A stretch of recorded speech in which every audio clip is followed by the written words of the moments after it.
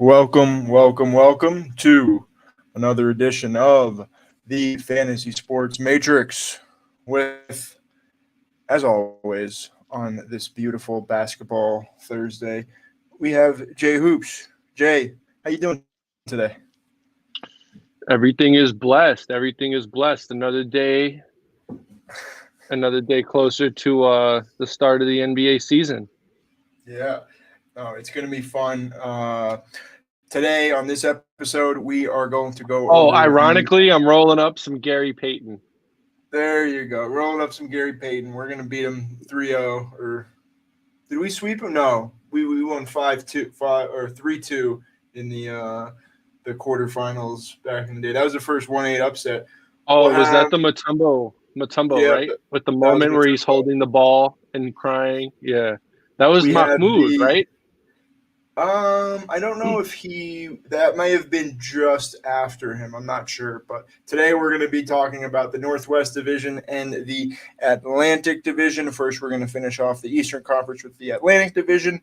And at the end, we are hopefully going to do a double dribble draft. We're probably starting early enough that there won't be a problem to get in one of those drafts. But first things first, we've been doing a little bit of drafts on our own the last week. Talk to me about some of the guys in the Underdog double dribble draft that you've been targeting over the last week.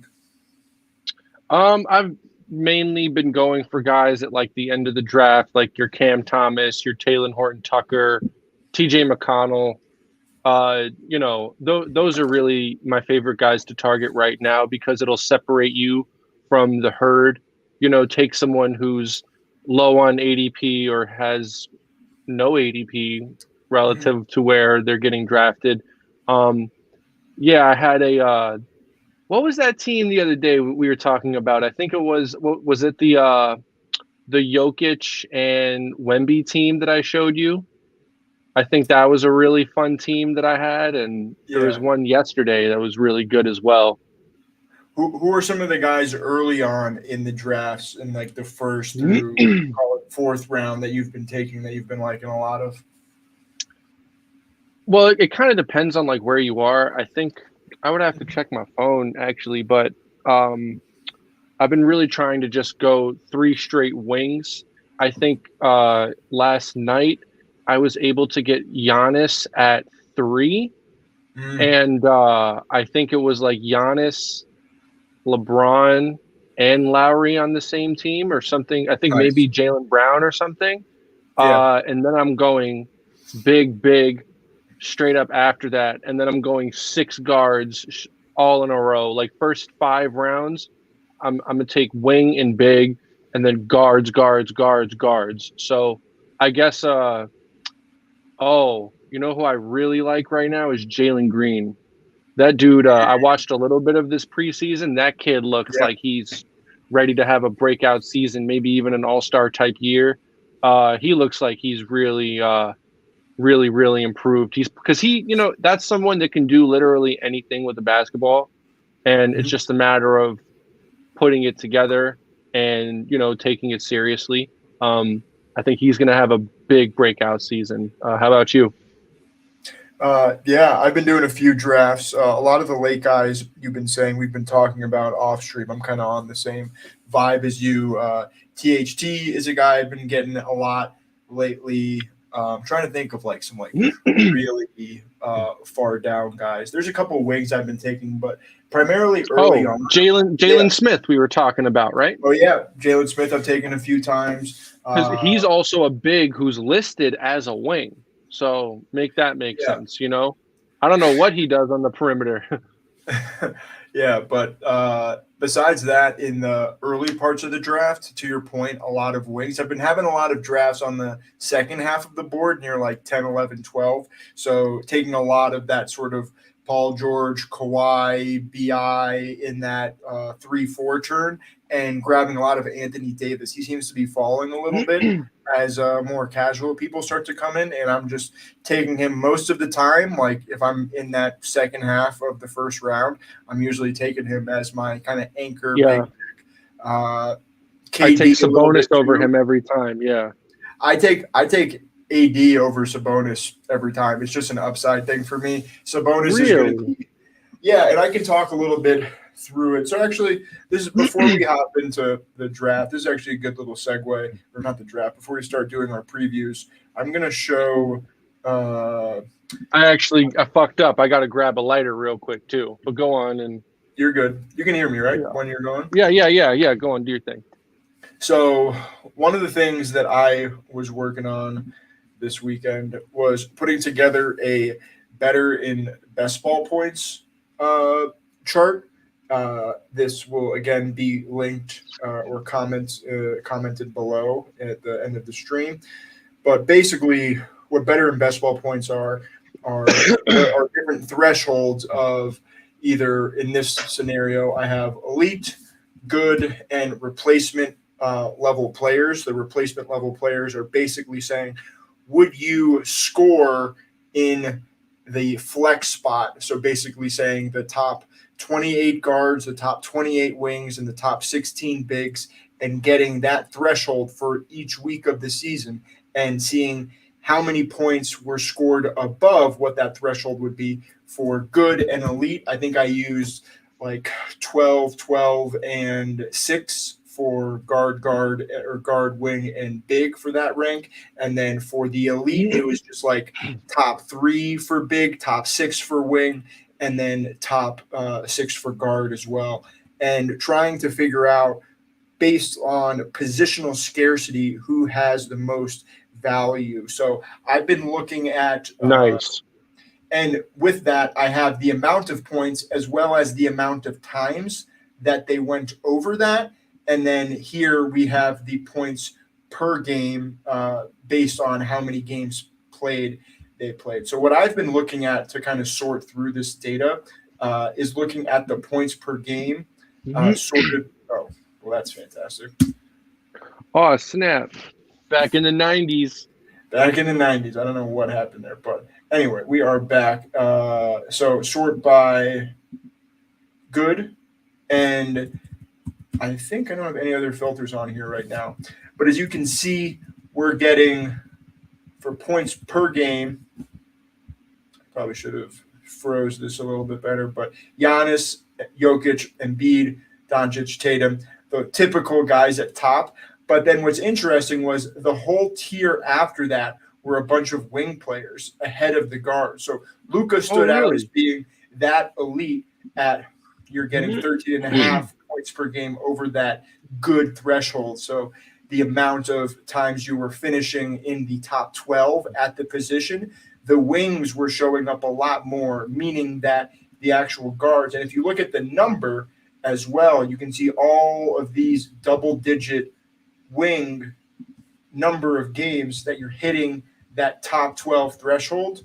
Whereas with guard, it's a little bit harder to get into that top 10 threshold, top 12 threshold, which means it's easier for guys that are lower in ADP to get there. So a lot of the wings were coming up to the top, and wanted to kind of put a nice little bow on this before we get started. One of the guys I've been taking a lot of is Julius Randle, who I noticed had a very high Julius Randle, underrated amount of good games. He had 20 replacement weeks out of 22. So basically, when he was playing, he was in your starting lineup. So you can basically count on him while he's healthy to be scoring a high level for you, as well as having 12 top 6 finishes at the wing position. And I believe a few more of those wings are going above him. But I've been taking Julius Randle a ton. I've been taking him over Siakam, not over Durant. I have been taking him over LeBron. But I've also been taking him over Mikal Bridges, who is someone I've talked about with you here, saying, hey, I think he may be a little bit overrated just because he plays a lot of games, is good. There's a nice floor in this format for him. But, he's not definitely. Even, he's not even in the top 25 it's a great comp for points per game here. Go ahead. Well, there's two things to say about that.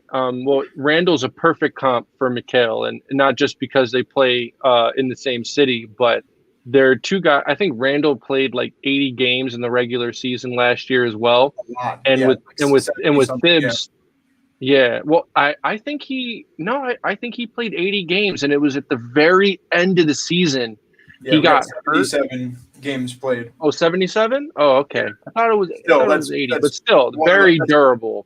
higher than almost anyone else on here. I think basically besides Mikal Bridges. Yeah, so Uh, so he had an injury last year. He is coming off yeah, arthroscopic knee surgery, but he says he's in the best shape of his life. The dude is completely leaned down. He's like, you know, he looks great. But with Thibodeau, he's going to play like 36 minutes a night. yeah, So it's all the more likely that you play more games, you play a lot of minutes.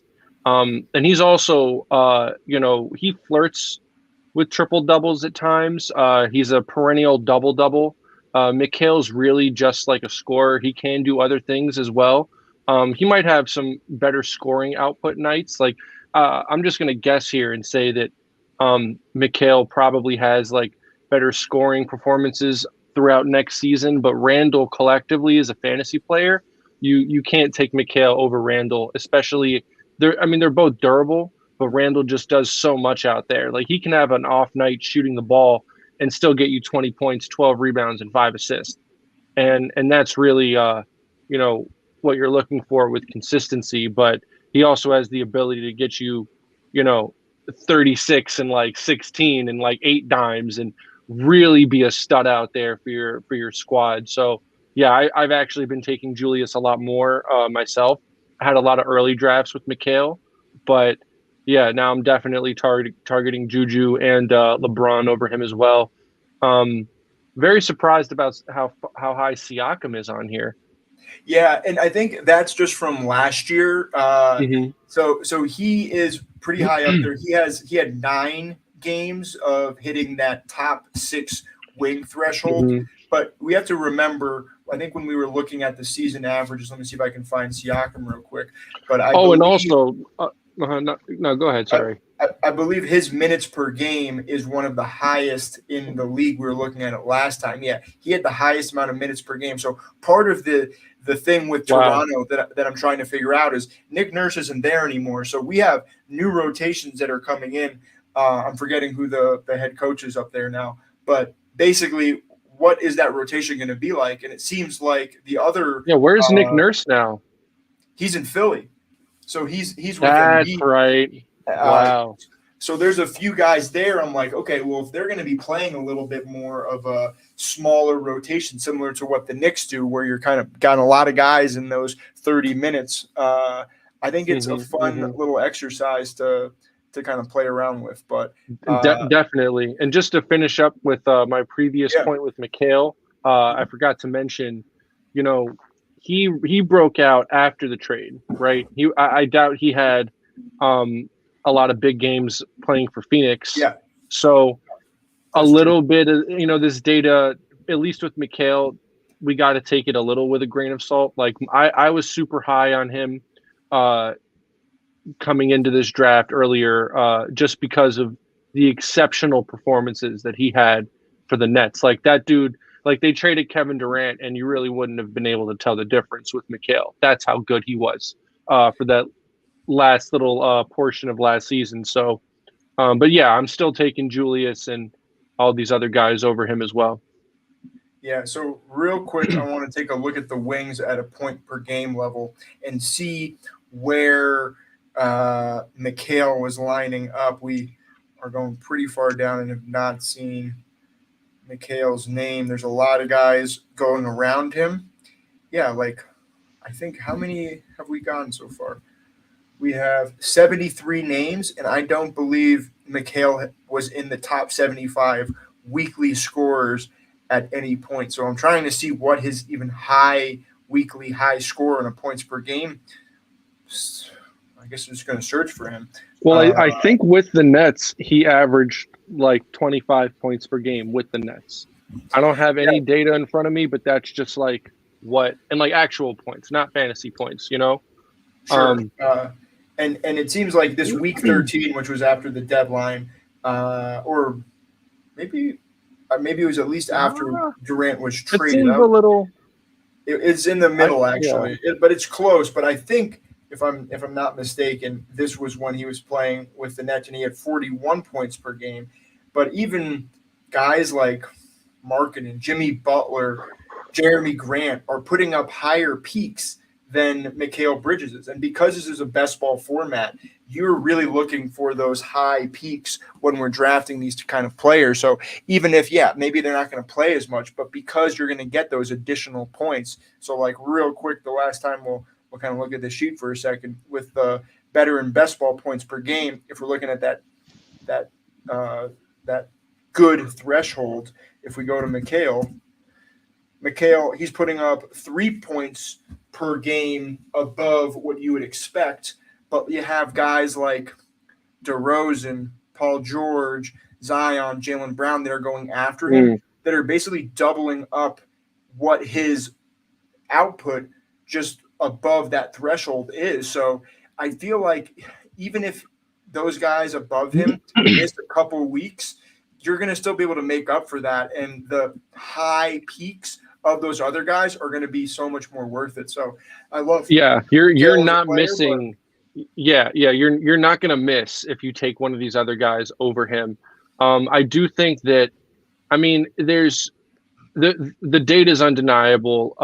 But next season is a whole new season. You know, we have a healthy Ben Simmons. Ben's been looking real good in the preseason. He hit a fadeaway jumper today, and he had like a breakaway steal.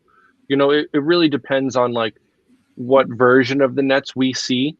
You know, it could also be just for argument's sake, you know, if the Nets are all healthy, who knows? Maybe his production goes down a little bit because a part of that explosion last year was that it was really out of necessity. You know, he and Cam Johnson really, really carried them. You know, and you got I think they got Dinwiddie as well, Nick Claxton.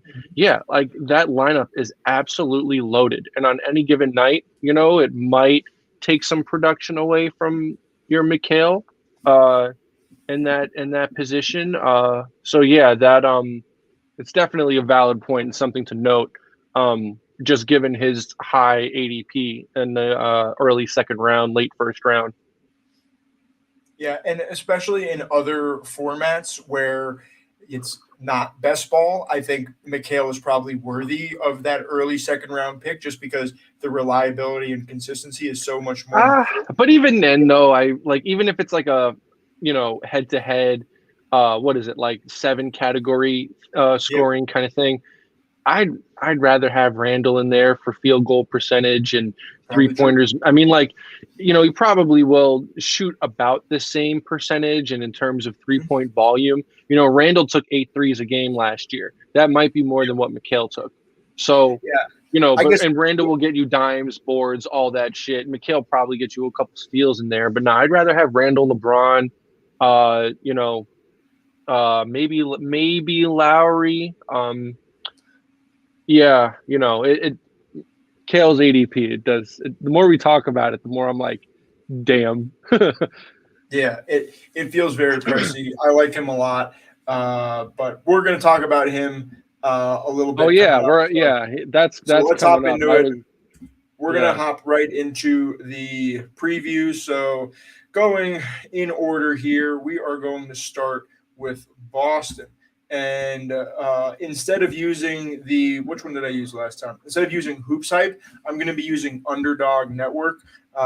Justin Fan, I believe John was helping with this as well, but Justin Fan's been updating these. These are his takes for what the rotations are going to be like, potentially, based on what he's hearing from training camp. And I think they're going to be a little bit more accurate. So I want to use these. So going to the Boston Celtics, first, we're actually going to look at the roster turnover, though, for them, just to identify some of the newer players. There's been a lot recently that's just changed. So, obviously, the players lost. Malcolm Brogdon, Gallo's gone. Blake is gone. Gallo was never there. That's true. Gallo was never there. I think is he in Charlotte now, or there's somewhere he's somewhere in that division. I think. That sounds right. That sounds right. But they have Marcus Smart also left. Grant Williams boys, and Robert Williams was traded. They lost all their dogs. Dogs. On the other side, they signed O'Shea Brissett, former Cuse guy, Wenyin, Drew Holiday, V, Staps, and did they have any significant Oh, draft? well, actually, nah, but that Jordan Walsh kid, there's a lot of hype around him. Lamar Interesting. Stevens was a solid role player for the Cavs last year. Probably not a fantasy guy. Yeah. Um, well, also Brissett, he had some really nice games for the Pacers last year. I think he and Gabriel are gonna be really, really nice, like filling in that full court. Front court, second string front court. I'm also really intrigued as to know how Boston's going to put together this starting lineup. I have heard that I don't wanna say your boy's wrong, but I did hear that Drew Holiday will start the season coming off the bench, and Derek White will start I at the point yeah, guard. so I saw that as well. Recently, I was Hmm. listening to something. I saw that White was starting in the first preseason game, but I think when asked about it afterwards, Brad Stevens was just kind of like, "Oh, this is just the beginning of the season. We're getting him ingrained in everything." But like, I have to assume pretty soon Drew Holiday is going to get into the starting lineup. You can't pay that guy that much Yeah, money no, and be I that I solid not to I be think Drew starting. Holiday exactly. I think Drew Holiday is probably you know he's one of the best two-way point guards in the league. I mean, maybe if Chris Paul was a little bit younger, I would like give it to someone like that. But I can't really think of anyone who is as good offensively and defensively as Drew Holiday. So I kind of think, and like we've talked about this too. If you're Boston, are you going big or small to start your lineup? Well, it's Because probably going to this right depend here on is the Boston matchup. going big. Yeah, but the issue, I think it's small because the depth isn't there in the front In court the front court. That's what I to think. really go I heavy. Because I think Horford and Porzingis should be kind of rotating that Yeah, center they're spot. very comparable to each other. And if one of them goes out, your team does not change in that role at all. And I believe, and also, yeah. So let's just clarify: it would be Drew Holiday, Derek White, Brown at the three, Tatum at the four, and Kristaps at the five.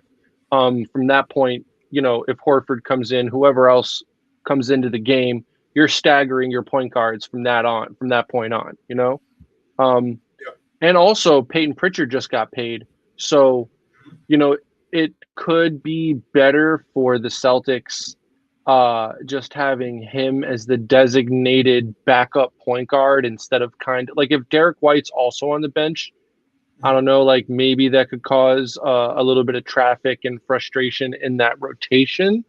And Peyton also, he's been balling this preseason, bro. I don't know if I mentioned his name in the sleepers that I was talking about, but I Mhm. have been taking a lot of Peyton Pritchard where I can. He looks real good. And sometimes like maybe like he didn't get paid a lot of money, but just being secure in yourself and like just kind of knowing like where you fit in. We never played in the NBA, but I imagine that is a big stress relief for certain guys. Um, Sure. You yeah, mean yeah, you're saying maybe. to get that bag? Yeah, like now it's. I mean, it works both ways. You can have guys in their contract year, just be Yep. ultimately out to prove something. But I think with Peyton, he had like a lot of promise coming in, and he had like a lot of question marks surrounding his game for these past 2 years. So like, maybe now like just all right, you got a 4-year deal. You're our backup point guard. Like maybe just knowing makes him feel a lot more comfortable. Hey, that's what's up. Nah, Yeah. he's been balling, bro.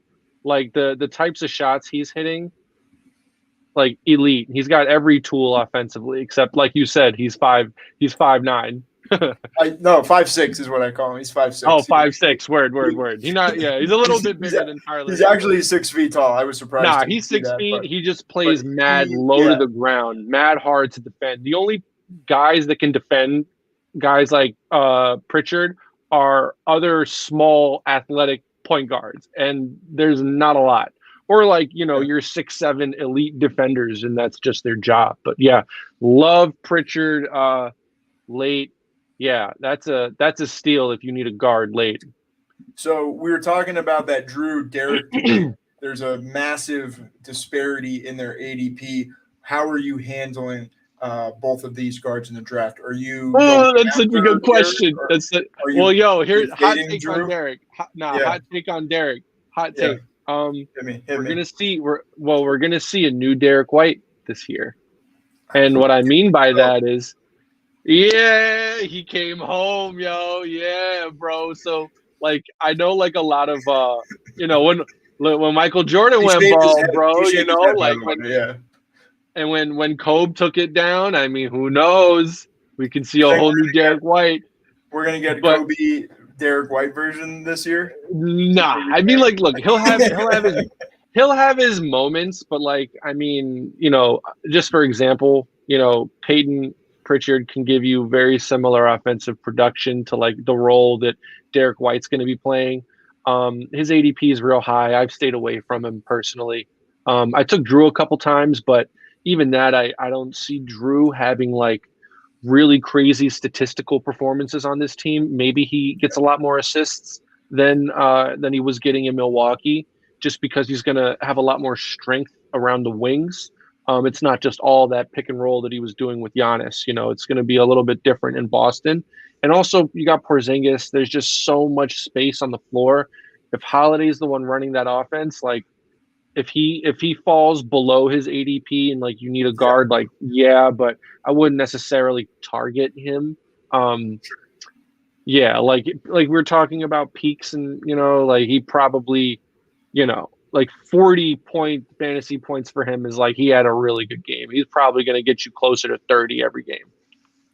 Yeah, and Drew Holiday, obviously this was him last year, but putting up 14 replacement level games, getting into your flex spot, or weeks getting into your flex spot, putting up about a point per game over good expectation, which is the kind of main category I've been focusing on. So that's finishing in the top 12 in the guard position in a given week. So he's a guy, again, I feel like I was targeting pretty, not heavily, but at market value early on, and I'm kind of fading a little bit because I think he'll Yeah, fall. same. No, same I like him. same thing. I liked him a little bit better in the 70s, and when you compare him to some of the guards that go around him, like Devin Vassell and Jalen Williams, I think I like waiting on them another round and taking some of the bigs and Yeah, wings in that kind of same area. There's a few guards I like right before Drew, like I think Simons and Scoot are going right before him, and I'm taking them over Drew. yeah. And Well, then you just mentioned Devin, and Devin's going to be like the first offensive option, I guess, outside of Wemby on his team, and like Drew's just a glue guy. So yeah, I agree 100%. I like that. So we talked a little bit about some of the players that you're taking. I guess you mentioned Peyton Pritchard. O'Shea has been That's it. undrafted. Is O'Shea someone you Yeah, want to take a stab I, on if, I, let's say, something were to happen to Tatum or Brown? I mean, I haven't, but We're coming. We're coming. We're coming. I haven't. But look, if you need a wing, and like if you let's just say you took Tatum early, or you took Jaylen Brown in like the second round, I love to hedge in this strategy. Like I have, or even Porzingis, right? Mhm. Injury prone center. If you take Porzingis, just take Al Horford too, because if he goes down, you got someone who's available to give you a comparable output. Brissett's like, yeah, he's a stat stuffer. He had a lot of those games with the Pacers last year, but you know, assuming that Brown and Tatum are healthy, which like you kind of have to assume that, I would rather take a guy like Pritchard late rather than Brissett. But yeah, but the real diamond in the rough there is Horford at the end. Yeah, and he was kind of going relatively undrafted earlier in the summer because people were kind of giving those minutes to Robert Williams. But now that Robert Williams isn't there, I think he could be a really solid late round guy if something were to happen to Porzingis, which that happens all the time that he gets hurt. So real quick, looking at the top weekly scores from last year, and the thing that kind of sticks out to me is how dominant Jason Tatum was over Jaylen Brown. So out of the So, top. well, let's talk about Tatum for a sec, though, right? And Yeah, we've already, because he's the second wing, right?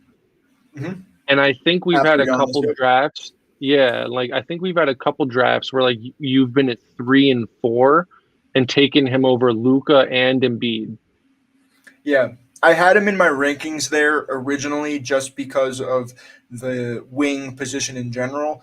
And he did have some really strong output weeks, as we can see here. And then looking at better and best ball, he was phenomenal, getting 15 top 6 weeks, which is almost like unheard of, and super consistent, getting replacement level value on 21 of 22 weeks. So there's a good case to be made for him. I am kind of taking a little bit of a softer stance, and I am going to mix in Luca and Embiid a little bit more, just I because would, I don't want to I be think, out on yeah. them. I mean, exactly. You kind of have to like if you're strategically targeting wings early on, it makes sense. But I had like last year, Embiid just had some monster fantasy games.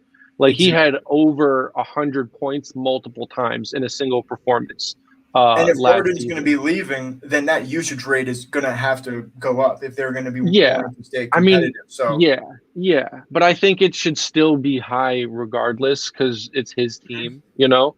Uh, yeah, Embiid's gonna have monster games. Luka's gonna have monster games. We know this.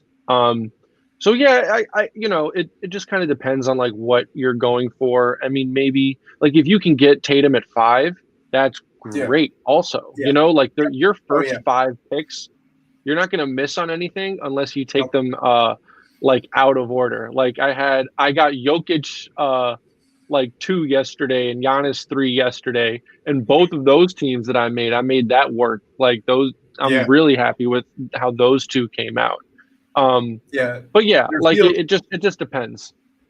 Yeah, and to your point, there feels like there's this little tier of these top 5 guys, and then once you're picking at 6, debating between SGA, who we're hoping can make that jump into that elite tier. He's obviously a phenomenal player, but to get that like locked and loaded every single week, you're getting those replacement points, even top 12 finishes. Between Well, him and yeah. Sabonis, AD, I feel like you can kind of mix and match which one you choose there for a Well, few well, picks even check past this that. out, right? So, Yeah. if you remember last season, SGA he did lead the league in scoring for a while, but do you know who finished the league leading in scoring? I can probably look this up because I have all It these was stats. Joel Tell me.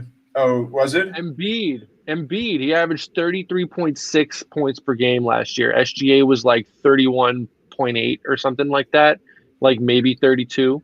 Um, I'm seeing you know, 32.75 and about yeah, yeah, 33 yeah. for There Embiid. you So go. I mean, they're both gonna give you buckets, like, but yeah, I'd rather have Embiid than SGA. SGA is a great scorer, but in terms of other stats, like maybe like 5 and 5 at the most. A couple steals here and there, a couple blocks. But nothing crazy. Like that dude just get buckets. I'd rather have Sabonis over him personally, and Anthony Edwards as well. I'm not high on Ant in this particular format. If he was a wing, yeah, I would yeah. probably Oh take yeah. him more. Oh yeah, But for sure. because I he's think a he was a guard, I'm wing not last taking year. him. Yep. I mean No, he completely is agree. a small forward. He plays shooting guard, but like the dude is a small forward. No, The dude is completely agree. he's yeah, he's definitely a wing. And one of the last things I'll point out here is Kristaps had some really, really big weeks last year. Partly, I think, because there was no one else that was really in that starting lineup playing with him. I think Beal played a little bit, but not much. So Porzingis had tremendous usage rate. I'm a little bit Well, they worried still that, had Kuzma though. Nah, they I think that yeah, actually but could I'm be a saying, decent indicator for Boston though. but compared to now, you're going to a place where you have Jason Tatum and Jalen Brown at the wing position, let alone another guard like Drew Holiday is going to come in there. I feel like he'll still perform well, but Tatum's going to be getting some of those rebounds. Jalen Brown's going to be getting some of those rebounds. So, like when it comes to that area where Porzingis is being drafted, I'm kind of taking some of the other guys around him. But yeah, what are your final little takeaways on the Celtics before we move on to Brooklyn? Well, I like where I like KP's ADP. He's just a really good upside guy. The thing is, like, the type of player, like when you got a guy who's like 7'3" and can shoot, you know, uh, Yeah. they're gonna get theirs as long as it's their night. So I'm not really like too worried. And there's a reason why the Celtics went and got him. That's It true. you know they there's definitely JT and JB, they need their guy. And I don't really, it could even be like a career season for efficiency with Porzingis, just because this is the best team he's ever been on. I don't think he's ever been on like a good team. He's played with good players, but yeah, I don't think he's ever really been on a good team, come to think of it. So, maybe this is a good season for KP. I wouldn't, if you haven't taken a big yet, yeah, like sure. What round is he going in? Like 5, 6? Yeah, for around the 4 or 5 turn. 4 or 5. Probably. Okay, yeah, no, KP's the man. Yeah.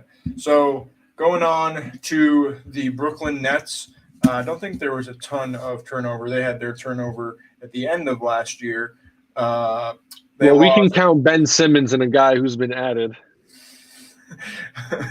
We got Seth Curry left, Joe Harris left, Patty Mills, Watanabe, and then a couple other guys who weren't really playing. And they added Darius Baisley, former Syracuse commit as well. Harry Giles, I didn't know he was still kicking around. Yeah, Lonnie Dennis. Walker. Oh, hey, Dennis Smith is on that list too. Yeah, I kind of skipped over him, didn't I? Nah, he had a nice little end to the season. He earned his place in the league. Lonnie Walker, Trendon Watford. Yeah, they're playing 2K. Yeah, and looking at the starting lineup here, the projected lineups, they have Ben That's a Simmons. solid team. It really is. That's a really nice starting lineup. Simmons, Dinwiddie, Bridges, Cam Johnson, and Nick Claxton. The bench, they got depth pieces. Let's see what kind of fits, but a lot of shooting. DFS Man, they easily hit got you they a got little two bit. of the best. Like, look at these 3-and-D guys though in the Yeah, front Lonnie court. Walker, Cam Thomas.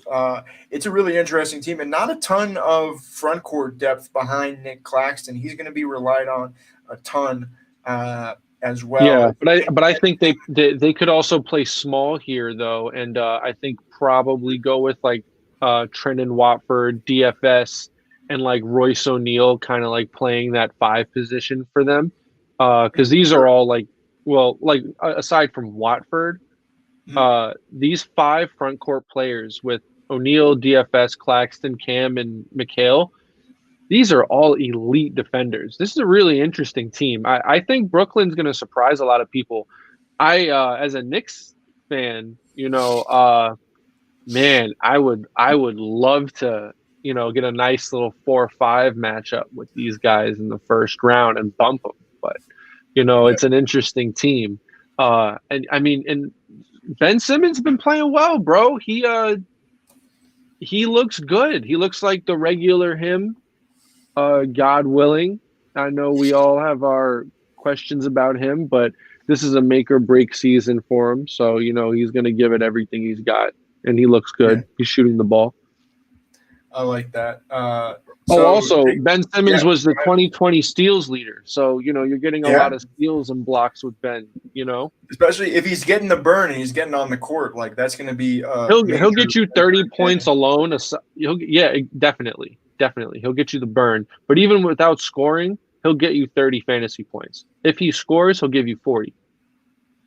Yeah, I'm trying to see what this is sorted by. Oh, probably points, but interesting. So I guess there's only 2 games in this week, but Ben Simmons was putting up the most points per minute during the 2 game stretch that he was playing, and now again that was only 47 minutes. Is this the In is this the preseason you have no, here this or was what? this was last year. So in week 9 of last Oh season, wow.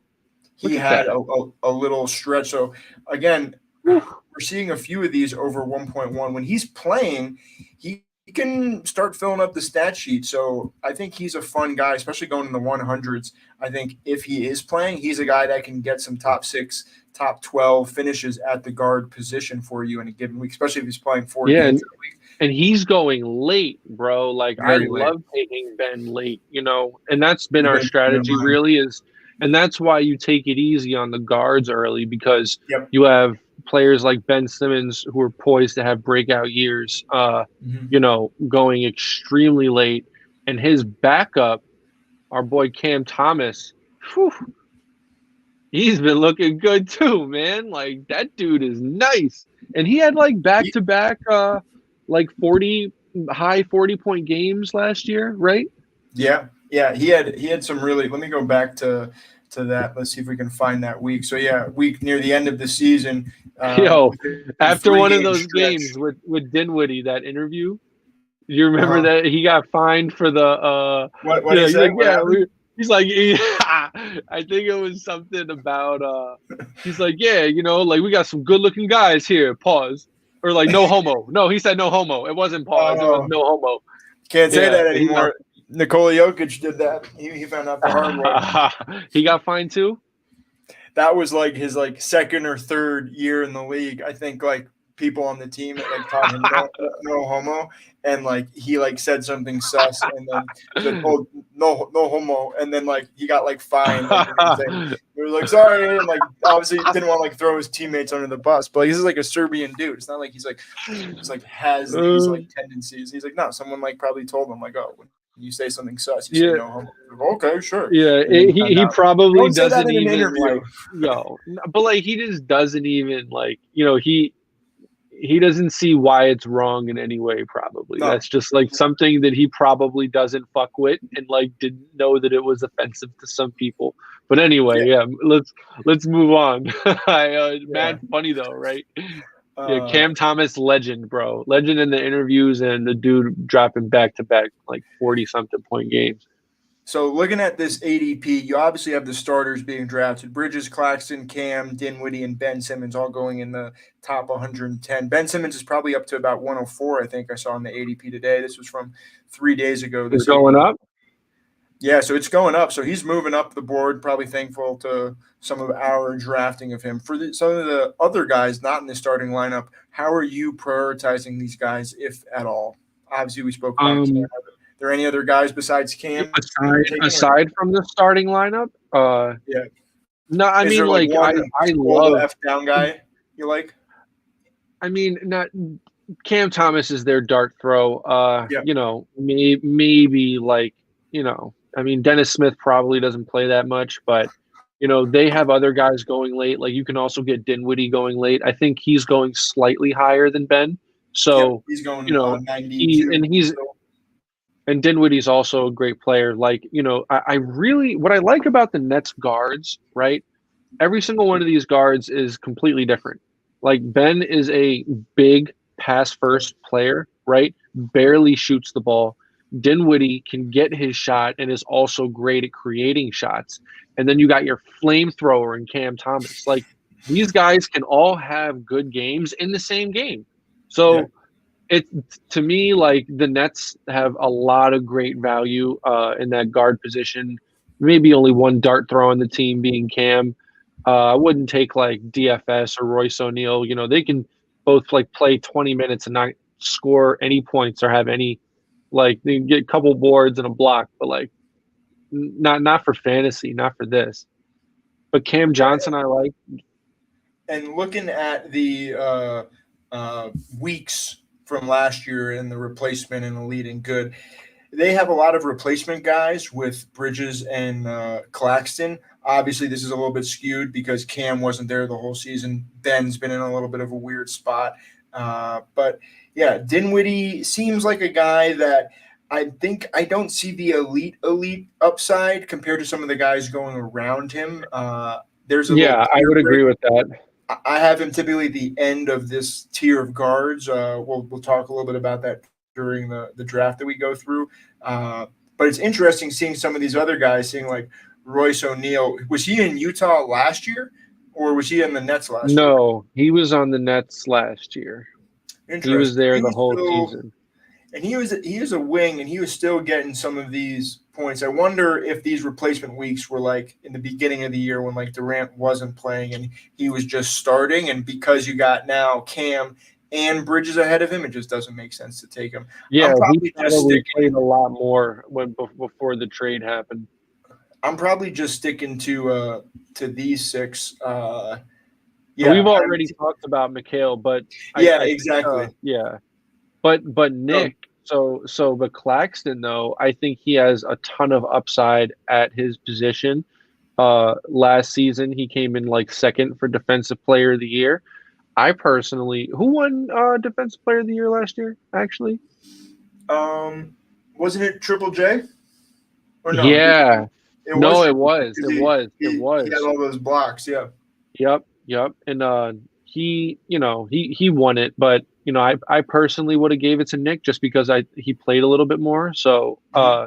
but he definitely wants that because he hasn't been paid yet. I think Ooh.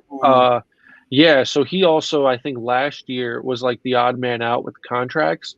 And in off season of last year, I think they just gave him like a 2-year, $20 million deal. Um, and he took it. So last year he broke out. This year he's coming for it. So he could even be better than he was last year.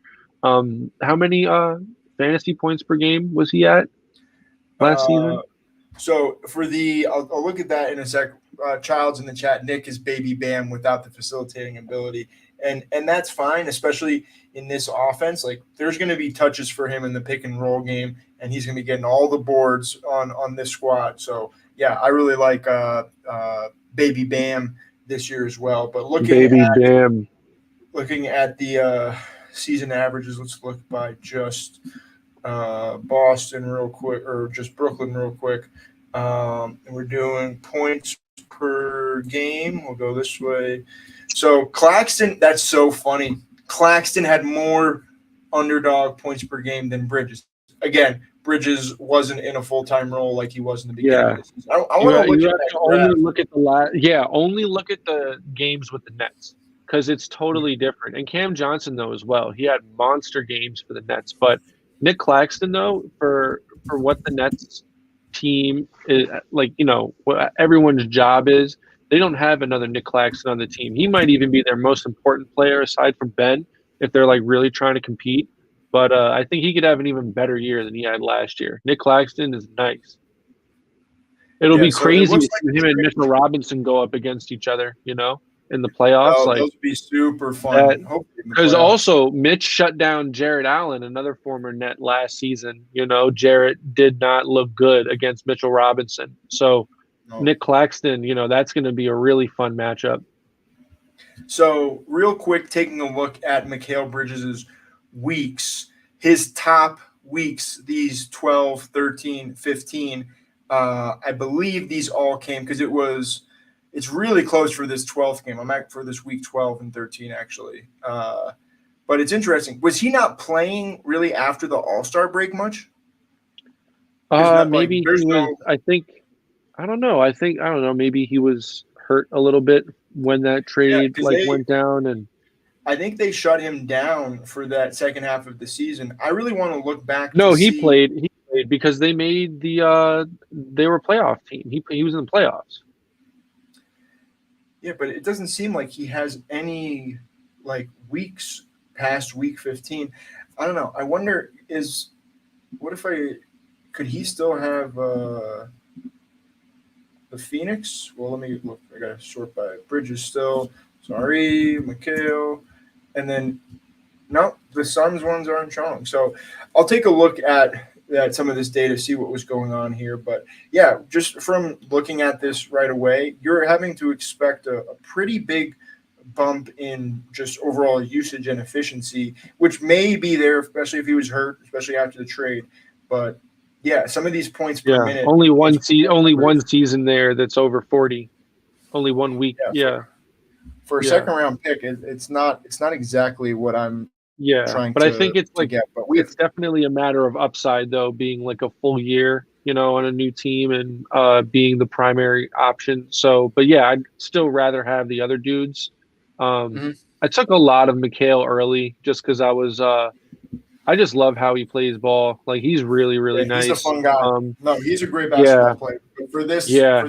format, I'm not Oh in love shit. with him Yeah. Yo, so all the Villanova guys are in New York. Mikhail's the other one. Oh He's yeah, just not on the Knicks. The Knicks have like oh yeah. four.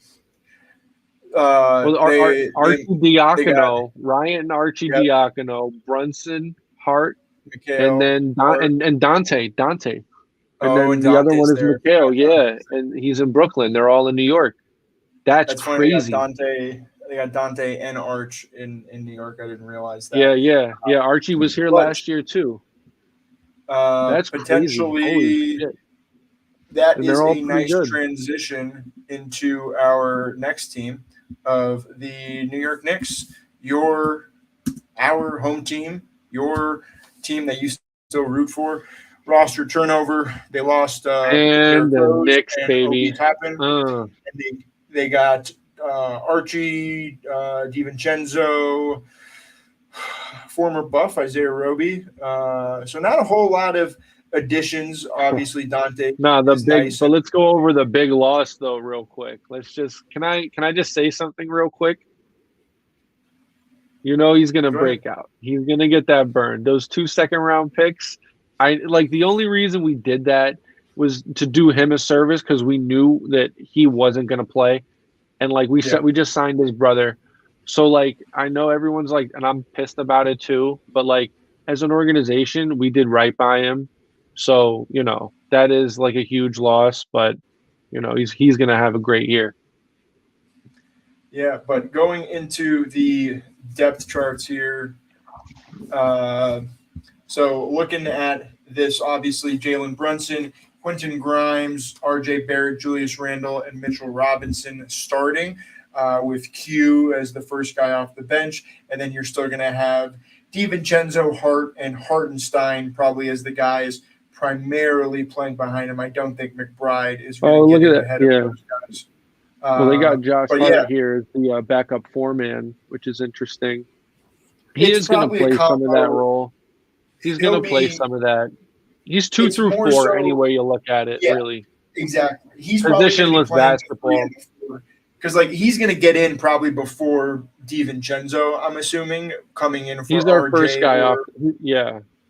well for the first wing big off the bench. Obviously, Q is probably going to be the first guy off the bench, but Q's only coming in for or sorry, there's two Qs for quickly going in for Quinton or I mean I was calling both of them Q and then Yeah, or for Jalen Brunson. quickly. If we're talking upside, I love quickly late. I really love taking him late. Like that dude, he also he's improved his playmaking and his rebounding. So he's now no longer just only a scorer. He also got, some consideration for the six-man role. I personally like don't think he was consistent enough for us throughout the season to really have like won that over. But I really, really hope that he comes into the season like trying to like 20 points per game is like what we need from quickly. But in this, like I really love taking him late. He has really big games. Yeah, and he's going around 128 or so, I think, in ADP. So there's a few potential starting guards that are going above him. I think I'm taking a men above him. He's going 121, 120. So right around that 11, 12 turn. Hmm. Uh, Well, but yeah, Amen. he's a guy I Well, got to mix in a little bit more. yeah, he definitely. Amen. He's gonna have monster games, and like we'll get into like the Thompson. We already talked about Azor, but he'll have monster games. But I think quickly is more likely to get you those 20 to 30 point stretches. He's also very streaky. But what that means is that week where he's hitting, like that might win you a week. You know, so Yeah. I love, yeah, I love taking him late. I don't know if Amen is going to have outputs of like 20 to 30 points as consistently. He's still just in year No, one. Down the line, he's not. yeah, I think with Ahmed, and mhm. with Amen, the reason why I think he makes sense to take him over those guys is he's probably going to be starting, and yes, his role probably is going to be the third guard slash wing, more of a No, defensive. actually, I disagree. I disagree. Oh yeah, I'll please tell go you for why it. real quick though. Tell me. Amen. So Yeah, they're both going to be coming off the bench, but quickly is already he on Tom Thibodeau's system. There's only 8 guys that are going to play. Quickly is going to play more than Amen off rip. But the Rockets starting lineup is going to be Fred, Jalen Green, um, Dylan Brooks, Jabari Smith, and Şengün. That's going to be their starting lineup. I guarantee you. I guarantee you. And Interesting. I also, yeah. Well, they paid Brooks, so like he's obviously going to come in there to like, start games. He was a Oh, that's a starter good last point. year. Yeah, That is yeah. a good point. And then don't they have another guy? They got a Well, bunch they of had guys. Porter, but They got Porter's no, not they probably no not going to be there. Porter's gone, but they also got because Jabari Smith could also play a little three, and they got Tari Eason and a bunch of other. But anyway, enough about the Rockets. Let's talk Yeah, about the Knicks. I want to talk about the Knicks. the next. Don't you regret not Yeah, coming to the next? yeah. But No, looking The at some Knicks of are the such a fun team. The Rockets are too, but the Knicks are even more fun. RJ Barrett also he had the other day in preseason. That was the first time I've ever seen him not miss from the line. If RJ is yeah, getting like 9 for 9, he's obviously not going to be 100%, but if he can be an 80% free throw shooter, he's going to be well above 20 points per game. I really love his value going late if you need a wing, especially if it's like a good like number three, to even potentially a number two. He'll have some weeks where he'll have big games. Um, yeah, so RJ could have a really nice season. just looking at the better and best ball points, something that's sticking out to me is how, I guess not poorly, but how not amazingly Mitchell Robinson was doing. He didn't finish in the top 12 at big I guess no, that's the top 6 in big anytime. I guess that's not really what you're drafting him for, but still only putting up 5 replacement points is not great. And when you're looking at the points per game, where this was a points per minute right here, Mitchell Robinson under a minute per under a just under 1 fantasy point per minute. It's not really what you're looking for. Obviously, he's getting blocks, and his spike weeks are probably going to be Yeah, in I think cahoots there's with when two he has those issues. big blocks. But Well, it's just that there's two issues. Like he does have really nice games, and we saw in the playoffs, like he dominated. It's a mental thing, and it's also like foul trouble. yeah, We've seen issues with his durability, but it's also Mitchell. Actually, he has been going really, really late, but assuming this is another year, right? Uh, Assuming he's getting better and improving, feeling more comfortable in his role. He dominated Jared Allen. That's got to do a lot for and Allen got paid. Mitch nowhere near that. sure, So sure. he could have a much better season. He and the Knicks talk about it. I've been watching like a lot of like the pregame stuff, preseason stuff. Mitchell Robinson's really their most important player. So if he really wants to win and is highly motivated, he could be well improved. Potentially defensive player of the year at the ceiling to most improved because yeah, he's already like what are his actual stats? Like he's like a 10-8, 2, 10-9. So for rebounds, 9, Yeah, 9. 1.6 blocks, and then he's got 7 points per game. So if he Yeah, could get he's that just up got to to 10 play or more. 12, yeah, just getting a little bit more usage. And if you got to be able to get your points up to above 10, even if you're getting those blocks, which are fantastic, like again, his points per game, what was it? His fantasy points per game, 26. Like that's fine, and that can hold you at bay if you're just trying to advance. But if we're looking to get the winning team for that 75K in first You place, could get more. You could get more it doesn't for feel like if there's that's your like third big, then that's a little yeah. because like let Yeah. me see like who's going around him. If we just put everybody back in here for a sec, I and then think Zach only Collins is going around him, and I like Zach Collins right, more than Mitch yeah. in that draft position. So Uh, looking sorting by ADP other direction. So near Mitchell Robinson, Steven Adams, I'm taking ahead of him. Honestly, like Zubac and Looney, I don't really take ever. Even no, Portis, no, you gotta. Nah, I'm Zubac catching him when he has some. falls. He has some crazy games last year. But Plumlee's there now, so now you have to compete with Plumlee in that same spot. They're probably going to rotate a little bit more. So I They'll don't play. know. Yeah, I don't know if he's going to be the guy. Like, give me Steven Adams over Mitch. Give me Zach Collins over Rich. And honestly, I don't mind Naz Reid and Al Horford, who we've seen be able to put the ball in the hoop and I get yeah the yeah. minutes as well. So it's just tough. I I'm agree. probably going to start I fading agree. him a little bit more. I would like to see a jump, and maybe he'll come back to bite me there. But I just feel like it's just a weird spot in the draft in that 130s to 140s where a lot of time I'm like, all right, I guess I'll take a pick. But I don't love it when you can get Naz Reid and Al Horford and even Paul Reed a little bit later. So yeah, just looking at the No, I agree. I agree. bench I here, agree.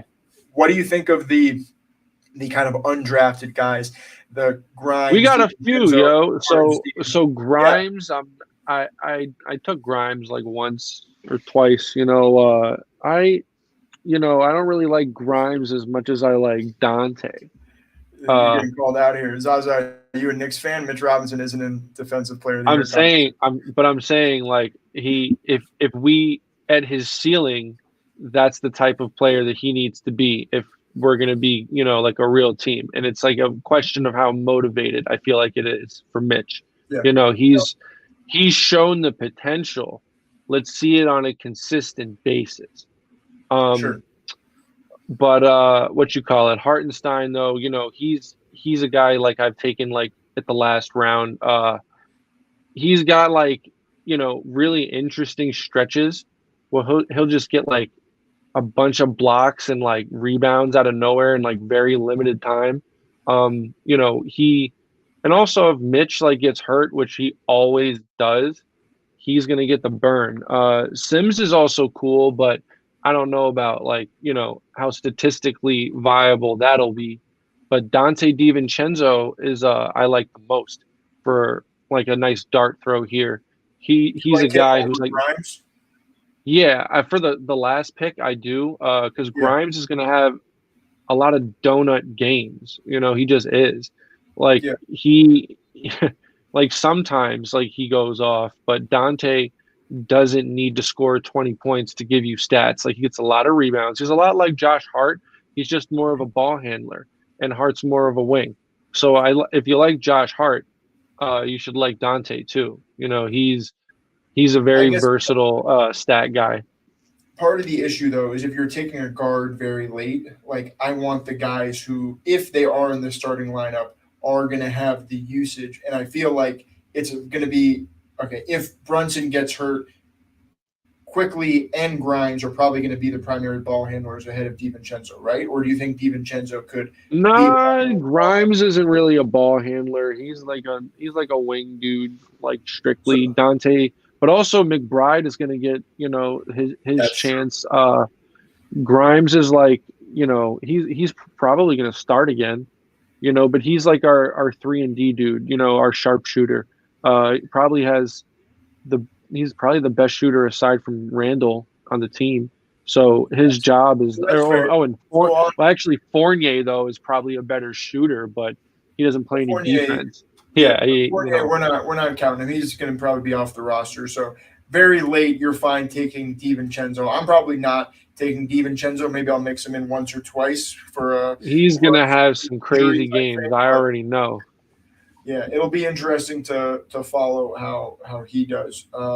Any last little takeaways from the Knicks before we move on? I know this is your who didn't we cover? I want to make sure. I guess looking at the summaries because we didn't talk about Brunson, bro. What? I knew you were. Yeah, sure. So this is a good one actually to discuss. His points per. It's our best player. He's your best player, but for the fantasy, I know for fantasy. No, Randall's the guy for fantasy, but Brunson can have an even better year than he had last year too. Like I think his scoring on average might go up a little bit, but I don't know how much that means. In this, I don't really see him having like 40 to 50 point games, but like a hell of a lot of 30-point games. Yeah, word. If he has another level. So his level, I don't see it. But Brunson's level is in the fourth quarter. That's his level. Like I think him and like De'Aaron tournament though. You know what I'm saying? And well, for Underdog, like there are guys who like what's his name, dudes in Cleveland like Donovan Mitchell and Darius Garland. Like I'd rather have a Darius Garland in this and a Donovan Mitchell in this than like Brunson. Like Brunson's going to be very, very consistent. like 30 to 40 fantasy points per game, but it's like, but I do think, man, he's going to be really fucking good next year. He's, first time All-Star, definitely. So He was a snub last year. his points per minute right now is about 1.1. That was last year. Kyrie, who's going after him just slightly, is at 1.2. Jamal was at 1.1. We're expecting a big jump from Jamal as well this year. DeJounte, I don't know if he's going to make that jump. He played a lot. I think you could see him make a little bit of jump, but he's a little bit further down. But the guys going ahead of him on this list. Yeah, if DeJounte can get that 3-point, yeah, but nah. Yeah, Fox, Mitchell, Fox, Booker, all the guys like there's like a tier. Fox like is different. His level is different. Yeah, that's this is tier. A different kind of tier for me. Where like I'm fine taking Booker, Mitchell, Fox on that 2-3 turn. Yo, I was in a draft earlier. Someone took Fox at 5, bro. Overall, 5 overall. I was like, what the fuck? There's some suspect things going on in some of these drafts. I'll say that right now. Yeah, but nah, he actually does have huge games though. But I don't think Brunson has those type of games. He might though. You never know. Like it might be a totally different season. So he was averaging 40 points per game. So that's one of the things I think you're hoping for is to get him into that. And he's close. He's at 40 points here. Yeah, if exactly. He can get up to 42 points consistently, I think he'll start hitting on that third round value. But again, when I'm taking a guy in the first half of the third round, I'm usually taking Kyrie. You want Kyrie, bro. You want and I'm probably taking Kyrie over him. But for the most part, facts. I'm taking a wing. Like I moved Brunson. I was taking him a bunch at first because I do think he's going to make a jump.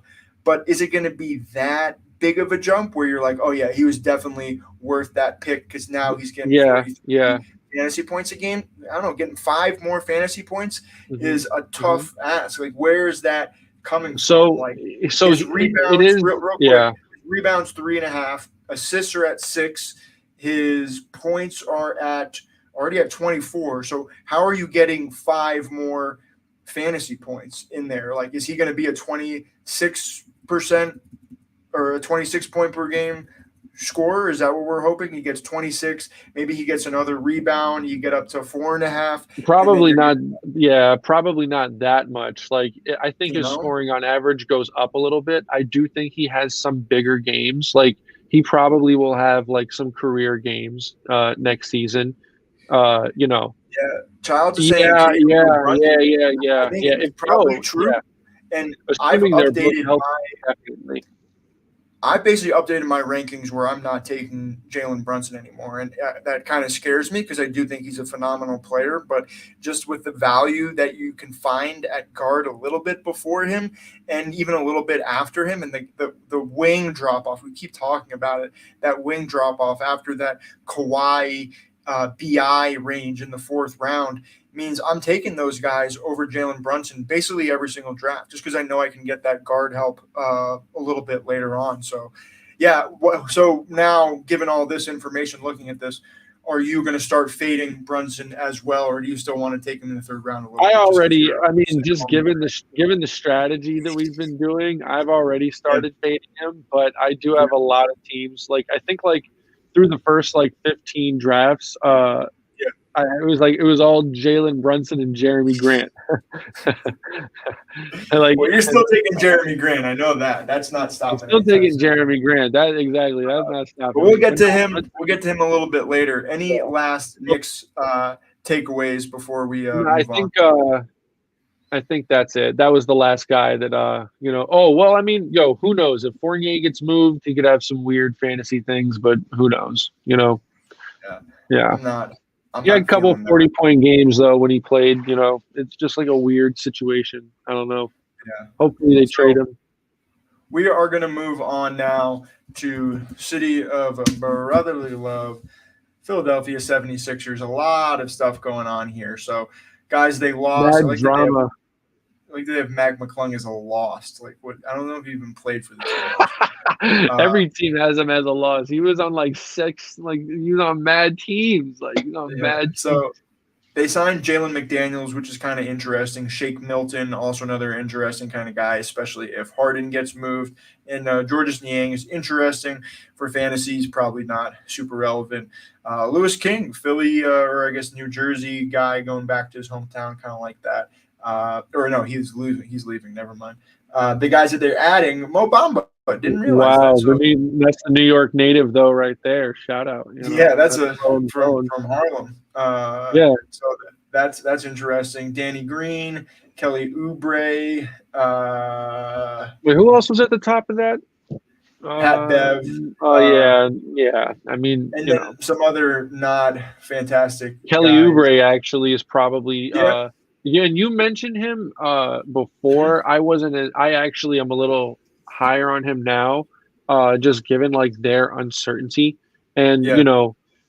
he when he plays, like all he's gonna try to do is score. So he could have some big games. Oh, but DeAnthony Melton though, he now that I'm looking, he broke out last year. That dude is nice. So And if you look at what happens if Harden gets moved, what's going to happen is Maxi's going to slide into the 1, and I'm assuming Melton may slide into that 2. And again, we talk about we don't love some of these 2s that don't have a massive usage, but there's going to be some times where he's just filling in at that guard position because he's going, I think, in the 140. So he's going relatively late. Yeah, he's a guard. steal because we're talking about peaks. Like DeAnthony Melton, he had some peaks, and he's only going to have more. He's the first ball handler off the bench. He's probably the third ball handler on this team, depending with Pat Bev. I mean, we'll see what his role is here. Yeah. But he's not a yeah, fantasy contributor. not at all. Not at all. But just in terms of minutes, but I think other than actually Paul Reed though, yeah, he's been playing really well. He had a really nice game last night. If Embiid moves or gets hurt, actually, I did take Paul Reed in a few teams that I took Embiid just as a nice little hedge because he's a guy that can fill in and potential. I think the game he had yesterday, he had maybe he had actually like 5 assists and like 6 or 7 rebounds and like 12 points. Like that's a very productive, third, fourth string big man in this. That's just pretty nice. A quick note on team stacking in football.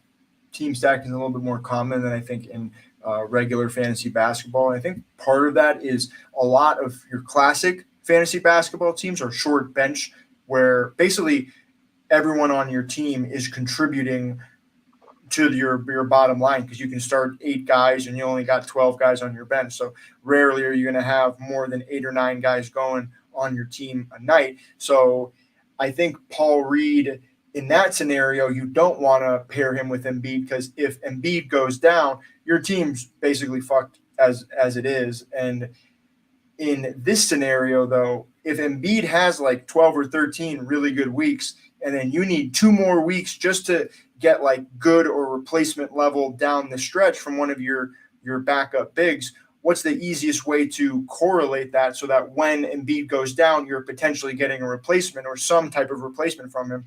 That I think is a really good example of when that can work. And you can take Paul Reed, and you can see here, looking at these weekly high scores, I think I'm sorted by points per game, points per minute. What am I sorted by? Let's do points per minute.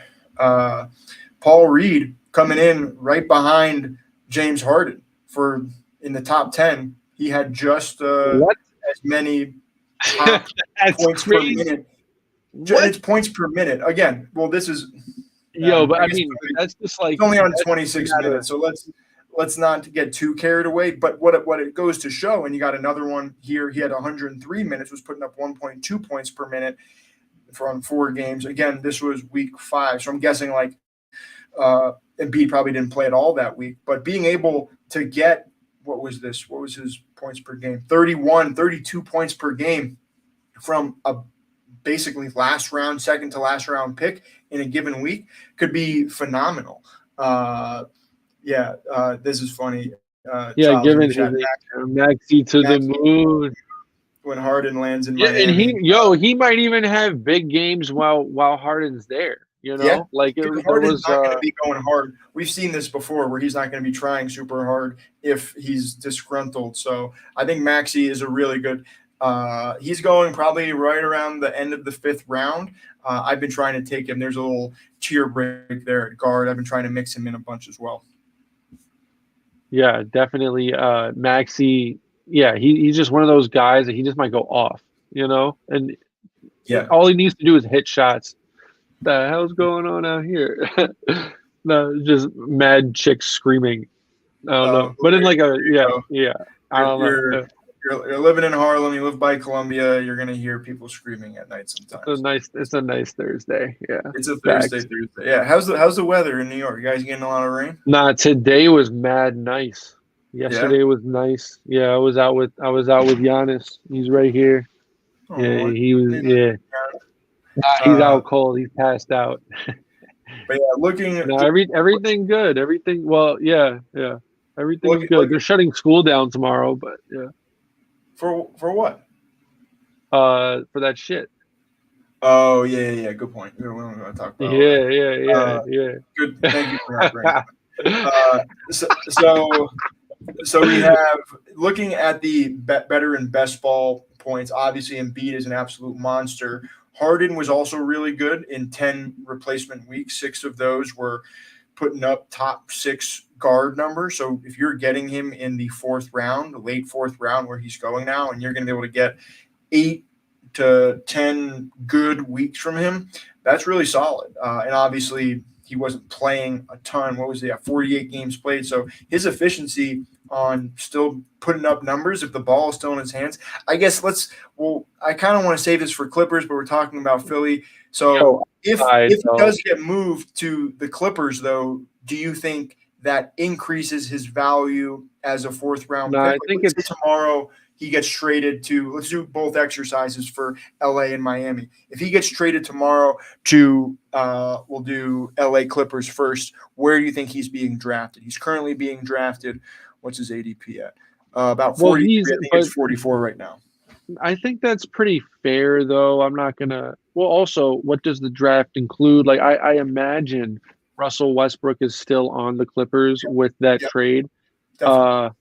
So, I mean, Harden's ADP. I just think it's very fair. He's a little bit older, and his motivation is questionable. Like, he's just a big question mark. Yeah. So I if he think gets that's moved to, So do you think he goes? I think what you were saying was, are you thinking he's like a 20 and 10 kind of guy if he played at the most, in Philly? Either team, he's the same everywhere. Like, he's just a guy. He's gonna have the ball in his hands. He's gonna do his thing. Like, but also, just a team like the Clippers, they don't really have like a primary. Like, Paul George is really like their best ball handler. Like, Russ is like north south grab and go kind of guy, but like in terms of facilitating, they don't really have anyone. So like, but he's Harden. He's just a big question mark. But he might have if he plays and like wants to like ball, But does he want to play right now? I mean, but it's also interesting because with the new CBA, like there's no holdouts and all that contractual shit is like very, very specific. Like, Kai Jones got fined 150K just for publicly posting that he wanted to get traded, and that dude doesn't make a lot of money. And he just got cut immediately after that. Yeah, but we'll see what happens with Harden, bro. Like, it's fair. Yeah. So do you think? I'll ask one more time. If he goes to the Clippers, is he going up in ADP? Is he going to be drafted in the 8th round? So, or do you think he moves down? Or do you think he stays? I think that's like can we see the other guards that are being taken around him? I just don't really think that like his stats are going to improve drastically either way. I think he's like a 20 and 10 guy regardless. I don't think he's going to have as many big games as he used to, and we're talking about peaks and valleys. But still, he's a consistent 40 for Underdog if he's motivated. So he's going 43, 44 right now. So like Cade, obviously this seems like a nice little like tier. yeah, I'd rather have a lot of these other guys though. I'd rather have like Garland. Yeah, Uh, I'd rather have Poole. Gar- I'd rather have Garland. I think I think Bane. I'm a little bit questionable on. I think that his production will fall off once. I'd Uh, rather I'd rather take John Morant and wait. honestly, yeah, you can Yeah, get John Morant coming back around later. That's why it's like he's the top of this rather have tier all the of yeah. like that is its own tier in my mind. I think there's a big difference between the upside that Maxey and Beal can provide. Hmm. So like Hmm. in this tier, like I think I'd rather have Poole, I'd rather have Garland, I'd rather have Levine, I'd rather have Giddy, rather have Morant. Like I can see the upside, but I don't think that happens in LA. I think that happens in Miami. So interesting. So Childs is saying, I think Harden drops in ADP if he goes to Miami or LA. Part of me thinks if he's going to Miami, though, that means Tyler Hero is going to be moved elsewhere. And like, who else Yeah, really but are going now to they're be? going to build with Tyler right now. I honestly, Tyler, that's a good comparison though too. Like Tyler, I think he's going to have one hell of a season.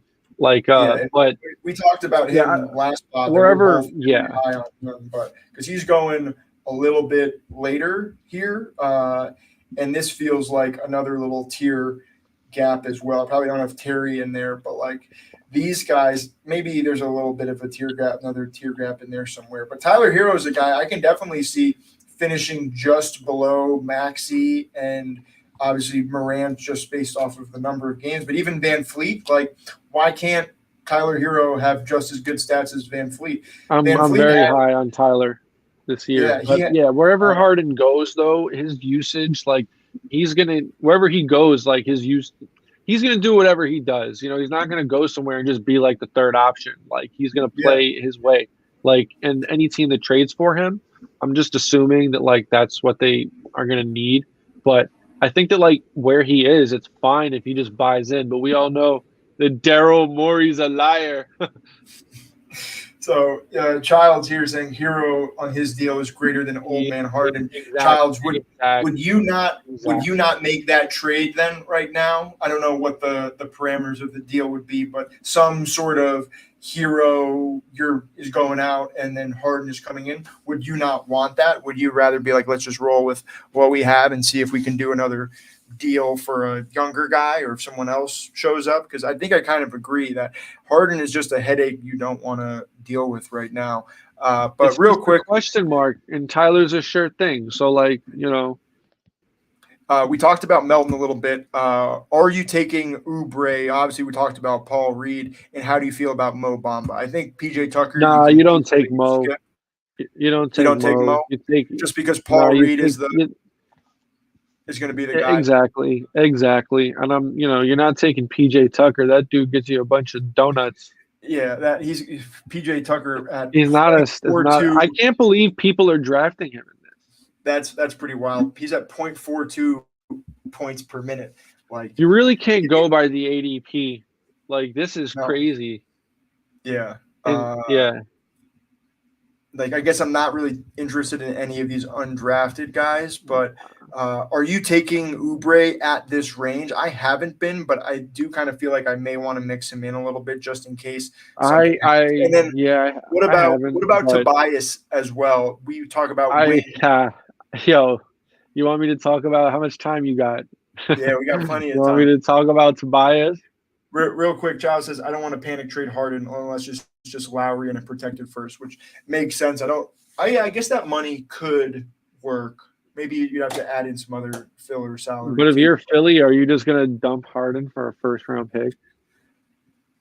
Well, there's not a ton of options. So real quick on that, it seems like I in think the they'd LA rather just talk, keep him. yeah, it seems like they're offering an unprotected 2028 pick, and the Clippers, the way that Ballmer's been spending, like I feel like they're gonna spend enough. Yeah, To that be dude's a competitive. savage. Like Steve they're Ballmer's gonna. crazy. Yeah. I don't see that conveying into a good pick. So I think what's trying to happen is they're trying to find a team like Oklahoma City that's like, hey, you got 7 first-round picks next year. Let's give me 2 of those, and you get this unprotected 28 first. That's what the Nuggets did with them, and they were able to pick up a first-round pick this year through that. So, yeah, I don't know how I Well, necessarily Tobias, feel. I still didn't get to talk about Yeah, Tobias. talk about Tobias. Go off, King. He's just he's like the whole fact that he got that money over Jimmy Butler is so crazy to me. Like, can you imagine if Jimmy never left? Like, they would have definitely won something. Oh, It's that team would have crazy. been so good if you had Harden, Yo, Butler, Tobias and Harris, how is that dude a max player, bro? How?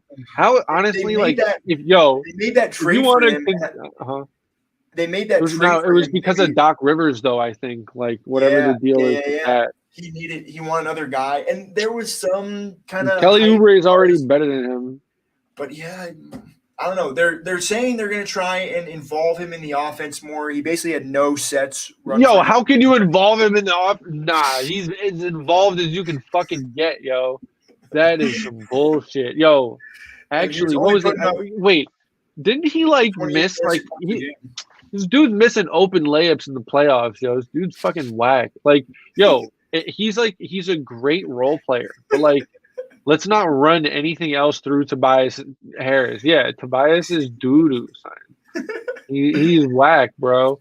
Like, that dude got so much money to do what? To like space, yo, yeah, we're gonna involve him so that he can miss more shots. Hey, they got Nick Nurse down there. Maybe he likes his little Nah, it's wings not getting the different usage things. So bro. It's not you're the just off. coach's job. What are you gonna make? You're You're off gonna have him? bias. Tell me The this: fact that the Nuggets wings or chicken nugget wings or Tobias Harris? you're Gordon, talking about food. You're talking about Nuggets wings. I was like, nah. I would actually take a 20 piece over Tobias, bro, from McDonald's, bro. Like, actually. Like, but anyway, yeah, Nuggets wings, MPJ's, yeah, MPJ's way better than Tobias. MPJ, he's still coming back from all these surgeries and like finding yeah, his real potential, and he's already better than Tobias Harris, bro. yeah. Aaron Gordon is, I'd rather, yeah, like, yeah, definitely Nugs. Cool. Any last takes on Philadelphia before we move on? Oh, I mean, Joel, like, we Yeah, we didn't really talk about Joel. Go off on Joel, and no, then we'll move on. I think we talked a little bit earlier just about like Oh yeah, last season. He had multiple games over 100 fantasy points, and I know that because I had him in one of my like ESPN leagues and shit. But yeah, like, we're talking peaks and valleys. Doesn't get much higher than that. yeah, putting up 1.9 The MVP fantasy per minute. led the league in scoring. Like, the first big man to lead the league in scoring, I think, since Shaq. Does he do that again? Is he even more motivated? Oh, you know what? Joel is a fucking monster, bro. I just realized I have a filter on here for only regular season. I didn't do this, so I don't have the quote unquote playoff That's weeks fine in though. here. No, regular's not, but that's not relevant. Oh wait, playoff for underdog playoffs or Yeah, like but NBA season playoffs. No, no, playoff? no. Exactly, playoff for underdog. So I need to add that in. Oh yeah, you This is do. just like You so. do. That's why like the when we were looking at that Mikal Bridges numbers, they were a little bit off. So I may try and do Oh, that in because the all his background. fucking shit is all in that time. Yeah, Yeah, that was makes that time sense. frame. So maybe that Okay, actually adjusts. Maybe that changes some we things. So let can. me Yeah, actually go in yeah, and see if there were some of those peaks later on. I may do a little bit of work behind the scenes as you're going off on some tangents here, but let's switch yeah. over. Always though. That's what we're here for. Yeah, and I have you just to do the fill in while I'm trying to do all the other stuff hosting wise. So Yeah, uh, yeah. so last team in the division. The brain Go trust. We're gonna go, yeah, big brain. We're gonna go Toronto Raptors. They Oh, lost Will Barton. Is he on a team right now? Is Will Barton on nah, a? bro. Nah, we can't go from Tobias to Will, bro. Yeah. Thank you for your service, Will Barton, but you're not in the NBA anymore. They lost No, but Fred yeah, but VanVleet. also shout out to Will Barton too. That game that we were at, because he went to Brewster Academy, so I was like, he was inbounding the ball, Oh yeah, yeah, and I yeah. was like, and I was like Brewster Academy in the building, and he looked at me. He's like, who the hell are you? And then well, first I told him, and then he proceeded to torch the Knicks. So yeah, my bad on that one. But nah, Well, Will, he's not on a team because he thinks he's Kobe. Yeah, they he's not. lost Freddie. No, he's Uh, not on a team, bro. He's not on a team. He wants a so bigger role, and he doesn't yeah, want to go to Europe. He wants to be in the league and start. the Guangdong Sharks got an opening for him when he's ready. Uh, They are, yeah. so added for Toronto, they got Grady Dick. That's the Uh, name. That's the name. and Schroeder is going to be. like, He's the sleeper though. Schroeder is going to be their starting point guard. but he's not sleeping. He's going right at the same spot as Gary Trenton is, who has a very interesting Yeah, profile. word. I love Uh, Gary Trent. so this will be interesting. What do you think? Go back. Go wait. My bad. No, just keep it right here. What the fuck did that just say? McCord Maker? Yeah, that's his brother, I believe. For real? Yeah, that's his younger brother. Holy shit! Yeah, How old is he for real though? How old is he actually? It says 22. I don't know. 2000 seems like a really convenient year. It's like, oh yeah, he was born in 2000. No worries. Bro, Vaughn was 6 years older than what he actually was. How is his brother 20? Dead ass. That's not even a joke. No, he's probably 25 or 26, I'm guessing. So the 76ers, though.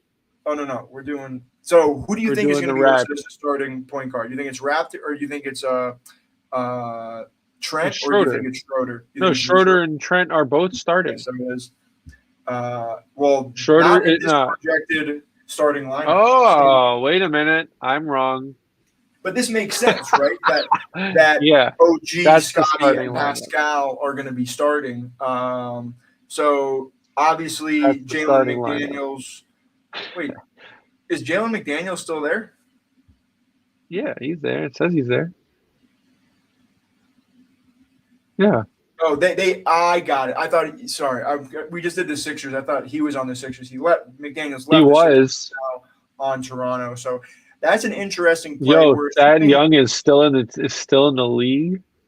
Wow, he's just what the bench guy. He does not. That's just a veteran. But Otto Porter too, though. What the fuck? I guess we're assuming they're just loading up on wings. OG, Scotty, or Pascal are probably. Well, let's talk about Scotty too, though. Yeah.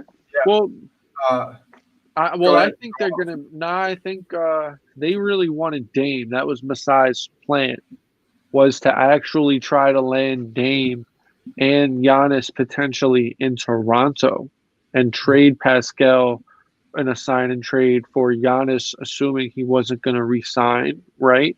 So I think that was Masai's master plan that got foiled by Milwaukee. Probably Milwaukee just got wind of it and was like, yo, we could do that shit too, Yeah. Right. So now though, Masai's price for OG is extremely high. He wants like 4 first rounders or 3 and an all-star a young all-star caliber player to even talk about it. So they could just be locked in. Scotty is going really, really high. I haven't taken a lot of him just because I don't really think he gets a lot of points, actual baskets. He's not a real bucket dude to me. He's a 15, 8, and 7 kind of guy. I just haven't taken a lot of him.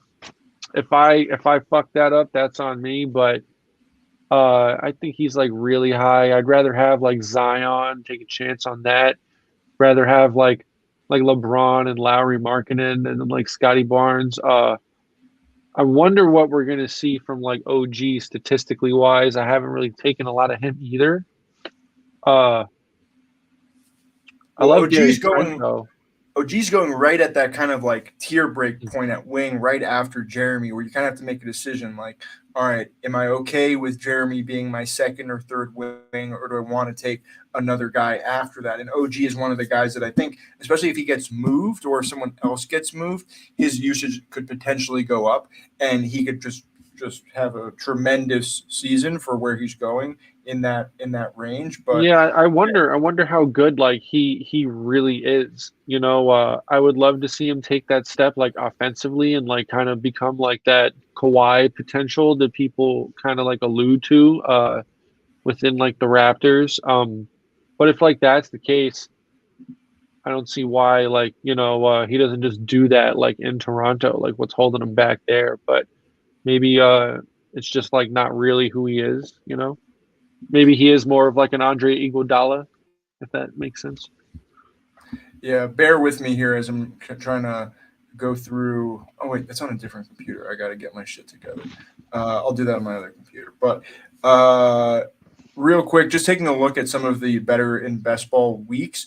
Obviously, Pascal just jumping off the page here. But again, OG 1.4 fantasy points per minute, and then I guess down to one. I'm only looking at wing. Oh no, this is including guard as well. Oh, I guess the guards left. Van Fleet left. So interesting. Scotty Barnes showing up a little bit here.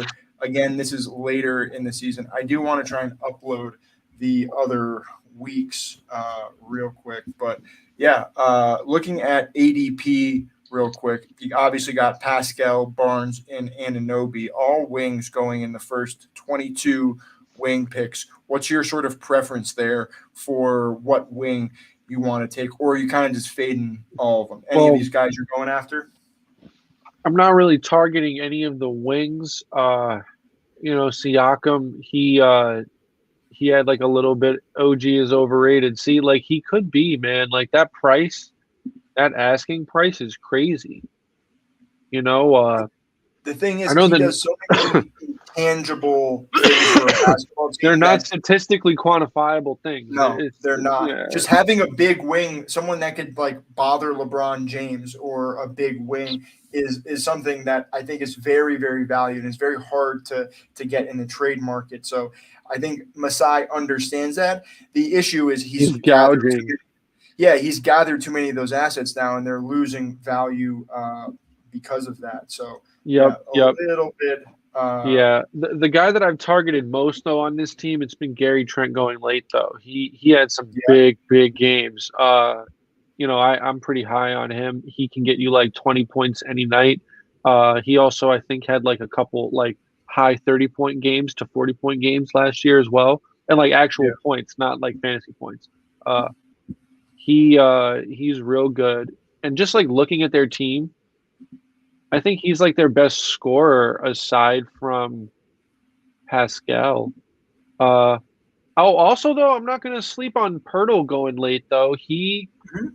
He actually that was Masai's like personal project for like mad long. Masai loved him and he was in Toronto and then they traded him or he, went to San Antonio, whatever. So now he's back.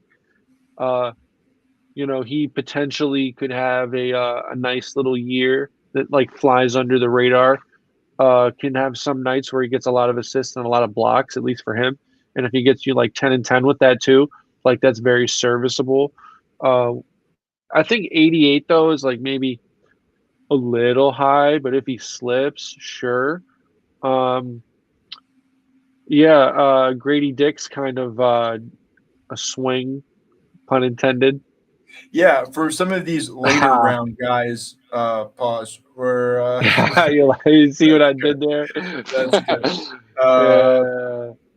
You're gonna hear so that on TV later, yo. You're gonna know they got it from here, yo. Send me the check in the yeah, mail. yeah, for Actually, sure. fuck the check in the mail. Direct deposit. You heard? Can't let the government know I about want that. every Bitcoin. So, of some of these guys going later, is there anyone that kind of sticks out to you? I was listening to the Sam Vicini pod today, and someone that they had on in their breakout show was Malachi Flynn. He's been in the league a Yeah, couple he's a years name. now, but Nah, he's he going can. completely undrafted though. He's like Yeah, 191, he's a 196. I think he's swing. undrafted now. It's another swing guy. But I kind of like Jalen McDaniels more. Yeah. It's really, yeah, McDaniels in Toronto. Like they got all these dudes that are like these like freak, like long and like athletic wings. You know, they got Pascal, Scotty, OG, Jalen McDaniels. That's like that's a lot. I mean, Thad Young's still on the team as well, and Otto Porter. That's like fucking six dudes. How many things am I putting up? It's like six dudes, bro. Yeah. Like, Would you take any of Precious or McDaniels, not especially I taking. guess wing? I I like Precious, but a dude, he might have like some games, but consistency is not convincing enough for me to take. Like, I'd rather take like like a TJ McConnell or like what you call it, like Peyton Pritchard, than like these guys. Like, Malachi Flynn is trying to be that Peyton Pritchard role. He's not there yet. Okay, I fixed this so now it has the other weeks in there. Why is it only doing? Is it missing weeks? Okay, something's off now because it's missing weeks 6 through. Mhm. Uh, uh, it's missing the first fucking 6 weeks of the season. So I don't know what is happening, but we're gonna get this sheet back up and updated very, very shortly. Uh, but yeah, I guess any final takeaways? I guess Pirtle is one guy I wanted to talk about. He's kind of going in nowhere's land, nowhere. Pirtle. So yeah, what are you doing with Pirtle? I'm gonna You wait drafted till him he much or no? slips. Not, Yeah, I a little, but I don't like it at 88. He's gonna get you like Zach Collins like production, and he's going at 130. So yeah. I think that's fair. fair to Um, say, right? cool. Any last takeaways on the Raptors before we finish off with the division What the preview? fuck is going on out here, man? It's mad distracting. You can't hear none of that. Can't hear any of it. You got a solid mic. Jesus. Uh, You gotta stop doing it. What you call it? Everybody. Oh, actually, you know what? I like Boucher way more than Precious, bro. interesting. He, yeah, because he gets threes too. Like he shoots. Like it's another year of improvement. If you need like a center, like maybe I haven't taken him, but I guess I would consider it.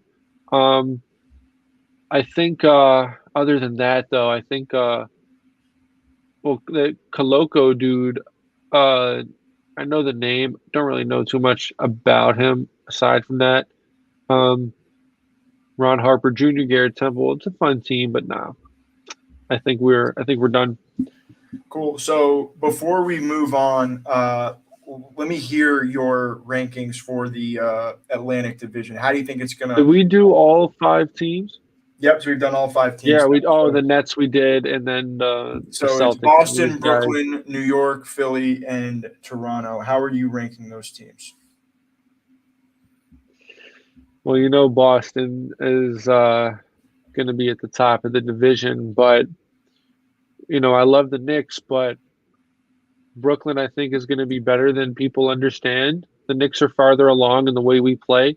We're a team that we're going to give everybody hell, assuming there isn't just that abysmal night where we just get blown out. I mean, it happens to everybody, but Sure. I think the Knicks are really on a mission. I think we're going to give. We actually, I like how we play against Boston too. I think that if the division, for whatever reason, is close between us and them, I like us. But Boston are going to be a 1-2 seed in the East. I think the Knicks probably we were 4 seed last year, right? I think that's probably safe to say. Yeah, 4 or 5. But yeah, but Brooklyn's going to be good. Jesus Christ. Hold on one sec. I'm getting You're that getting no up here. caller ID. Oh no! Oh God! Tell her to Yeah, chill out. yeah, no. Don't do it. Don't do it on here. Don't do it on here. No, I'm not doing yeah, no. You There's text. none of that's going on. No, none of So that. the way I'm probably ranking this, I'm probably gonna go She Boston said, one. "Don't do it on stream." Oh my God, she's doing it again. Yeah, we're not gonna deal with that. All right, I'm gonna go all right. Boston one. I think it's really close between the next three, between Brooklyn, Philly, and Toronto. Brooklyn, New York, and Philly. I think Toronto, man, this is a tough division to try and figure out. You know what? I'm gonna take a guess. I think Philly finishes last in the division. I Oh, think. it's horrible. I'm sorry, I dude. think I haven't heard anything you said because it was just ringing in my ears for the past like no, 30 seconds. it's okay. Hey, Giannis! Look, we're gonna have a Giannis sighting. Little Yan Yan. Yeah, what's up, buddy? Yeah, this is Giannis. What's up, buddy? I Yan know we're on Yan. stream. Yeah. And yo, if Uh, Giannis does come to the Knicks, it was because of me, you heard. yeah, that's for sure. That's definitely going to happen.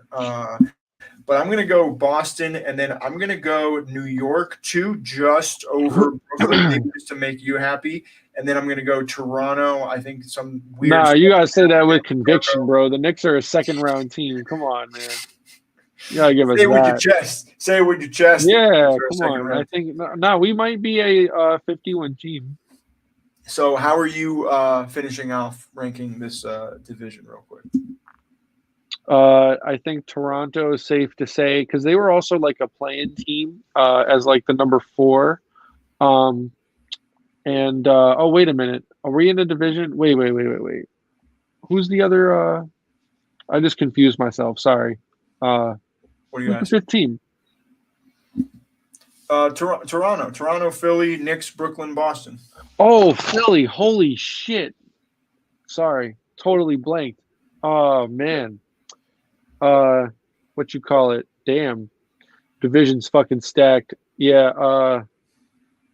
No, I think the Knicks might have there's a chance that we have a better record than Philly, just given the variables. But if the rosters all stay as they are, I like Philly might have like a little bit better record than the Knicks. They were the 3 seed last year, probably will be again.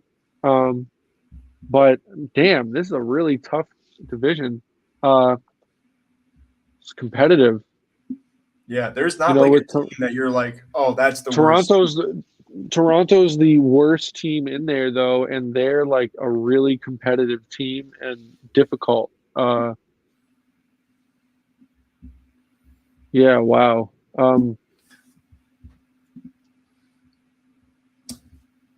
Philly's cool. still pretty, formidable though. But yeah, Knicks 50-win team, Philly maybe like 51, 52, and Boston maybe like 55. And the last thing we'll do before we move on to the Western Conference, where am I sharing? Let's do Eastern Conference. Can you see my screen right now? Yes, sir. What's on there? Yeah. So it's obviously just preseason. But how are you going to rank the top, let's call it 8 or 10 teams in the Eastern Conference now that we've gone through the entire Eastern Conference? Obviously, we did a little bit last Thursday for the other 2 divisions. How are you making out the playoff teams? Doesn't have to be the exact order, but give me an 8 or 10 teams you really like. Well, I'm going to give you a top 4 real quick. I think Milwaukee is going to be a 60-win team. I think Boston is number 2 with like 55. I think Philly's probably in there with 3 with like somewhere between 50 and 55. I think the Knicks probably win 50 games. And that's like the top 4 right there. Okay. And then, Miami's really interesting. I don't think they have as bad as a regular season as they did last year. And also, there's like an in-season tournament now, so there's a lot of like, yeah, dude, what the fuck is the NBA Cup? Yeah, shit's gonna be mad weird. We'll see what happens with all that shit. Yeah, so Miami maybe like 5, Brooklyn 6. You know, everything under that is pretty much a toss up, especially between like Atlanta and like Indiana. Oh wait, I'm sleeping on Cleveland. Cleveland probably is like in there with like between Brooklyn, Miami, and yeah, but Brooklyn, Miami, Cleveland. I think that's like a safe to say like third, lower, yeah, like high third tier of the East or just third tier of the East. Uh, a lot of these teams took steps forward. Yeah. Hornets are kind of in the same position. Indiana got a little bit better. Who do you think the Detroit got a play-in little bit teams better. are at the very end? So probably like Atlanta, Toronto. I'm gonna go with Indiana and Chicago. Okay, that's a fun. I'm probably not gonna have too many that differ from that. Uh, Obviously, my 8: Boston, Milwaukee, uh, Knicks, Miami, Nets. Uh, then I'm probably going. I think I might go Cleveland there, and then after that, I guess it depends. I don't think Toronto makes it. It'll be interesting to see what happens between Atlanta and like trying to think who's like another team. Indiana is going to be a team that I'm probably going to have in there as 7 and 8, and then just to round it out, yeah, I'll probably put the Pistons in there, a big jump from Cade, and then maybe the Bulls hang around with some of the talent that they have. But I could also see them trading and trying to blow it up if the season isn't coming together. So, no, that was Get super on the bed, fun. Giannis. Oh, what's Giannis doing now? He's good. I just want to go on to bed.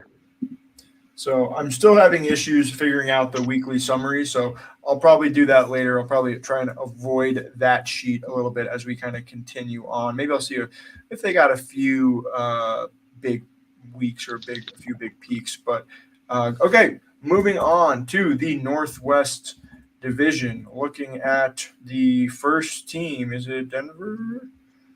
I did not organize this, but it is Denver, I believe, for the first Northwestern team. So we'll go ahead and go into the defending champion Denver Nuggets. Let's go look at the turnover. We'll go Denver Nuggets. Obviously lost Bruce Brown, Thomas Bryant, Jeff Green, Jack White. Didn't realize he was on the Thunder. Good for him. I like Jack White as a player. They've added Justin Holiday's getting a little bit of buzz. Braxton Key, Jalen Pickett, Julian Strother, and Hunter Tyson in the draft. That's your boy. Julian Strother is actually now my boy. He has he's on the thumbnail for this episode. I did originally have Hunter in there, but after watching the first preseason game, it's very evident to me that he is not going to be able to athletically keep up with some of these other guys. Yeah, he dominated Summer League when he was going against lower competition, lower athletes.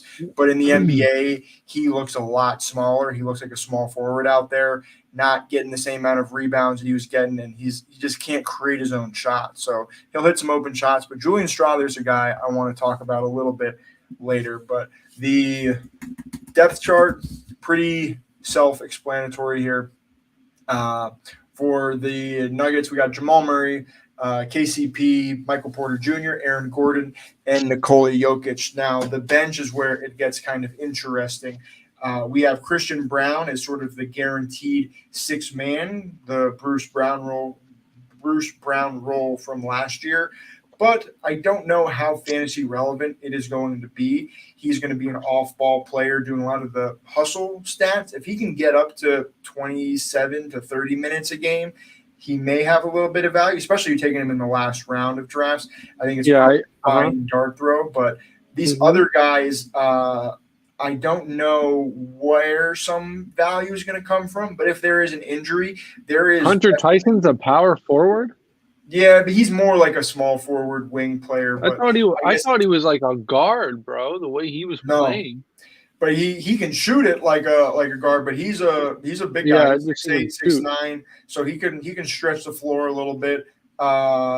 Zeke actually looked really solid in our first preseason game. I think they're playing a game I like Zeke right now. That's a guy that if he puts together a nice little preseason, I want to take him as an insurance play because no one's taking the backup center right now for the Nuggets. Obviously, when Nicole is I healthy, like Zeke. Nicole's going to be eating that up. But yeah, he can get boards. He can shoot. I don't think he's the best NBA player, but in fantasy, if he's playing it's like significant minutes, 26 He to gets 30 he gets a minutes. lot of stats.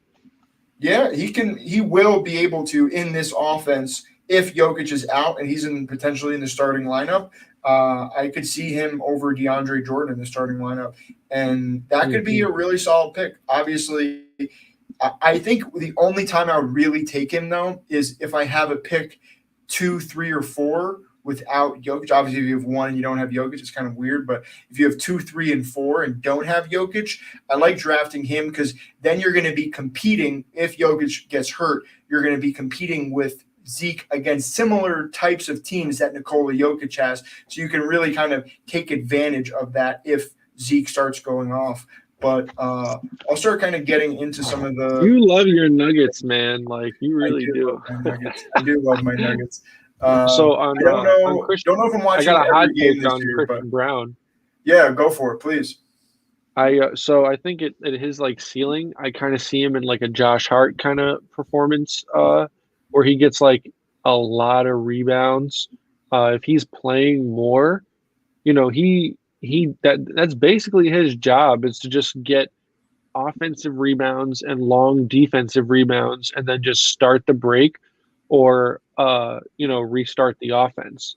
The dude he's not the best jumper, but when I think of Christian Brown, I think of Josh Hart too.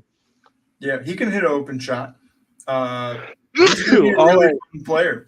I think another guy to keep your eye on, Reggie Jackson and Peyton Watson. Yeah, Peyton definitely Watson playing Reggie well. over Christian Brown and Peyton though. I think I think Reggie is a The issue with Reggie though is, and I'll give a little bit of a shout out to Jalen Pickett, a guy not being drafted at all. He's got 0 projected points. Early second round pick, but was a 3-4 year player at Penn State.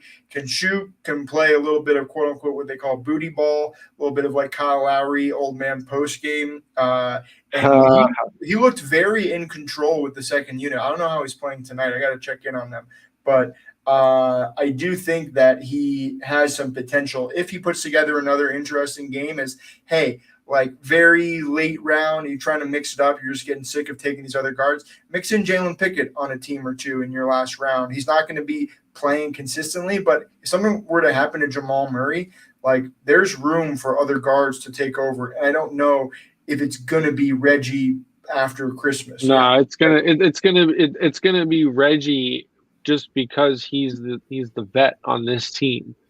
Is he the longest tenured NBA player on this team? Other than DeAndre Jordan, maybe? Yeah, other than DeAndre, I'm pretty sure he is. I think maybe him and Gordon came out at a similar time. Nah, But again, Gordon's still relatively new compared to Reggie Jackson. Reggie Jackson was playing when Brandon Jennings was playing. yeah, Reggie's probably the second oldest guy besides DeAndre. But that could also mean he could be done. There could be no more tread left on those tires. So nah, bro. Bro. All right. Look, you gotta show a little bit of love to Reggie because he's a Colorado native. He's gonna get his burn on the Nuggets. He's coming back. I think he's the first guard, like point guard off the bench. Like I don't really see Christian Brown doing like real. Is he? Wait, is Brown a guard or a wing? He's a guard. He's a guard, which if he was a wing, I'd be taking him way, way higher. He plays like a wing. Yeah, he is a wing. He's a big shooting guard. Yeah.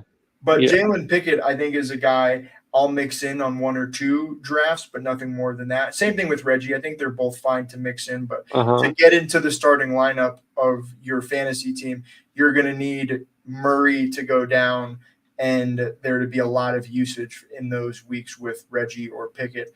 And I think you're probably right. I'm probably jumping the gun a little bit on Jalen Pickett. You love your Nuggets, bro.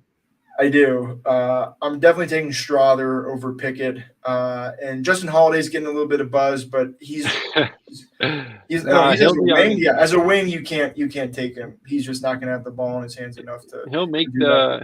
the 12-man roster or whatever man roster it is. Oh yeah, no, he's making the roster, but I just don't think he's just one of those I guys. actually really like Justin Holiday. I think he's a former Knick too, actually. Mm-hmm. And real quick, He's just good for your team. looking at the better and best ball points. Jokic obviously just completely dominating any of the weeks that he was playing.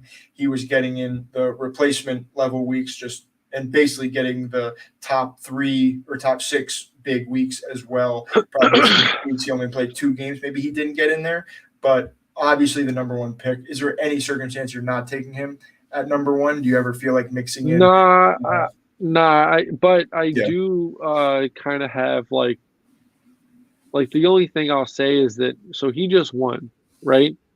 Yeah. How he's got his MVPs. Not that he cares, but he does not. He doesn't give a shit. But you also have another year of a healthy Jamal Murray. So I don't know. Do you see Jokic just statistically performing a little bit less than he did last year? It's so hard to say. I think, and I said this last year, that if Jokic, he's content, and he's chilling. Yeah, he can coast and still bust everyone's ass, bro. If Jokic won MVP last year, it meant Jamal Murray had a bad year, and that wasn't the case. It wasn't a great year, but I think Jamal is going to have a bigger year this year, and that's going to take away from some of the usage of the super high spike weeks that we're used to from Jokic. I still think if he plays 65 to 70 games, he'll still be worth that number 1 pick. But I think it's a lot closer between him, Giannis, and then if you want to put Luka in there. But again, if you get the number 1 pick, I think you just got to take Jokic. I agree. I was thrilled with the team that I got with him at number 2. Actually, if you want, those are. You want me to pull it up on stream? Let's do it. Let's do that later. Let's do it before the draft. We don't have to go too much. I think I'm actually potentially about to fix the. Oh, but real quick though, who are you taking more, Aaron Gordon or MPJ? That's a really good question. They're both going very similar positions. Who are you taking? Yeah. I know. I'm not. I'm being very political here, not giving an answer. Tell us the truth, Bob. I'm taking. Honestly, neither is kind of the answer. If I'm drafting in the 80s, I want to have access to those guards that are going in that area. I just think the upside there is too tremendous. It's just like but all right, but you just said upside, rarely right? take them. So looking at ADP here, go ahead.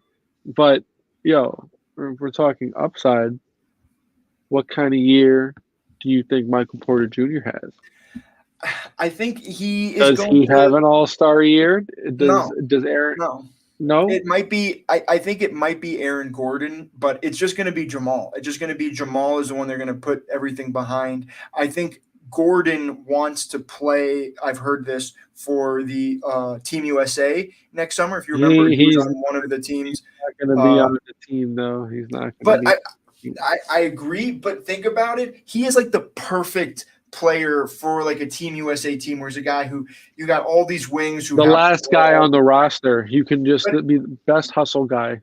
Yeah, but he can come in and fit in a starting lineup. There's so many of these Team USA teams that just have all these ball dominant players and they don't mesh together when you got Melo just sitting in the corner. Actually, that kind of worked. But that's a bad example. But like I don't know. Yeah, that's the I best just feel like international player of our history you're talking about, Gordon bro. as the You see the defensive difference of stopper. Melo coming from a Nuggets fan and then a Knicks fan? Yo, the shit is you're like, yeah, you did it right here, man.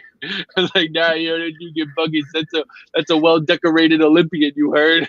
We'll have our Carmelo Anthony And Hall of Fame discussion at yeah. another Well, point in you time. guys won because of all that shit, so like you should Re- be thanking him. But real quick, just looking at some of the players that are going around, MPJ and Gordon going around 85, 86. You got your boy Tobias Harris, who we're definitely not taking. But like you got Jalen Williams, God. you got Terry Rozier and Devin Vassell, and even probably Austin Reeves. I'm taking all of them over Michael and Gordon. Wait, where did Gordon go? He's right there, bro. Oh, yeah. Sorry, I'm retarded. We don't use that word. We say remedial now. Remedial, I like that. But you know what? That should sound more offensive to me. Like at least retarded as a condition. Remedial just sounds like you're making fun of me. Or like calling me a name. Like, what do you mean remedial? Like, oh, he's in the remedial class. I was in that class. Maybe that's why I don't like that word because I was in that class. we both were, dude. We both were. We both. That is true. We some of them.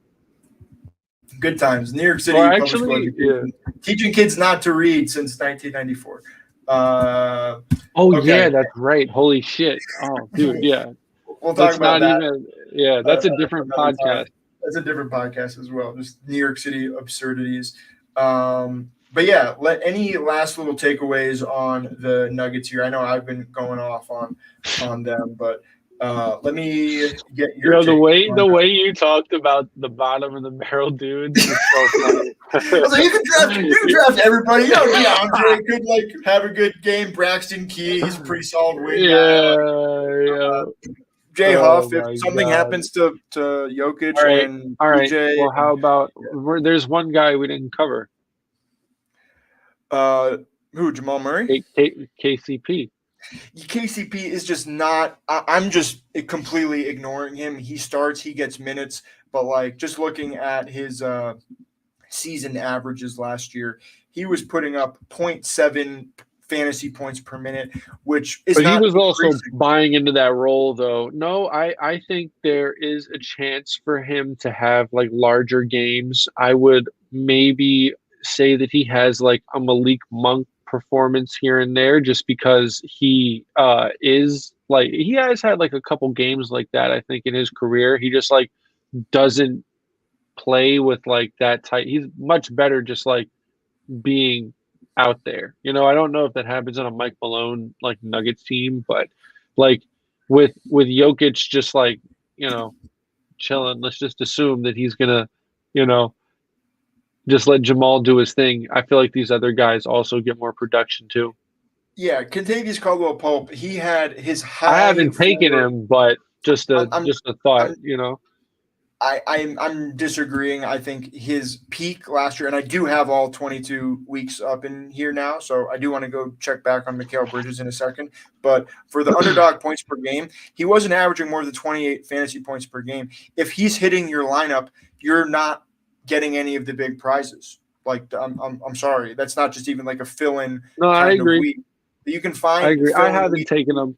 Higher upside guys. He's just completely off my board. Love him as a player. Fits great with this team. It's also one of the reasons why I don't love Christian Brown. I think if you look at, obviously it's going to be a lot more volatile just because he wasn't playing as many minutes. But again, his points per minute, you're not getting above 1 as well. So you're really hoping that his role is significantly changing in order to kind of get him into the lineup there. So yeah, we've spent too much time on the Denver Nuggets, though. So let's go check out Mikal real quick, though, before we move on. Good point. Let's check out Mikal. That's a really good point. So before we were looking at Mikal and we were trying to see his peak outputs, and we weren't getting the end of the season. So yeah, I see what your point is. So after week 15, 16, I think by 16 is when he was definitely on the Nets. Well, here's the stretch. Yeah. So he But had like a couple bad games here and then just started balling. It's from yeah, that 38.7 right there at the top. yeah. So since So this is how probably many games when is that? uh 34. So exactly, that's right around February. Uh, That's the indicator. so this is more so what you're probably getting. Oh, not the sum. We don't care about that. So Or is he's that up the to that. average right there? Yeah, 40 he's up points? to Yeah, that sounds about right. so he's getting to that 40-point threshold. So I guess just to quickly Put a review little bit that. more respect on his name, a little Yeah, bit more, but I I want to still I want to agree. put a little bit more. He's still the placements are still accurate, but So well, let me let's look at quickly. let's look at the other. Would you? But you're taking McHale over Scotty Barnes, right? Oh yeah, but I think the question is now. Actually, I wasn't sorting by ADP. So sorting by ADP at wing position, Mikhail. I'm taking him. I'm taking him over Siakam. Over Jalen. What Uh, was Siakam's 80? What was his at? 14.6. Oh, No, what but was what his was his average? at? Yeah, sorry. Uh, 37. Oh no, that's no, minutes. he was 44 Woo! What underdog the fuck? points per game. But part of that was also just he was He playing played a 37. ton. So you're getting an extra 1.1 point. So let's put it down to like you're at about 43. 40 sounds. Yeah, okay, 43. Okay, The issue, that's still a hell of a lot. Yeah. yeah, the issue. I don't know if his efficiency is going to be the same fantasy wise. So I guess pass. I'm still taking Julius over both of them. I'm still taking And then LeBron. LeBron, yeah, wow, 50. No, LeBron is so tough because it's like when he's playing, he is just by like a far the first best. round pick. He's the best option. But you're just like I love LeBron when you can get Giannis or Jason Tatum on and then have him as your number two wing. I think then you don't have to rely on him every single week because when you're taking that wing first, you're kind of hoping Yep, they're going to be in your lineup every week. So I kind of like taking LeBron there. I'm probably going to take Mikhail over Jalen Brown and I Paolo and agree. Markkanen though because we could Paolo I think is going to go up. Is he going to get to 40 points the way that we're because like we're kind of assuming now Bridges he was at 40 at the end of the season with the Nets off a kind of weird half season. Maybe we can get that up to 41, 42 points per Oh, game. also, can we do this for Cam Johnson as well? Yeah, let's do that for Cam Johnson. Do the same thing. Because he had crazy games. So let's see what I gotta get rid of this. We're going all over the place in the fantasy sports matrix. We don't have any actual order or semblance of what we Oh, want to do. Oh wait, this is the wheels are coming off. yeah, but they've been off. Let's be real. I'm in the Yo, wrong one.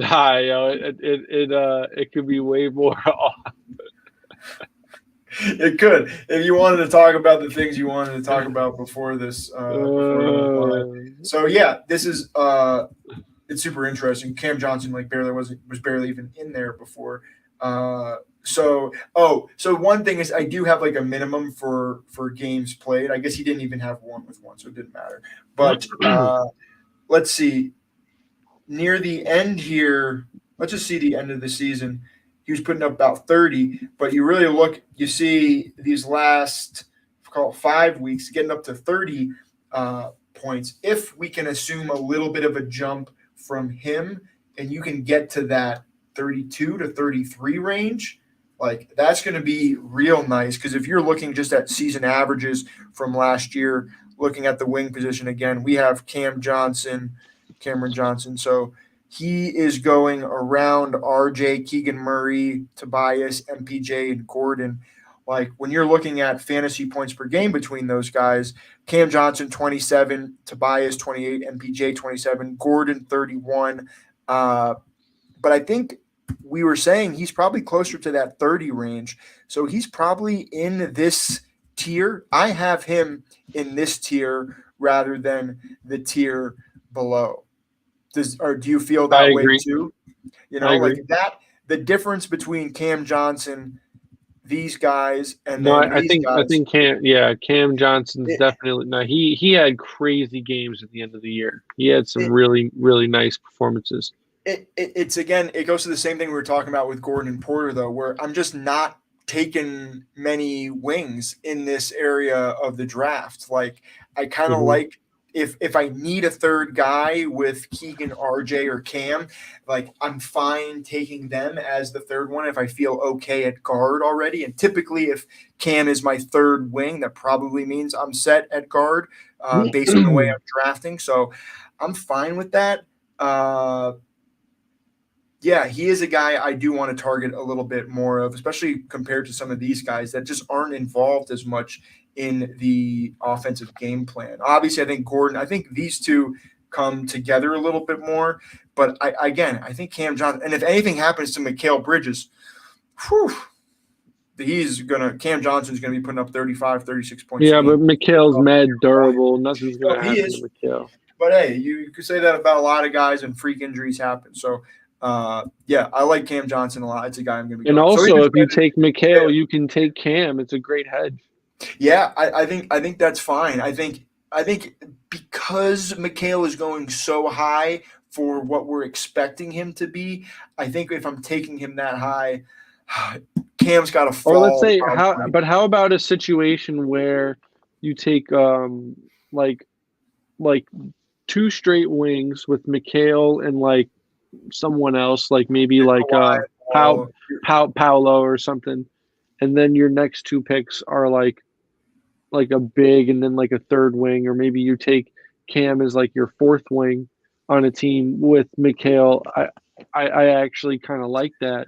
Um, The issue is you're taking him over the guards in that area of Devin Vassell of and course, that beat. Jalen Williams. Mhm. Where if I already have those two wings up top early, I'm probably feeling like I need more guard help at this point than I do wing. That's the only issue. Mhm. It's like really after this OG pick or really it's Jeremy at 60, but I'll sometimes dabble in Jabari OG. I probably got to mix in Keldon, but like after that, like this little tier, I'm kind of skipping, like basically up until Mhm. after those Mhm. bigs are going near Duren and Mark Williams and some of those guys. Yeah. Well, And after it those really guards, depends on the build. Yeah. I no, I agree. Like if you're targeting those guards late, which is like usually like recently since I've been like following like that algorithm, mhm. I pass on that every time.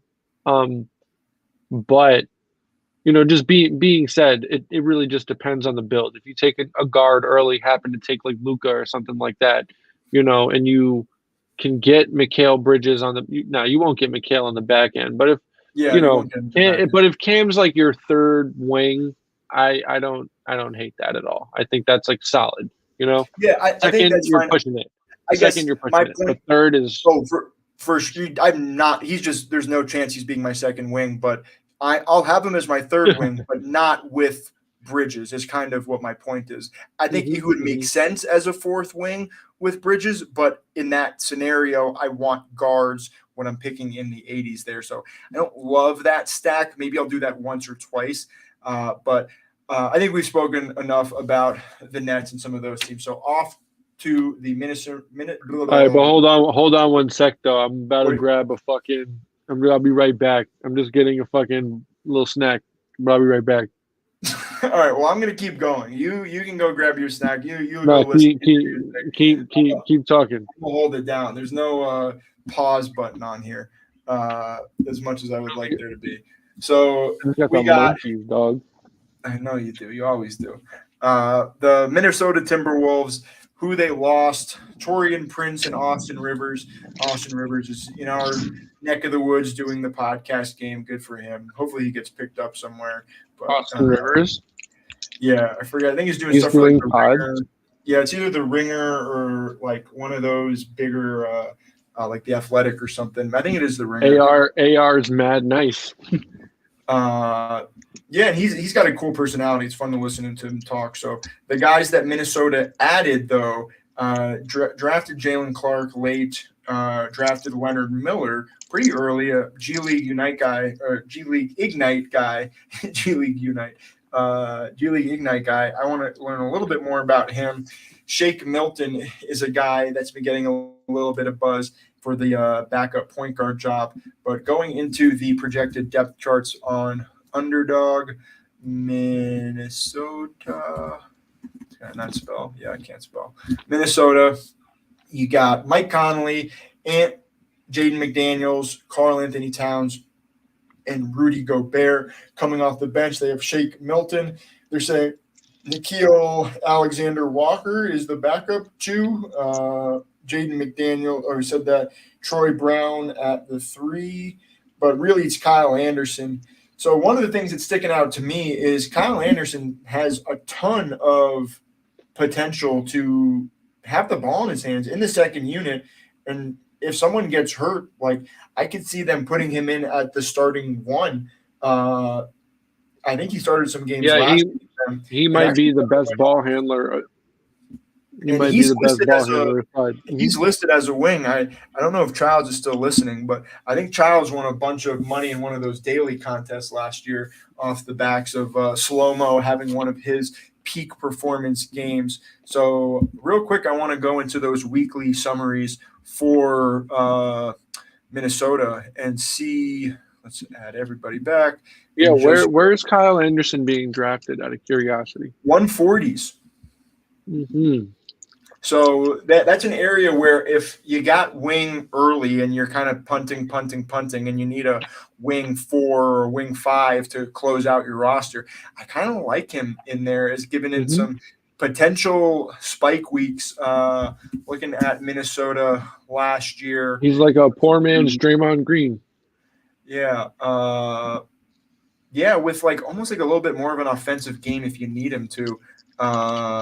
But sorting by points per game, obviously it's Ant at the top. But again, not a ton over 50 when you're taking these players in the top half of the first round. You're really hoping you can get some of those 50-point outbursts. And I don't know if we're getting Nas Reed, though, man, that stands out. That stands out a lot. And if they do move on from Gobert or Cat, he's going to get slotted right into the starting lineup. They paid him a lot of money. I think he's really good. He's a guy I've been going after a ton. That's super interesting, though, that he had a higher output than Gobert or even Cat throughout like an entire season. Like I haven't been taking a ton of either of those guys. I think the Bam Cat discussion is pretty interesting. But again, I keep hammering this home. I'm just taking those wings like Paul George and DeRozan ahead of them just because of the value that you can get. The wing drop-off is just so significant. But even Shake Milton, this is from Philly, but he was putting up in 4 games in a week, putting up 180 points. That's really solid. I think that Mike Conley, obviously getting a little bit older, not much of a fantasy asset. I don't even see him like Mike Conley's high points per game in a week, 35, and that was only off of 2 games. So he's got 3 games, 33 points. So that's what your max is. If you're already seeing the backup putting up 43 point per game weeks, it's like I think it's definitely worth going after Shake and I haven't taken Shake, but now that I've seen that, that's a really interesting indicator. Because he was on Philly a lot last year, and I ended up getting. I always got Shake Milton and DeAnthony Melton confused for some reason. I can see why. So, and they both are scoring guards, But Shake's real nice. I saw someone take Rudy in the second round as well in one of these drafts. I was like, what the hell's going on? I think what gets people confused is they see the scoring system and they see how much more blocks are worth, and they're like, ooh, blocks. You got to go after blocks. They're worth 3 points. But Rudy Gobert, he don't even get a lot of blocks. That dude averages like 2.1 blocks for his career. It's so overrated. Theoretical blocks. That's what we're counting here in this fantasy league. It's the expected fantasy points. That's how he got paid too. Theoretical blocks. Yeah, that's why he got traded. They traded Walker Kessler and like 5 first-round picks for him. It was just immediately was just like, what the fuck was that trade? I don't want to do that. Worst trade Worst trade ever. It's like one of the worst trades. I think in 2 or 3 years from now, it's going to go down as like one of the worst trades in the NBA. There's so And much what's talent funny on this. is like, I know. And what's They funny is just they blew ended it up up. getting, well, but they got Nikhil and fucking Mike Conley after. And it was like, yo, Yeah, you couldn't have just got them in the trade. Like, you gave them everything. you gave him everything. Why can't he be included as well? It's so ridiculous. And then they gave them more. But yeah, looking at the so ridiculous. Looking at the ADP, obviously, Ant. We've talked about him going too early. Cat is another guy, is big six. So you're hoping that he's giving you these good weeks. And if you look at the better and best ball points from Ant, if he's there at 6, you're gonna hope he's Mhm. getting a lot of these good games. Yeah, And if I you're think I looking at have it, a yeah, Jokic cat team actually.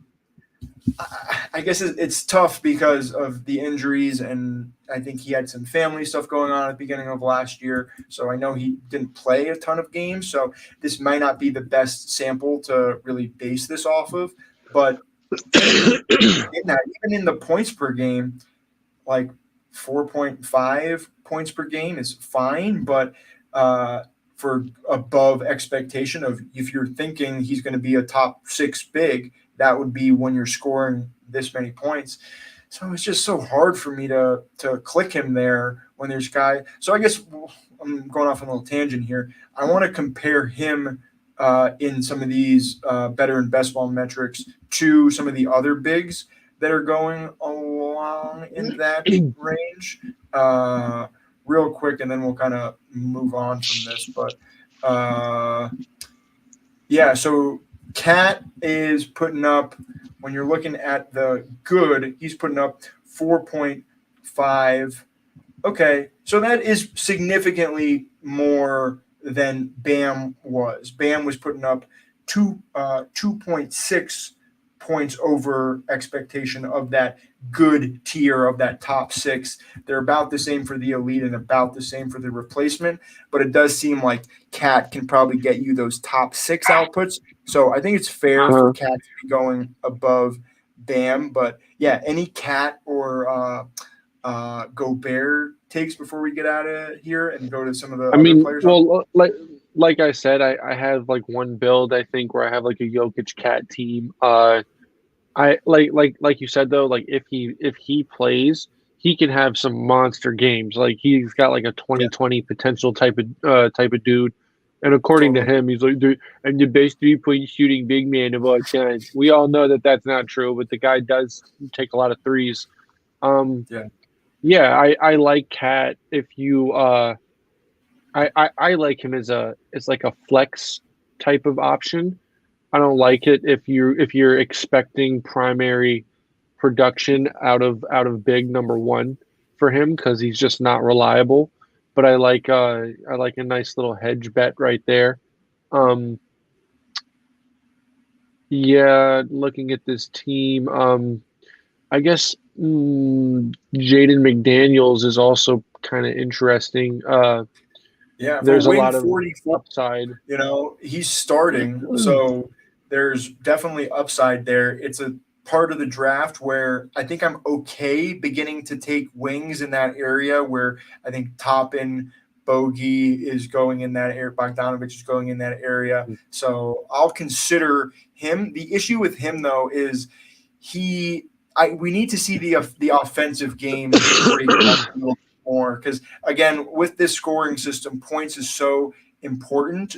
It takes up a majority of the percentage of your actual fantasy points comes from scoring. Or we're not doing the Milwaukee Bucks. What am I doing? We are doing the Minnesota Timberwolves. Do I still have? Okay, good. Oh, I still have Milwaukee. Hold on. Why? Okay, so taking. Oh yeah, so we got Jaden McDaniels. Let me take out the wing here. So comparing Jaden McDaniels to his other compatriots on the starting lineup, even on an underdog points per game and points per minute, Mike Conley and Kyle Anderson are scoring at a higher points per minute clip, and that is specifically, if I'm guessing correctly, coming down to the points. No, I guess points per game. He is getting 12. Mike's getting 11. but then you're getting a block a game from him and a steal a game from him, which is nice. I guess what's his minutes like? Because maybe he's at 30 minutes a game. Is that really going to be going up 31 minutes? Probably That's not. Maybe 32. that sounds about right because out of the starting lineup, his minutes are probably the first to be given to Kyle, Yeah, and then Kyle's minutes, I guess, and then maybe like Mike Conley a little bit. yeah. Those are the guys Those, who are going to play the least. So but like I just think with McDaniels there, if like you're comparing him to Bogey or Obi Toppin, who we can see the nah, scoring Obi is potential way for, higher. Yeah. it's a guy I'll mix in, but I don't know if Nope. it's something I really love. What was his So points per game? 11 or 12. So like I don't see the ceiling for him to be getting even in a week if someone You was said hurt in front of 11 him. or 11? You mean like underdog points or points? No. Oh, points. Sorry. For underdog, it was 23, 24 points per game. And about half I of that don't. was coming from 12 points per game. But his blocks, one, Yeah, steals, not even 2 assists, and his rebounding, you're not even getting 4 rebounds a game as the forward, partly because of Rudy and Cat are going to be getting most of the rebounds there. So the ceiling, I think I'd rather take some guys later than a guy like McDaniels. I love his talent. I think he's going to be a fantastic NBA player. He can lock down yeah, almost I agree. anybody, I agree. but it's just I don't think at point you got 0.75 points per minute. Like you got to be around 1 to have sustainable elite output when you're talking about underdog double dribble, and I don't think he can do that. Looking at some of these later guys, though, is there anyone that is sticking out to you outside of Nas or Kyle, Nas, and Shake? Is there any sort of interest in Nikhil? Shake, yeah. I wouldn't take a swing. I mean, he probably has like Shake, you wouldn't output take a tiering. swing? No. Kyle, Nas, Shake, those guys are all guys that I would target late. But I was saying Nikhil, he Sure. might have some good games, but consistency is not there. He's Yeah, not. and listed as a guard, it's tough when you're listed as a guard. There's other guys. There's other guys. I'd rather have the guys we talked about. Yeah. Cool. Any final little takeaways from Minnesota? We talked about we're not taking Ant. We're not really taking Cat. Are you taking Gobert in that area, or are you taking some of the other bigs? It depends. I'm not mad at like a big number 2 for Gobert if that's the case, but yeah, I'm not taking Gobert with like, so like I said, someone took him in the first round, smoking crack, or second round, whatever it was. Like you're smoking crack, bro. Took De'Aaron Fox and like Rudy Gobert or something like that. It's like, what are y'all doing? I think I was in a draft like that too. That I don't think you were in. You told me about it though. I think. So so that's what that. Yeah. That's what it was. I wasn't sure if you had the same one too. So real quick, we were saying who's the guy we were just talking about? Gobert. Oh yeah, sorry, thank you. So Gobert going at 74, the bigs going around him. Miles Turner, I'm taking Miles Turner over him. Walker Kessler, I'm taking Walker Kessler over him. Then after him, Jared Allen, I'm probably not taking after him, but I'm probably not taking – I don't know if I've taken like any Jared Allen. Maybe I've taken 1 or 2 shares. Even Pirtle. Like what's the difference between Pirtle and Gobert for like a fantasy output? Or even like who's some of the other big? Valanciunas or – I like Valanciunas more than all those guys because he gets buckets. So, just going let's just look at bigs here for a second on the season. Rudy Gobert plays volleyball. So, you got let's just look at bigs. And so, in that area, where are we sorted by ADP here? So, we're talking about this little range here of guys. And when you're talking about underdog points per minute, all pretty similar. Underdog points per game, very similar, but obviously we're expecting a big bump from Kessler. Valanciunas is one of those guys that I think I want to check his weekly peaks with and without Zion because I think that's a Is he big in your part of. division or not? No, that's in the Mavericks division. We'll talk about that. Oh, yeah. We'll do that next They're in time. the Southwest. And Brook Lopez is a guy I'm not taking because I think that Dame, his usage eats away at some of the big usage there. I think that he'll probably get less looks. So I don't I think guess he gets more looks. I don't know. I Think don't think about, so. but think about it. Teams are gonna have to you're doubling Dame on that pick and pop. Yeah. I mean, there's, I I see don't. your point. Someone's going to be, but I think it's It only just going to benefit Dame and Giannis. I think that is the gravity that's going to benefit off each other. Because it's like, what do? Do you put up the 3-man wall below? If not, he's going to be able to find Dame, or someone is going to be open. Maybe you're right. Maybe they just are like, we're just guarding Dame. Lopez might be their best 3-point shooter in that starting lineup aside from Damian Lillard. Yeah, He might be the best. Is he going to hit 100 corner threes this year, just hitting wide open shots? Is that kind of your thesis on Lopez? Maybe, I think how I would actually love to see his shot chart for 3-pointers, and see that corner 3 stat. But I mean, let's at least one a game is 83s. So I think that's fair to say because some nights he'll hit multiple, some nights he'll hit none. So I think about 80 to 100 threes is fair for Brook Lopez. Real quick, when we're looking at some of, I don't mean to interrupt you here, but I want to finish off this Minnesota take. So looking at these centers that are going around him, I think we're expecting a bump from Ayton because he's going to get the ball more. I think we're expecting a little bit of a bump from Claxton, obviously a big bump for Walker Kessler. Are you going to take Turner over Gobert? They're averaging very similar, about a 1.5 difference though still. I like Turner. I like Turner more. Well, it kind of, would you rather have less points and more rebounds with Gobert or more points and less rebounds with Turner?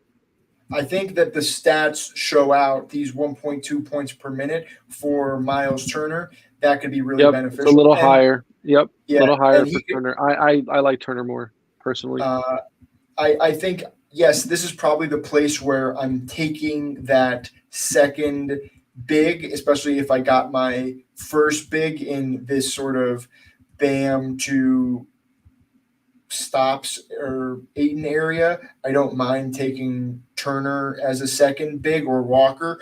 But after them, this little tier of Gobert and Allen, so you got 72, and then you got Pirtle and Jonas. I'm kind of waiting 2 rounds before I'm taking a big again because the difference between even Gobert and let's look at whose name we got. Jalen Duren down there. That dude is you can get the same value for what you're getting. Yeah, because you're going to get nights where guys don't score, and that's really going to hurt you. So you might as well just wait that part out. In that section, I like Valanciunas probably the most.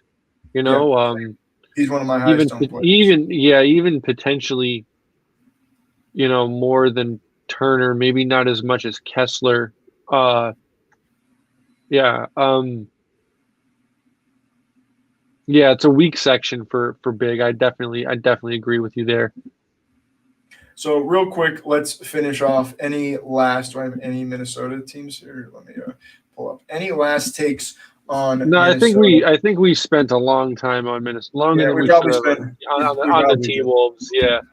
So we'll move on to the next team in the division. We only got 3 more teams left, and then we'll get into an underdog draft. This is one that I've been waiting to talk about. This is gonna be fun. We were talking about this. So they lost Saric. I didn't even know he was back there. Good for him. So he's in Golden State. Cool. Good for him. Added Bertans, Micic. I was like, he wasn't drafted last year. Yeah, it was 9 years ago. Oladipo. They drafted Cason Wallace, who's an interesting little guy that's not really getting much buzz. So I want to chat with him, see what your take is. And then former Nugget. Yeah, well, I don't really know too much about that guy. Yeah. Jack White. Kentucky boy. Yeah, you don't know much about him, so that'll be a guy we can try and go deeper on outside of the pod. But looking at the depth charts, I think it'll just be right here. So they got Shea, Giddy, Dort, Jalen Williams, and Chet Holmgren. Wait, Chetty. They're calling Jalen Williams a 4. Is that right? Well, there's no, because it's I think that is the Jalen Williams there that is the guard, but he is listed here as a 4, and that's what kind of confuses me with Underdog's listings.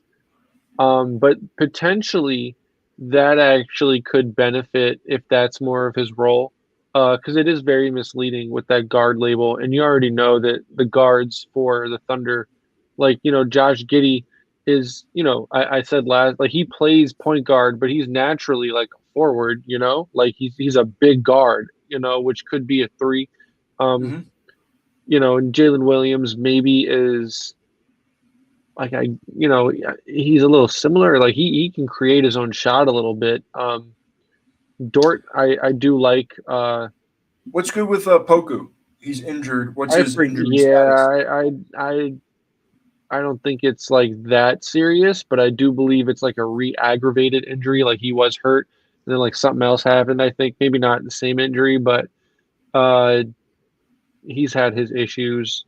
But it makes me think about Chet and like, is that going to be his, what he deals with as well? That's the perfect comp, Alexi and Chetty. I want to see them on the floor together though. Yeah, with Josh Giddey, Shea, and Jalen. It's so interesting that Jalen is going 30 picks behind Josh. Are you that high on Giddey? There's been a lot of hype on Jalen Williams. Yeah, but Giddey, you just don't like. I think Giddey can. Well, it really depends where your guard section is. Like if Giddey's like your first guard being taken, that's a little bit weak because he isn't really like a scorer. He gets you like triple double like production. And Jalen Williams might get you something like a little bit similar, but like maybe a little bit more points than Giddey. But I do like Giddey because he consistently like gets like extraordinary stats if it's like one category at least, like he'll have a bunch of dimes and like a bunch of boards, but maybe like 10 points. But yeah, just very actually, can we bring up the weekly stuff or did you already do that? No, that's what I have, but where's the team? You're on the Minnesota thing. Well, yeah.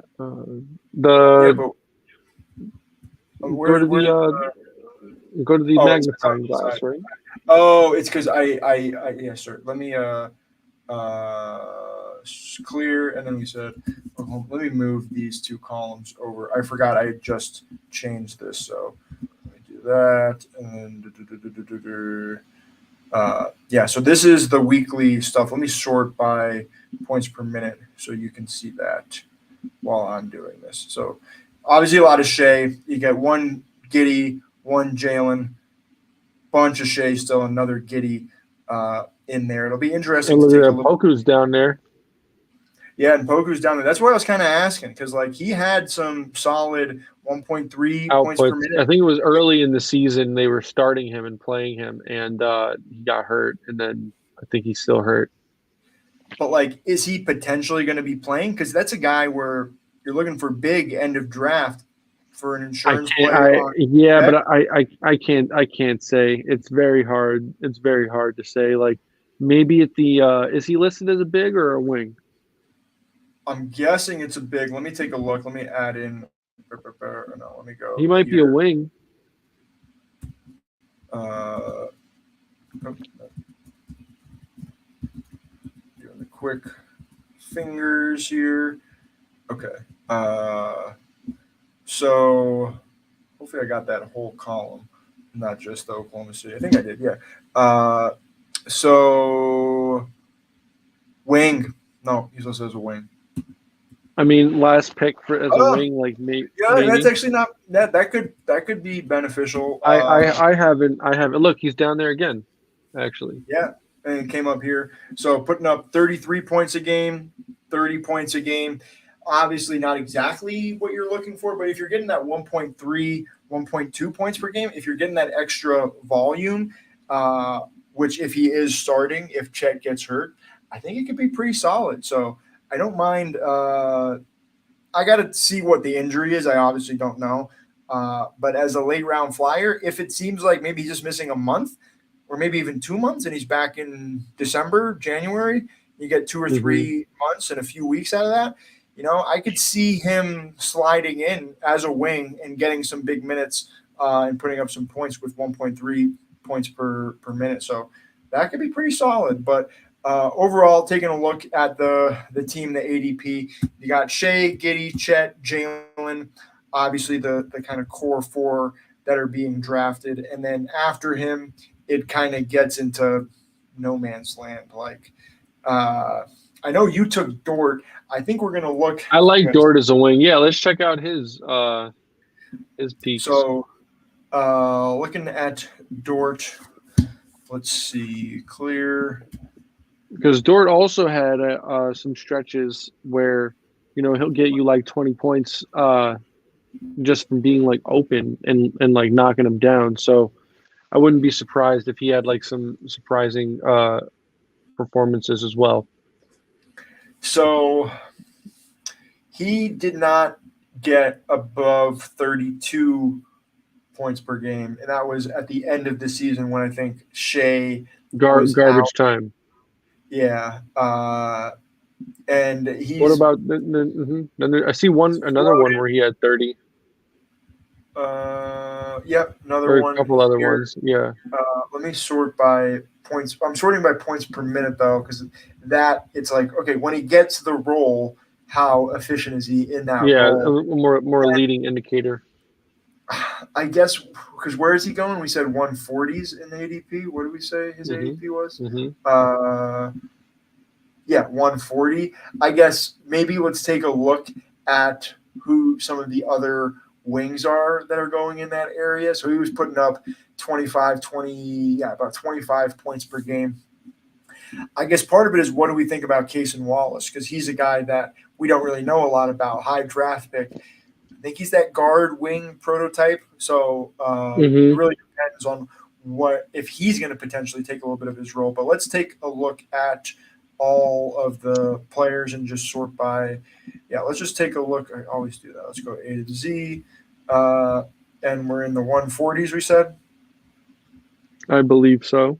So the other wings, like Trey Murphy, he's been falling. I'm taking Trey Murphy over him. Caleb Martin's a guy I'm just not taking at zero point 0.7 points per minute. Like, yeah, there's maybe a little bit better of a role, but he's just stands Caleb out as Martin's just he's a dart throw because of what he did in the playoffs. So that's like kind of all that is. yeah, the Trey Murphy stuff, that'll be interesting next episode to go through New Orleans. But even like after him, like slow mo, I'm probably taking slow mo over Dort. Uh, I'm probably taking Kaminga over him just for the upside. Probably Grant Williams.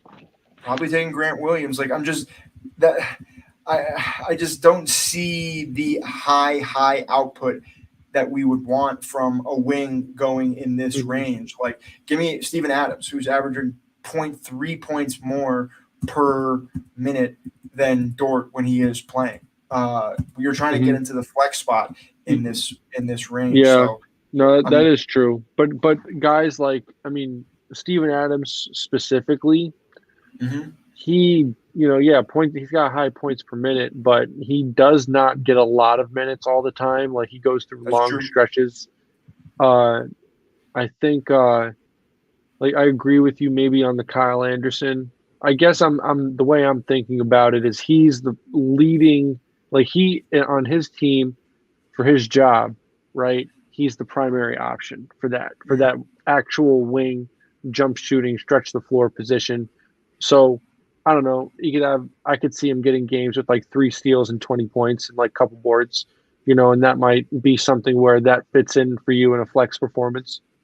But the other thing is, I think we're both expecting all three of SGA, Williams, and Giddey to take a little bit of a jump, and I think that's going to come at the expense of Dort. If I don't have any of the Oklahoma City guards, or I guess power forwards and underdog, then I'd consider him if I needed a wing in that range. But again, it's just like when you look at the other wings going around later with Grant Williams, Kuminga, I guess there's a little bit of a drop off after that. Herb is interesting. But that was kind of my point, though, is like these guys are all bench players except for Patrick Williams.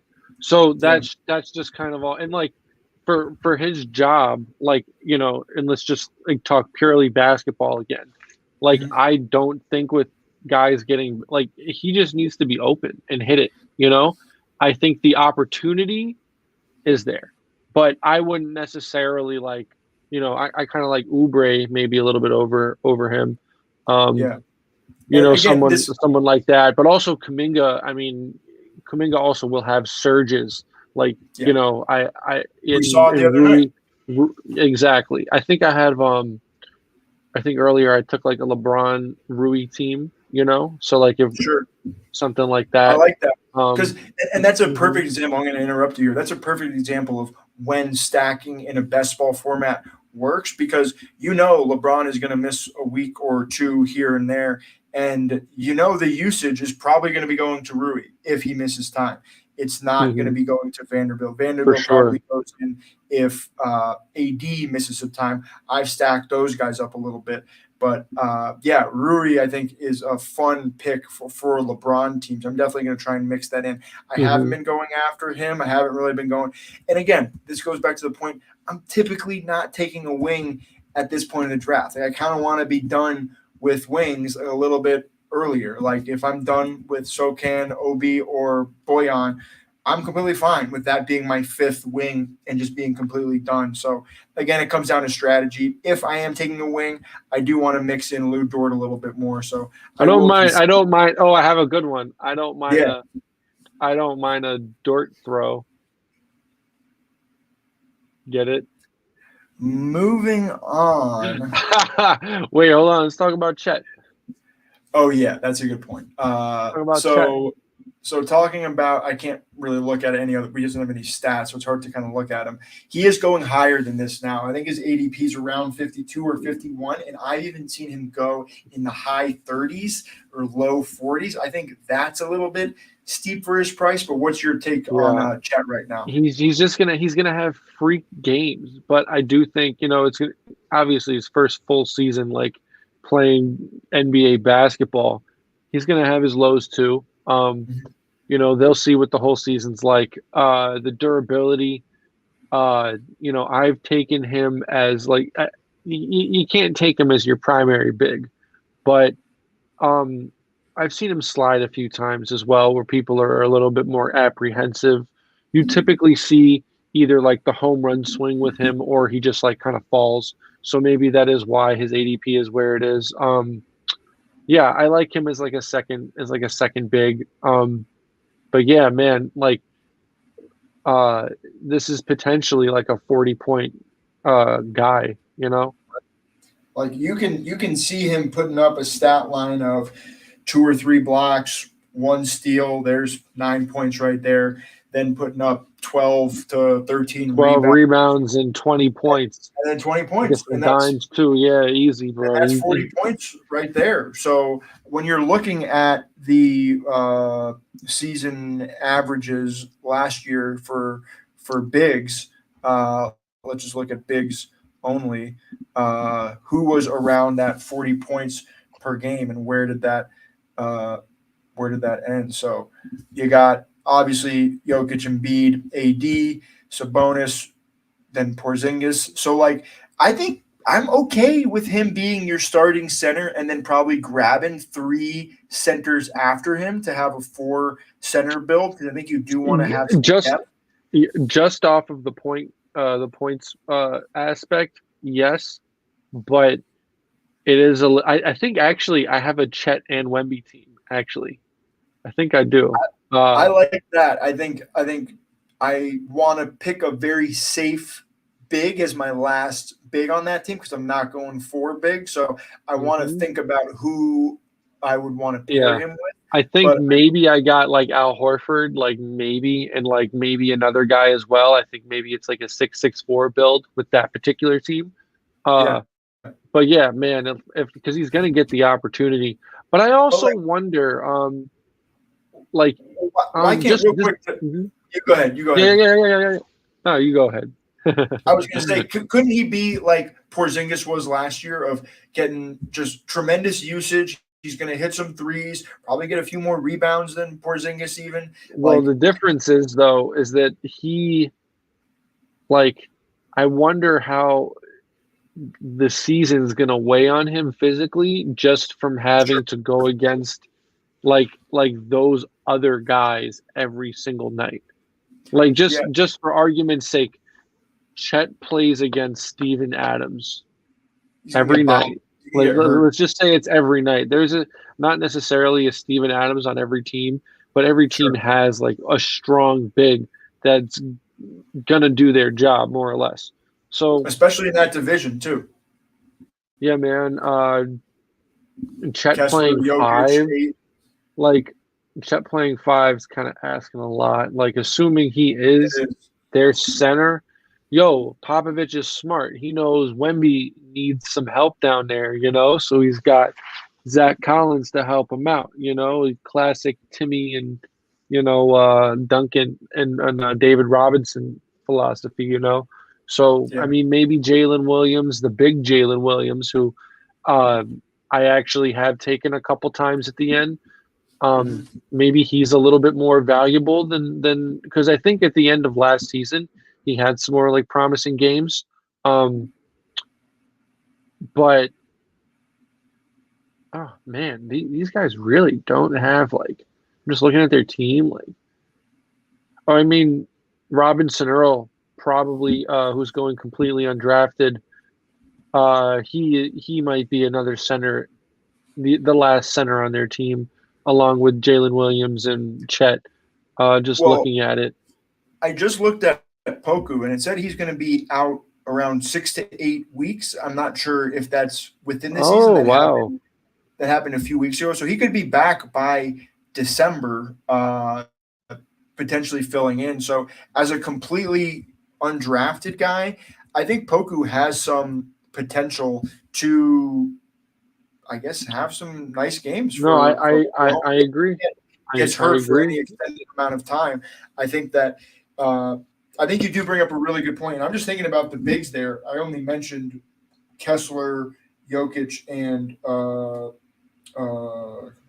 Aiton, but then they also got Gobert and Cat. Like that's going to be real tough for him going up against them on a night in and night out basis. So He I the strategy to start him there, I really I'd give him some protection, bro. It doesn't seem like OKC has any kind of enforcement, you know. no, So just for argument's sake, but at the same time, like we did see Chet get headbutted in the face by Wemby the other day, and Wemby made him look like a child, but Chet still got his. So, yes, maybe Chet's like, just a resilient type of character that we yeah, haven't seen in a while. If he's got like that fight in him and that dog in him, which he seems like he does, maybe it doesn't really affect him as much, but I think him at least, getting stats, like the stats are no problem, but I wonder how that weighs on him going into the, you know, through the course of an 82 game season. So, yeah. but So other quickly than that, to though, I think we're good. I think we're good yeah. on the Thunder, though. So just to recap, we are going to take a little bit of Williams.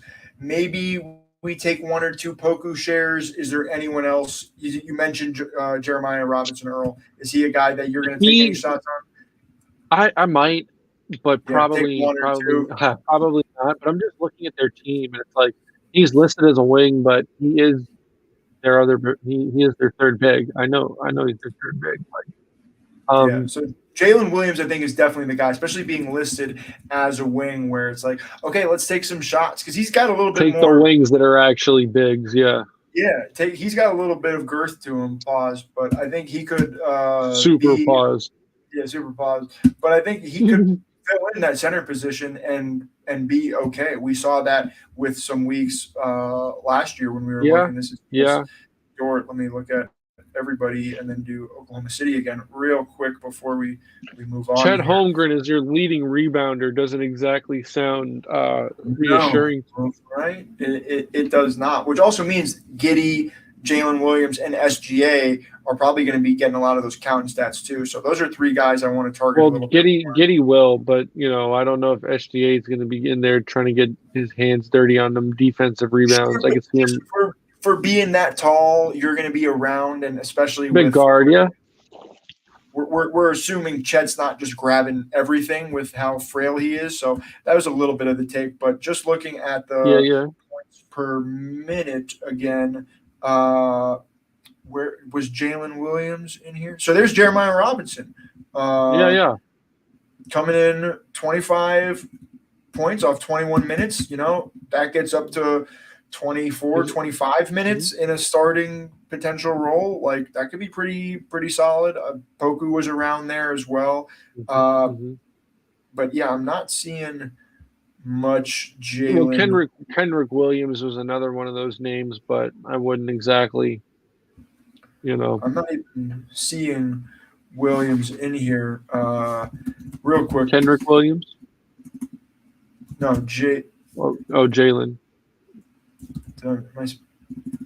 What is he not? Okay, he's not showing up in my How are season you? averages for some reason. Well, how did play you a spell ton? his name?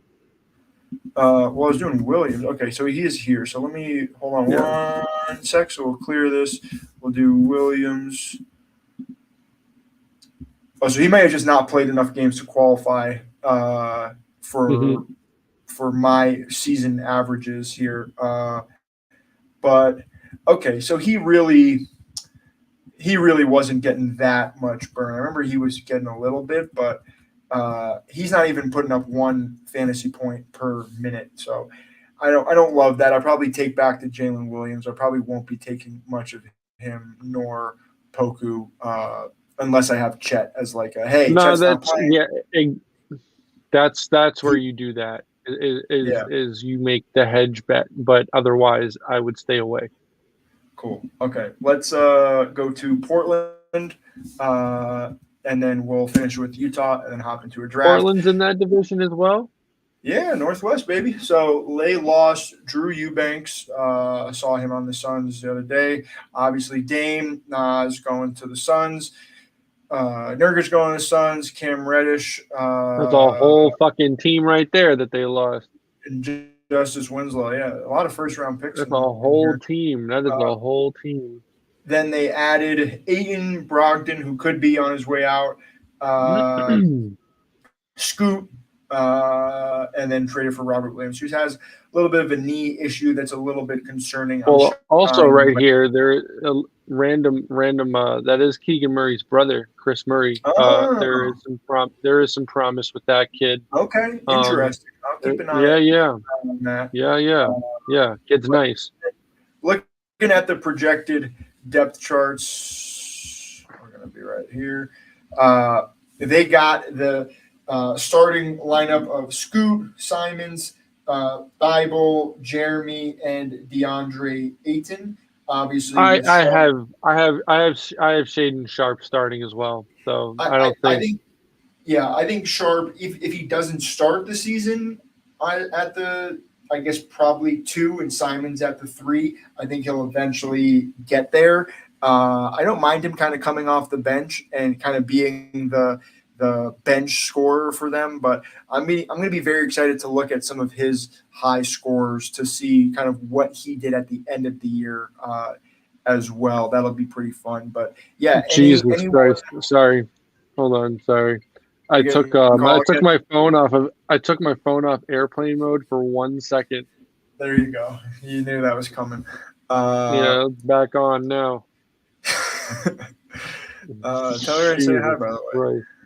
Nah, we ain't. I'm not. No, no, nothing. just no. All right. Absolutely not. So this is what I have been waiting to see here. So let's do weekly and let's do sort by points per. Oh yeah, points. No, let's do points per minute. Uh, and a lot of bigs, not a lot of the guys we are drafting. So Simons had. Let's actually go back to points to make it a little bit easier. So Simons had a 46 I'm point. surprised to see DA up there too. Yeah, I wonder that was before the Durant trade. I bet like Book was like out that week. So that's interesting though. I want to do a little bit of digging on week 16 and week 5 for Aiden to look at. Well, week Was he 16 the sounds guy? late, bro. Week It 16 was it sounds was late.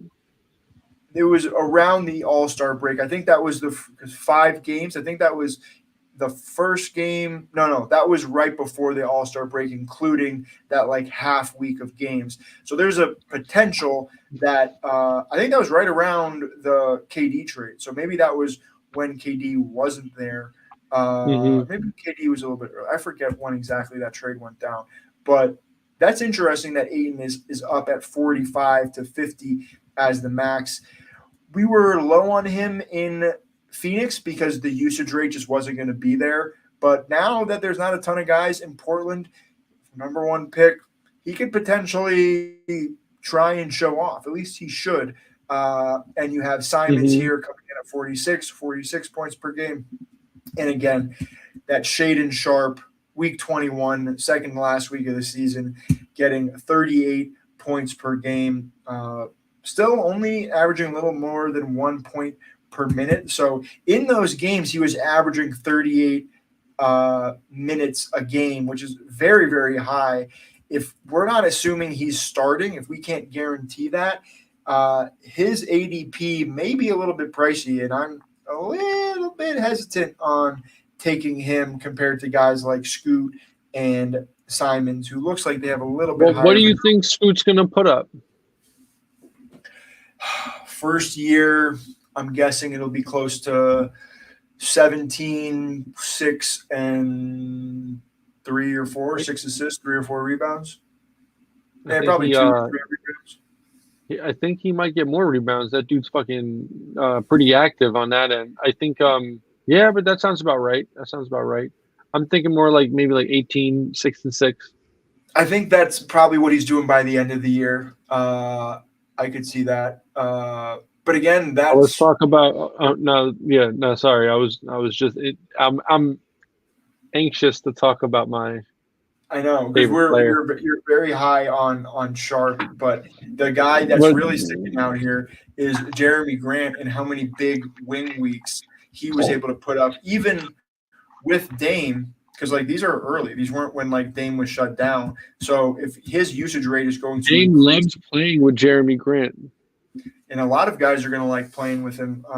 He's going to get a ton of rebounds. Let's look Mm-hmm. at the better and best ball points for Portland and see who is standing out.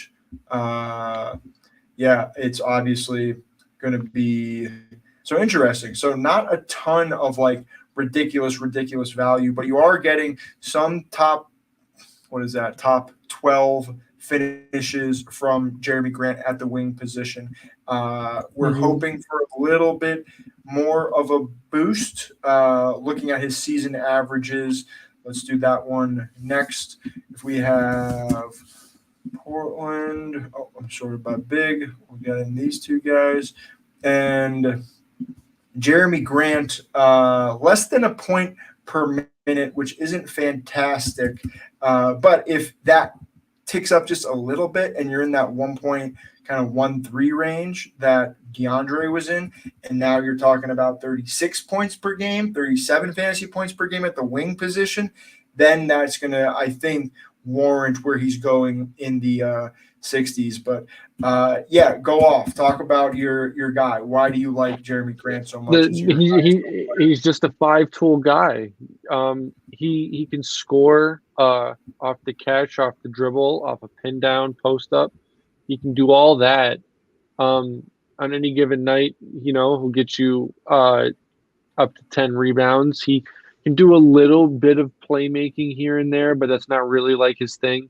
But player? he's just very consistent. And this season too, he's the veteran presence on this team.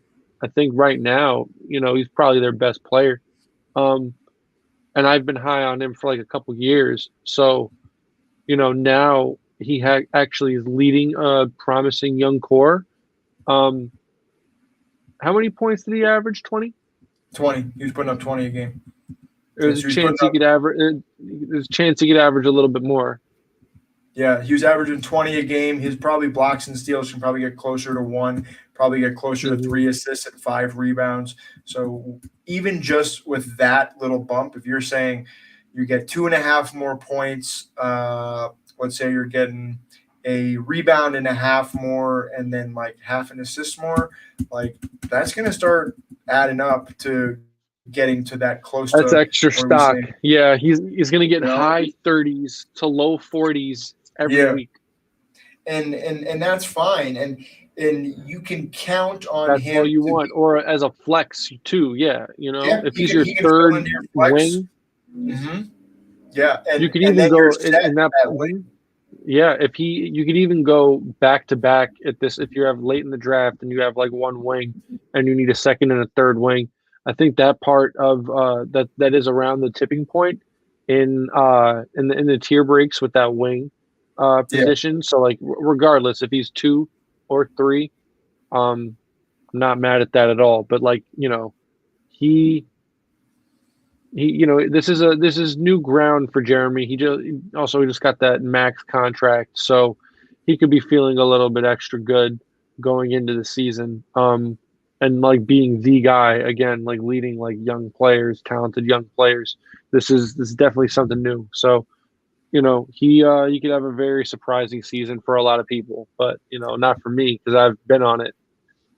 yeah. So what's your take on Simons? He's going slightly behind Jeremy, put up a little bit less points per game, a little bit less points per minute. But I think with Dame leaving, we're hoping that efficiency Oh, I actually increases. this Yeah. also counts as one of our basketball stories as well because we saw him play that year for the Baruch thing, but it wasn't at Baruch that year. It was It was at at Loyola. That was that I used to ex- practice in that gym back in the day in high school. But yeah, no, that was a fun game. I forget IMG, there right? was a guy that went to that played. He was on IMG, and then they were playing a team out in Jersey with a guy that was going to Seton Hall that blew up. I was like, Hmm. whatever happened to that guy? But I don't think he did anything. Yeah, I just Instead remember the of, other kid, Posh Alexander. That kid was crazy oh, nice. you're right. I forgot he was even like almost like a higher ranked recruit than Simons. I guess Simons did get a lot of Nah, buzz after he went to Posh was IMG. just like five. He was only like 5'8", but the dude was insane, bro. Yeah, you already know. Like Posh was exciting. But anyway, I think Real I quick, think just a little comment here. My kid woke up. I was in his room for over an hour. Come down and close up, and you guys are still rolling. Love it. Yeah, he says Simon's grip. But thanks for tuning in, DC. I know it's late for you guys on the East Coast. We got one more team after this. We got Utah, and then we're gonna go hop in a draft to call do it you a want to night. do you want to check the lobby right now just so that save a little bit of time? Let's do that once we get a little bit deeper into All right, Utah. We bet. can probably All right. we can probably wrap up pretty Yeah, let's quickly wrap up with the on. Blazers. So with Simons being said, I'm not sure how big of an increase it's going to be because, obviously Dame, like, it's such a gravitational pull on the ball, but, Yeah, you are still playing with Scoot, Jeremy Grant, and DeAndre Ayton. So I don't think his job really changes. Uh, does he take a big step forward? Maybe, but I just see him kind of being a guy, yeah, 20 points per game, a little bit less on the stats, other stats than like Jeremy, just like a, big bucket getter, shot taker. You know, um, I think his ADP is pretty accurate. I mean, it just depends. Like if you're finished with wing and you want to take some guards, yeah, he's a great 1 or 2 guard to take. And last piece before we move on, any of these later guys, Brogdon, Williams, Well, we got Jabari it. Well, Walker. Shaden Sharp though, we didn't talk about. We can just, you know, Yeah, so I was kind of going over him a little bit. alluding. We alluded to it. We Yeah, alluded to it. give me your take on why you think he's going to make a big jump. Obviously, he had some Well, pretty how nasty about this? games last year, but Yeah, let's pull up the end of last season and just give the people a little visual for his like last few weeks, because he had some big games, man, yeah. and he's very talented. Who are we saying again? Shaden Sharp. Thank you. I know it's hard to stay on point for when you get to this point in the pod. We're 3 hours in with another hour plus to go. Jesus Christ. But this is just us talking hoops. We'd be doing this. We used to fucking do this shit all the time for 3 hours. You do this all day, yeah. You do this all day, every day. Let's sort by week to give you a better visual here. So points per game, in a week, 14, 15, not playing, 13, 11, 17, 12, 11. So really it was starting. What's that one at the bottom there, though? You see that? 30. That's the indicator. That's what we're gonna see from Shaden Sharp next year. Is that? But I want to say let's do this.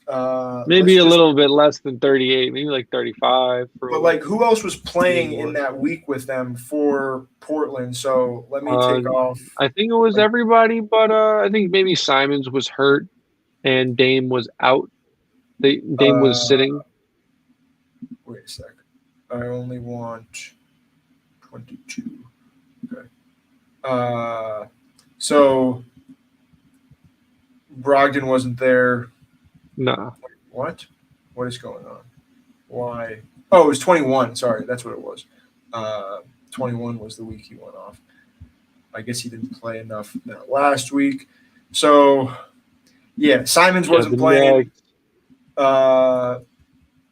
Dame wasn't playing there. He was completely by himself. Now that's the thing though, is this was his peak.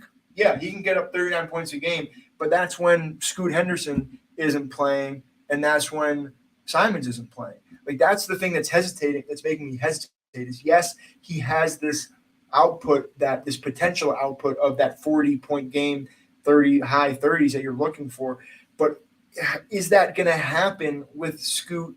And I think Sharp is just as Shaden Sharp though. Aside from Scoot, is their most talented player. He probably. I think that he there's no reason why he's not going to get minutes though, and that's the only thing that matters really is because also he just off of the eye test here, away from analytics. He's good at spotting up and he can shoot. He's also excellent at handling the ball. So if he's actually playing some of that point guard, point forward kind of whatever position or role he's in, I think he's really good at it. It really just depends, because there's going to be stretches where Scoot's not handling the ball and taking all the shots, or Jeremy's not taking all the shots. And, if he's in that second unit, but also even if he starts, man, I'm just really high on Shaden Sharp. And shout out to my boy Reddy Ray for he already knew he told me because remember Sharp didn't play in college. He was there, but he didn't play. But yeah, he didn't really play. Yeah. Yeah, and Ray was he was on him for a minute, and sure enough, he was right. So I got to give my boy the shout out for that one. He was definitely right. Yeah, so I really like Sharp. Mm-hmm. I want to take a look to see what. Okay, so in here he was starting over Thibault, which makes sense. But again, yeah, definitely. Next to these other guys, though, you're getting 30 minutes, 5, 2, and 12. You need to be getting closer to, because what is that? That's probably about 22, 23 points per game, not Mm-hmm. factoring in steals, turnovers, and blocks. So, like, he's got to have a much higher output uh, Mm-hmm. than that. I think I'm going to start fading him a little bit. I have a ton. It's like 20 something percent. I think I'm Well, going to start mixing in Maturin and Simmons over him every time now, just to mix it up. Maturin's actually a nice comp for that part of the draft. Yep. Yeah, and I think the opportunity is about. I was going to say it's about similar, but just because you're playing with score first guards in Portland and Jeremy Grant as well, Sharp is probably like the fourth banana in that boat, maybe even the fifth behind DeAndre Ayton, because they're going to have to get Ayton involved. I just love his upside and love his game, and I think that if we're going peaks though, he's going to have them. Maybe not as consistently as I'm thinking, but I think there's definitely some room for like 30-point games and potentially more for Sharp. That guy, he's kind of like, I mean, he just gets going, bro. Like he just scores in bunches. Like he has that flamethrower like 3-point level and also has like the layup package. If he puts it all together, he can pretty much score from wherever. So Yeah, and I get your point with the upside. I do think that given who else is going around him in that area of the draft near mhm. 100, there's just a lot of other guys I'm willing to take some dart throws I on. think But Ben Simmons is going around there. That's usually the yeah, name that I see. And I yeah, actually I end up taking them both a lot of times. yeah, I have both of them on a few teams. But Mad real quick, teams, yeah. my guy Julian Strother had another 16 points. It was in 20 minutes. He didn't get any rebounds or assists, but he can fill it up when he's out there with the right personnel. Uh So I like that. Jokic out there dogging them already. That's crazy. And 16 fun that minutes. Hunter Whew. Tyson got 10 points in 29 minutes is a lot, but Oh you wow, know wow, wow, Jokic is wow. still balling out. But yeah, Hooping. empty calorie, Justin Holiday minutes. Okay, we gotta finish up this division. I'm getting ready Hmm. Yeah, to let's go. be up. One more, and then we're done. We got through 10 teams today, so that's fantastic. So they lost. Utah Jazz were on. Azubuike, Rudy Gay, Damian Jones, and Toscano Anderson. They added John Collins, Keontae George, Taylor Hendricks is a guy we haven't spoken about. Top 10 pick. I didn't actually realize that. Hmm. And Yurtsevin, interesting. Louisville product. But yeah, this is interesting. Let's go right into the depth charts here for the Utes. So point guard, super interesting. They have Colin Sexton with Keontae George and Chris Dunn. There's been Yeah. rumors of all of these. That is not how you spell Keontae, I believe. Yeah, Keontae. No, that is. Maybe it is. Okay, I gotta double check. I'm getting tired. That's Jordan it. That's it. Clarkson and Taylor Horton Tucker, a guy we've been talking about taking at the end of Yeah, draft. he's probably my favorite end of draft pick just because like he has these weird like anomaly games where he just goes Yeah, off. yeah, and he'll be able to play 30 something minutes, and he'll just Hmm. stuff the stat sheet. So they got Markkinen and Abaji, and then Agbaji, John Collins, and John probably Collins. I'm calling it Hendricks as the backup. I don't know who the fuck Simone Fonte Chio is, but Yeah, Fettuccine. you got He that can shoot. fettuccine, you got that cheese. He can shoot. He can shoot. I know who he is. And then you Fontecchio got actually is his name. Fontecchio. Fontecchio. There you go. Thanks. He can Sorry for shoot. messing that up. I don't give a fuck about his name. Walker Kessler and Kelly Olynyk as a guy we've been talking about late in drafts as that last big You like spot. Kelly? I do. I think that we'll take a look at some of his stats and see where some of his numbers are coming in. But I think he could get some burn and he could be producing. I know Childs talked to me a little bit about him. I know he was on the Heat a few years ago, so he saw some of his production. But Mhm. yeah, I got a couple Markin and yeah, John Collins teams. go off. I really, I well, Well, John Collins, like this is a whole the writing was on the wall in Atlanta forever. So now this is like playing with Markkinen, I think that actually is gonna open the floor up for him to do what he does. I think he's got a lot more offense to his game than people give him credit for. I really like taking the Markkinen and John Collins teams with that hedge. Um, yeah, there's a chance that he's actually a little bit better than he was in Atlanta. So I like the upside for Collins there going late at wing. Like if he's like your fourth wing, I really really like that. Even third wing like may be serviceable because there will be weeks where he'll get you 30 plus fantasy points and that will suffice as a flex. Markin and I love as a first option wing. Um, I mean he served in the fucking military last year. The guy means business, or this year, yeah. Yeah. Yeah, So don't play with Lowry. looking Kessler at might be better too. yeah, and Kessler, he had 148, or I guess there's only 2 games in the week. He's putting up 1.5 points per minute, 48 points per game. Having that kind of potential at big, you don't really see that a whole lot. That was near the end of the season. Looks like Markkinen was even playing in that same time Hmm. span, and he was still producing. So the other Walker, Kessler, Well, look at at that Taylor 19 Horton Tucker in there though too. and 18. Yeah, where's THT? Oh, you got 2 of Right there, those. Was he back on the to back. Jazz last Yeah, year? yeah, yeah. But I think a lot of that was at the end of the season. Yeah, Uh, 22 and 19. Yep. No, Yeah, that but was I the think end of the now season. he's like their Swiss Army knife off the bench. I think there's even a chance that he starts and they bring Clarkson off the bench. Maybe Clarkson starts because he wants to start, but I think that's actually a good segue into the former sixth man of the year. Yo, if we're going upside, Clarkson's gonna have huge games, yo. Like I like taking Clarkson late. I think that ADP is like, he's even slipped a couple times. I actually Yeah. I fucked up and like wasn't taking him early. Now I'm like, nah, he definitely is a guy you should target just because he'll have really big games out of nowhere. Yeah, Yeah. that guy's just a walking bucket. Um, yeah, the Jazz have a lot of interesting pieces. Yeah. It's interesting though. I'm not seeing like any Sexton even Well, sniffing. he's been hurt though. I mean, if you're taking Oh, he Colin has. Sexton, Okay. yeah, if Yeah. you're taking him, it's because you think that he's going to come back. Uh, should I check the lobby real quick? Um.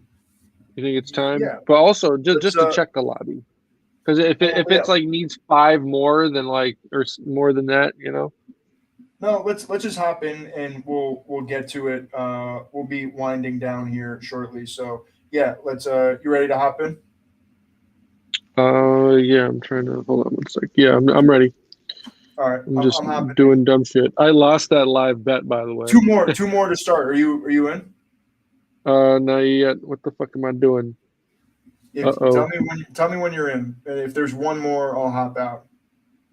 No, it's okay. It's okay. I was just blanking and being stupid. I'm in. Okay, you're in. Yo, we Okay. got two more last time too. We timed this perfect like two All times in a right, good, row. good call. So we'll quickly Yo, but have wrap. you noticed like it's so stupid? We're always Hey, like wait, let's like finish. Let's finish this, and then we'll get to the draft in a sec. Let's go look well, at you want to? ADP And real is there quick. any other names on here on Utah that you like? Oh yeah, that is how you spell Keontae. Uh, Taylor Hendricks Oh, is a Taylor guy. Hendricks. Yeah, that isn't really being drafted. We don't know a ton about him. I want to check out some of the box scores to see if he's been I got like producing one or at all. two teams with him. Yeah. But being a wing, that's one of the reasons why I kind of like him very late. He's one of the guys that. Oh, it's starting. So the draft started. We'll get that up. We're not. Neither of us are in the top five. Probably means we're right next to each other again. I'm in the top five. I'm fifth. Oh yeah. You are top five. So I'm at 8. Okay.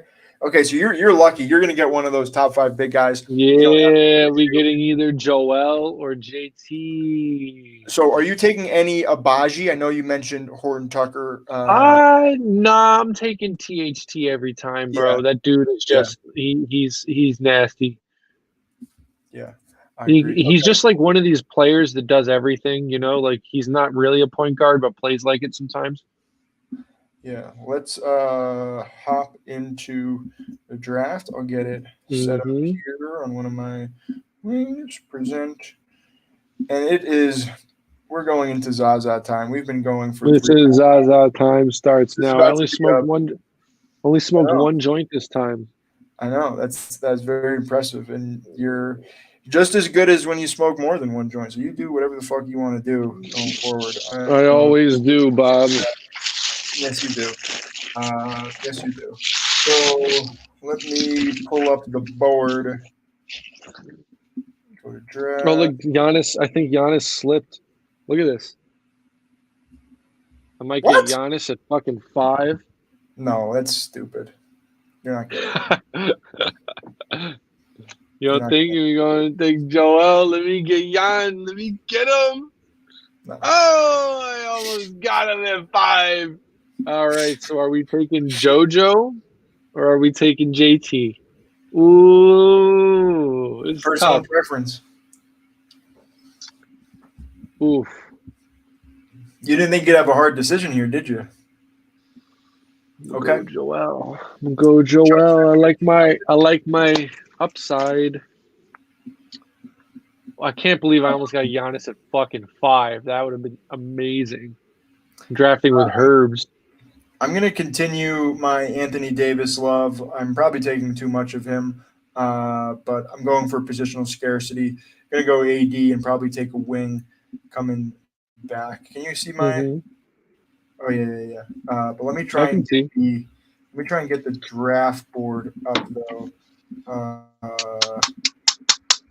Let me stop sharing and then present one more time. Yo, we got to drop the link to the song, you know? Oh, At let me least, so everybody. send that to me and I'll You have it. It's in the text thread. You can go to your links in the thing and get it. I think you I just sent do it to like you. the YouTube link. Oh, actually, I haven't even checked if it's on YouTube. It is on YouTube though. I just gotta look for it. That's all right. Check with LB there. Apple I'm Music and gonna start putting together my queue as well here, but I'm looking at I'm probably gonna take Randall here. I got a few AD Randall teams, but mm-hmm. I'm probably gonna look to make another one pretty soon. Anything. So Halliburton falling a little bit. Someone's getting nice value at him at 11. KD going a little bit early. This was like a little bit of a smart draft besides the SGA pick over Giannis. That was a decision you could make. How's the turkey bags going? Turkeys are good. Turkeys are good? Thanksgiving's coming up. I'm gonna cook a turkey in this bitch when I'm done with it. No, you're not. Don't lie. Why wouldn't I?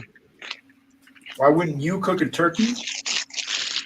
I mean, I won't cook it. I'll just put the turkey in and give it to someone else to cook. Probably my mom. Your mom is not having Thanksgiving at your house, by the way. If you were No, I'm going to her. I'm bringing the turkey. Okay. That's okay. I see what you're saying. What the fuck? You were saying you gonna cook a turkey in my small ass kitchen? Yeah, I was like, you can barely even open up your fucking oven. Do you even have an oven? I'm sure you do, but it feels I got like an oven. I got feels it. like I just never use it. Have you ever used the oven before? I used it once or twice to heat up yesterday's rice and beans. You know. Wow, Randall went earlier. Okay, Siakam went. Yeah, boy, you gonna have to improvise. so it's gonna be Dame, McHale, or LaMelo here. Let me see the digital pivot. I'm gonna go LaMelo. I haven't been taking a ton of him, Woo! I but love that. His highest output upside of rebounds, assists, steals, points, especially on this team, especially with these Miles Bridges concerns or question marks now arising. I think LaMelo may move up into that Dame tier with Dame. I wasn't really drafting LaMelo earlier, but I think I might take him over Dame a lot more. This is me just kind of my exposures, but I think he's more like he's like a Luka comp, you know? Yeah. Because exactly. Because he's getting the assists. He's big, so he's getting some rebounds too, and he's going to be playing a shit ton on that team if he can stay healthy that is a big concern. But I think people are fudding him because they think that because Lonzo was injury prone, that he's also going to be injury prone. So you got Zion. Nice. I took Big Z. Z. Yo, shout out Mariah Mills. Holla at me. Yeah, she's not gonna holler at you.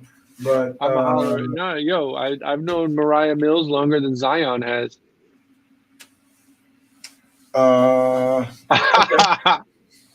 Whatever you say there. I need to get a ashtray, and I'll be right back.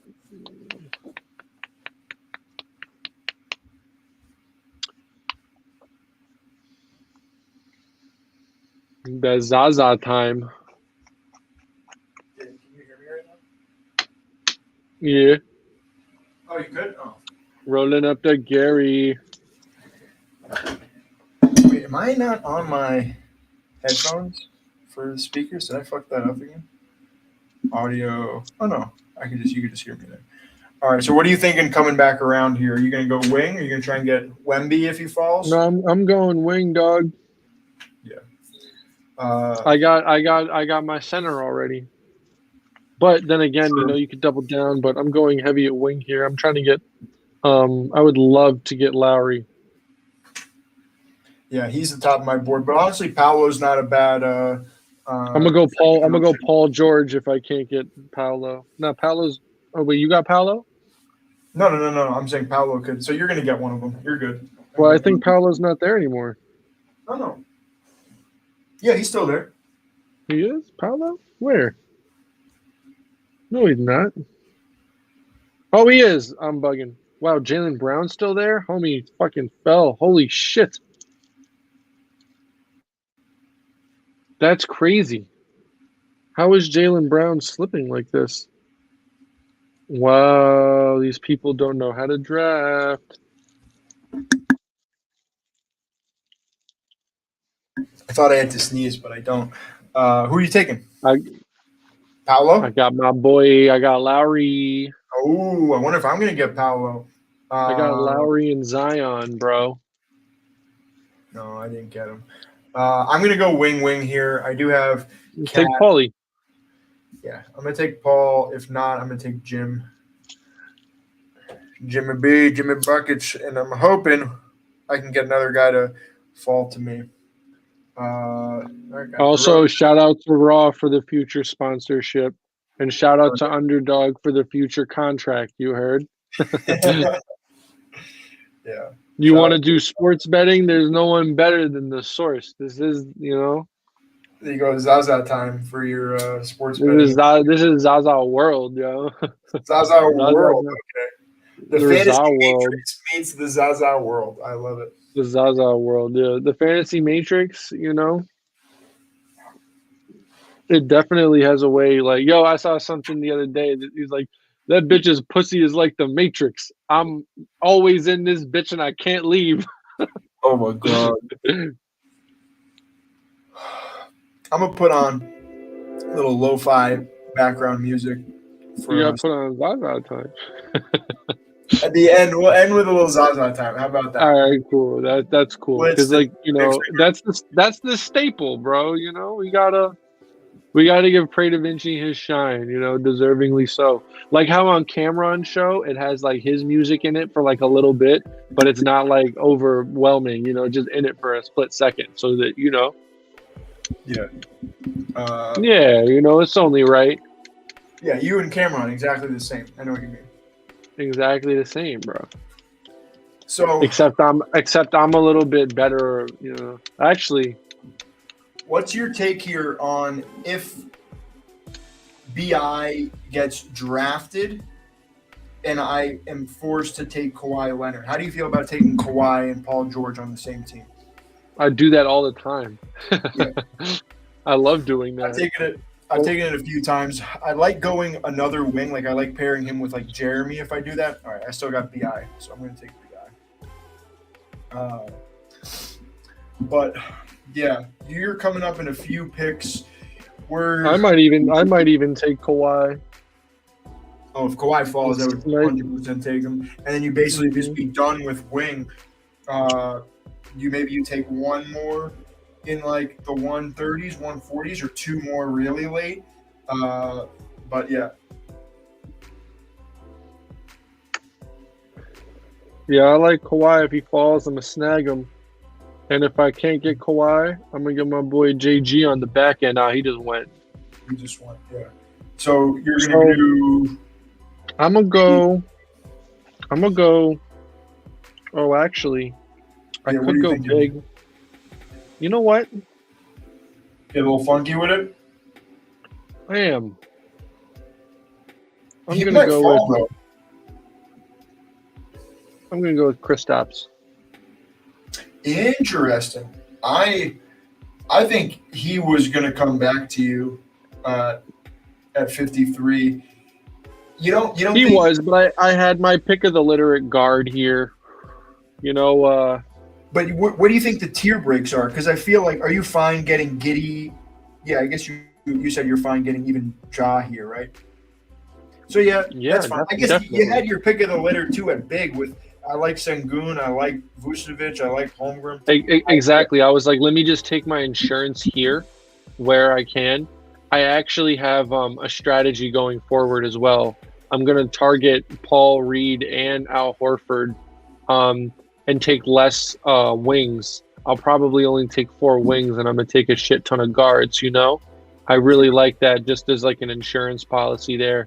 But also, too, like if KP is KP, like that's the flex right there, you know? Sure. And I already have Lowry and what you call it? Who's the other wing that I got? Shit. Zion, that's right. and So I don't mind it as well because he's typically not going on that side. Who'd you of take? The board. Bi. Oh yeah, that's right. He's not typically going on that side of the board, so in his peak output, it's probably going to be when Tatum or Brown is hurt. So if you're drafting him on that side of the board, you're probably competing, if you are competing, with a lot of other JB or Tatum teams. So if they're not playing, Porzingis is playing, you're going to be getting those incremental points. So I like kind of mixing him in there as a one or I two. I was gonna go with my son Jeremy Grant, but I just decided to get Darius there because he fucking flipped crazy. That's the guy I would have taken at your first pick. Last time. Yeah, I was thinking about it too. Yeah. So I'm about to be up here. I could think about Wagner if he's still available. But I still also like Ja. So it's in between Ja, Giddey, and Wagner.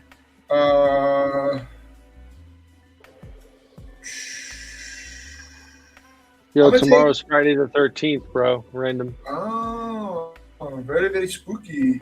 Anything dropped tonight, music-wise? Hold on. I don't know. Drake definitely dropped the ball on that, though. Could have dropped next week. He could have dropped tomorrow. Okay, so I was debating. I think I actually even tried to take Franz. Bless. Ja's fine. I do have a lot of him. I think I even have some of Melo. Yeah, what were you saying about Drake? He dropped last week, but he could have just done it today, on Friday the 13th. Oh, get a little I don't know. Yeah, I mean, I don't know. Did you listen to it? Honestly, I have not listened to it yet. Yeah. I'm never a fan of listening to Drake the first time through. I'm just not really a Drake fan in general, but I don't think any EP or album of his I've listened to the first time I've liked it. Some of them have definitely grown on me, but this is not going to be one that grows on me. Like the J. Cole song is pretty cool. The Virginia Beach song is pretty cool, but I listened to the Earl. I haven't heard it yet. Earl's funny. Earl got this whole new thing going on with how he raps. He's just like he raps like he doesn't give a fuck about rapping. No, it's not new. This ain't new. This has been his shit. People just ain't been talking about him because they don't like it. But no, he's on his Doom. I don't give a fuck. Like he loves Doom. Doom was his like idol like in the rap game growing up. So he got a bunch of little wordplay. But that album was fucking fire. I just had that on repeat the last like week. I think That's what's up. Earl and Big Al, Uncle Al, fucking killed it. Even so, get this this Vince. It's not even like a verse. It's just like the end of the song. He goes, Vince Staples. Vince Staples. He goes, you know me, Glock 32, shoot like both the Kobe's. Pop it when I'm lonely.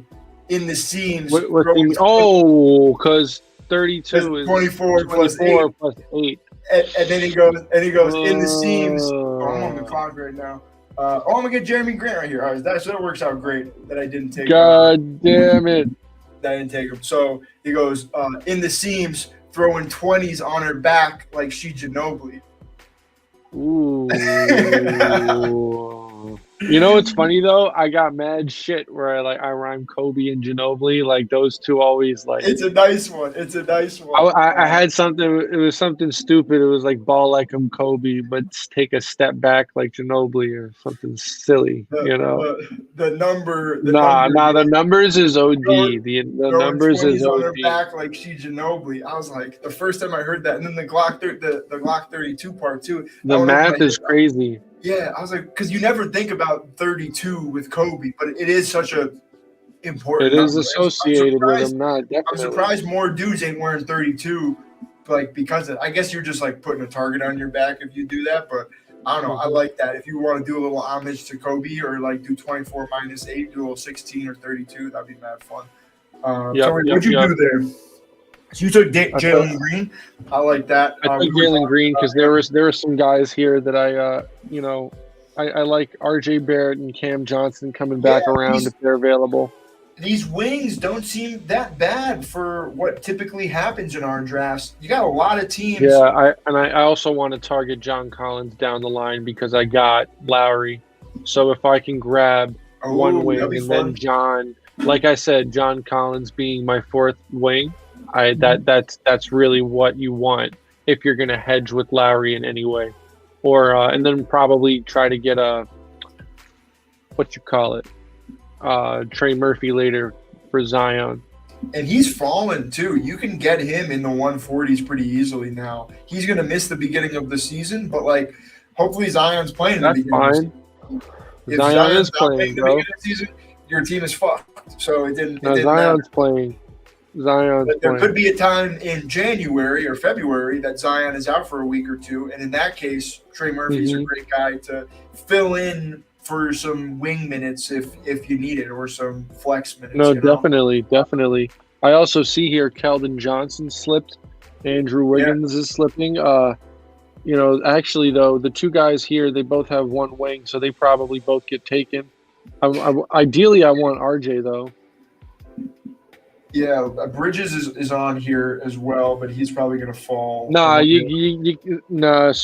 the thing with that is like he's off my board. He's off my board right now. You can't take him because he violated his court shit. So like that's an ongoing thing again. So all of a sudden, you like, yo, bro, like it's crazy. He also allegedly, I saw he like posted like his new like profile picture or something is like Johnny Depp. Ooh, that's not a good call. Yeah, that's not a good. There's like if it was true, sure, but there's a lot of evidence against you. Bro, you Miles Bridges, you're not Johnny Depp. But also Miles Bridges does a lot of like he be trying to rap too. He's just one of those, just like, bro, just play ball. All right, cool. So I'm gonna go ahead and take RJ. Nice. I am really hoping Tyler falls to me. If not, I may take my first McCollum share. Sweet. Well, Tyler, you can't go wrong with Ty. Yeah, I was hoping Jalen Williams might be around. Where did Jalen Williams I've recently been taking more Jalen Green, though, because I just love how he's been playing, man. He looks real good. Yeah, what's his name? Excuse me. Professor, we're just getting completely off the rails here. Professor Axe. The wheels are coming up. He took Jalen Williams at 70. I told you, Jalen Williams is going to start rising. Him in the 80s That's not going to be a thing I've seen anymore. it I was happen. getting I've seen it a happen. ton of him, but I think he's going to start rising up. And I got Hero. That's beautiful. I love this start right now. This is one of my favorite teams I got going. Keegan is interesting if he maybe falls, but like to me, there's this like What I'll about take taking Turner. Valanciunas? I have so much of him that I just have him further down. I'll take him at ADP or before ADP, but like real quick, I'll just tell you off cuff, I'm at 28% Valanciunas with no. I think it might be higher than that. It's not fully refreshed. I'm I know somewhere it around does that. 25 There's to like a 30. delay. Yeah, I'm like 25 to 30% for him. So I'm still taking him if he's there, but I'm not like reaching ahead of ADP to take because I'll just take him in every fucking draft if I do that. And I don't need a big, especially going AD first. I'm fine waiting a little bit more. I have a lot of heavy big teams with AD on it, so I'm okay doing a little bit of a fragile here. CJ Reeves, Keegan, and Dinwiddie is a tier for me. Before then you get to that Tobias Harris, Aaron Gordon, Michael Porter Jr. Keegan Murray Who do probably you like out of these guards that are left? Like after CJ Reeves and Dinwiddie, that's my order. But like I'm not a What big about Clay? You don't like Clay more than the other guys?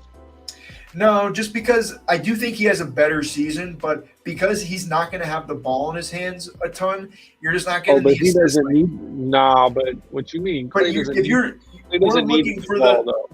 but he's a great basketball player. Again, both sides of the floor. But when you're talking about the counting stats, I just don't see the usage being there for him to hit. You're not getting But what the about? assist. You're not But what getting about? a ton of What about rebounds. 40? What about 40-point games? He'll have a smattering of those across the season, but like then he's only going to get like what 3 rebounds and 2 assists and like a steal, and you just get to 50. Like when you're on the clock, bro. I thought I took sorry, thank you. I thought I took CJ. But no, I think I'm not going to take him. I'm a little bit higher just because I think the spacing for him is going to be even better than it was last year, and also last year was his first year coming back off the injury.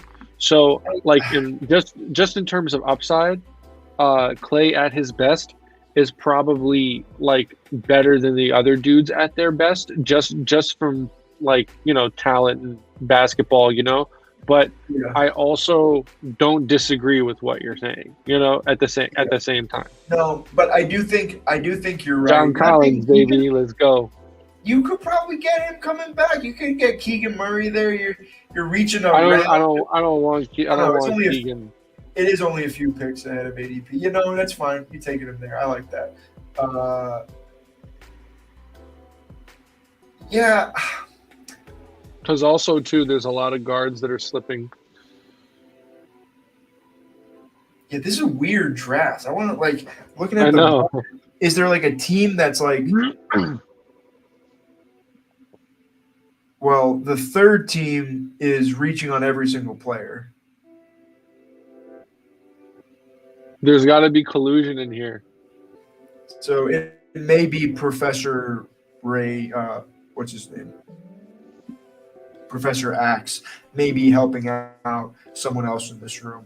I do wonder about that sometimes. If there are people with double accounts, and because their one account is already labeled to their bank, that they're just like, okay, I can't take any money out here, so let me go into a draft with my other account and fuck shit up. And I don't know, doing it slightly, this is slightly undetectable, but if you look at his ADP, I bet every single player is being taken ahead of ADP, which is it is a little odd. Okay.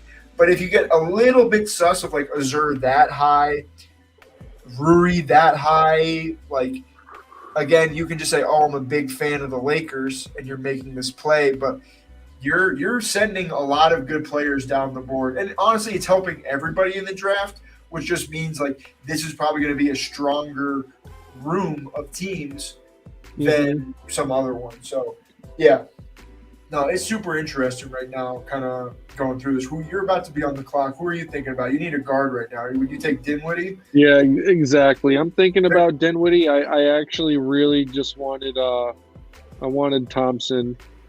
I think I'm gonna go Dinwiddie. I'm thinking about Maturin. Yeah, why not? Why not go Spence? I think he's the most well-rounded. I'm a little apprehensive about Jaden Ivey. Like, Yeah, this Dinwiddie's dude just clearly the took best player. fucking this. Like, I hate this. Like this, you're getting Professor Kobe Axe. White. Yeah, what the Kobe fuck? White, like 70 picks ahead of ADP. And it's like, all right, if I had to waste 45 minutes doing this draft now because this guy wanted to fuck around, like that's gonna be mad annoying. You know what I'm saying? Like, I Nah, fuck there's that, yo. If we get the money, we get the money. I don't care. He's trying to get sure, teams but we already have. It's okay. no, I understand that, but they might throw this draft out if they think that there's collusion in there because fucking Professor Axe wants to be a fucking dickhead. It's mad funny. Because they're gonna look at this draft and be like, "Oh, there's all these teams with great ADP. What the fuck happened?" And they're like, "Oh yeah, Professor Axe was axing this draft." Word. I'm about to lose my mic again. Oh, your pods are down. You gotta charge these shits before we do I this. I did, but it's been like 4 4 hours though. It's about how long they last. My G. All right, so going Like, forward, we gotta find a way to make it a little faster. Like my pod should be dying at the end of the draft. I guess it is kind of the end of the draft. it is the end of the draft. You like Carter or Mark Williams here? Give me one. Mark Williams. Okay, I think I got it. Carter's interesting. I haven't been taking a ton of them, but this is a spot where I definitely need a big. Oh, I would have taken Duran though. I have a bunch of Duran, and he could even fall to me. I could take Duran coming back too. I'm not gonna take Shaden. He's at the top of my board right now. I wanted Ben, so maybe I will take Duran or Wendell if they fall. Maybe I will take Shaden. I guess I can't really pass up Shaden here with like Trey Jones. I like. Oh, you don't. You're being quiet about Clarkson. You don't want me taking Clarkson. Well, I'm definitely looking at him, but I also, I have no problem taking Quickly or Amen. It's true. Yeah, exactly. I just want fucking what you call it, Paul Reed and fucking Al Horford to hedge Embiid and Porzingis. That's all I want. We'll see if I take him or not. Or not, Professor X, bro. Yeah, Professor X is gonna reach 30 picks ahead to take Big Paul Reed. Take Paul Reed. He's gonna take Paul Reed. What pick is that gonna be? I'm gonna call it right now. He's gonna take it with his next pick, yo. Whatever. Pick 123. Professor X is gonna take what's his name? Paul Reed. Yo, one sec though. I'm just gonna charge this and go on mute real quick so I can have time at the end. Cool. I'll hold down the fort right now. Coming back on the clock. You gotta mute me then if you're gonna have me on. All right, I think I don't hear myself. Russell Wilson, 6.9 fantasy points. I can't hear you. Whatever you just did is not working. You sound like a robot. Yeah, turn that off. Oh, wait, I got a draft. You would take Duran. I'm going to take Carter because I just don't have a punch. I'm lying. I'm going to take Duran.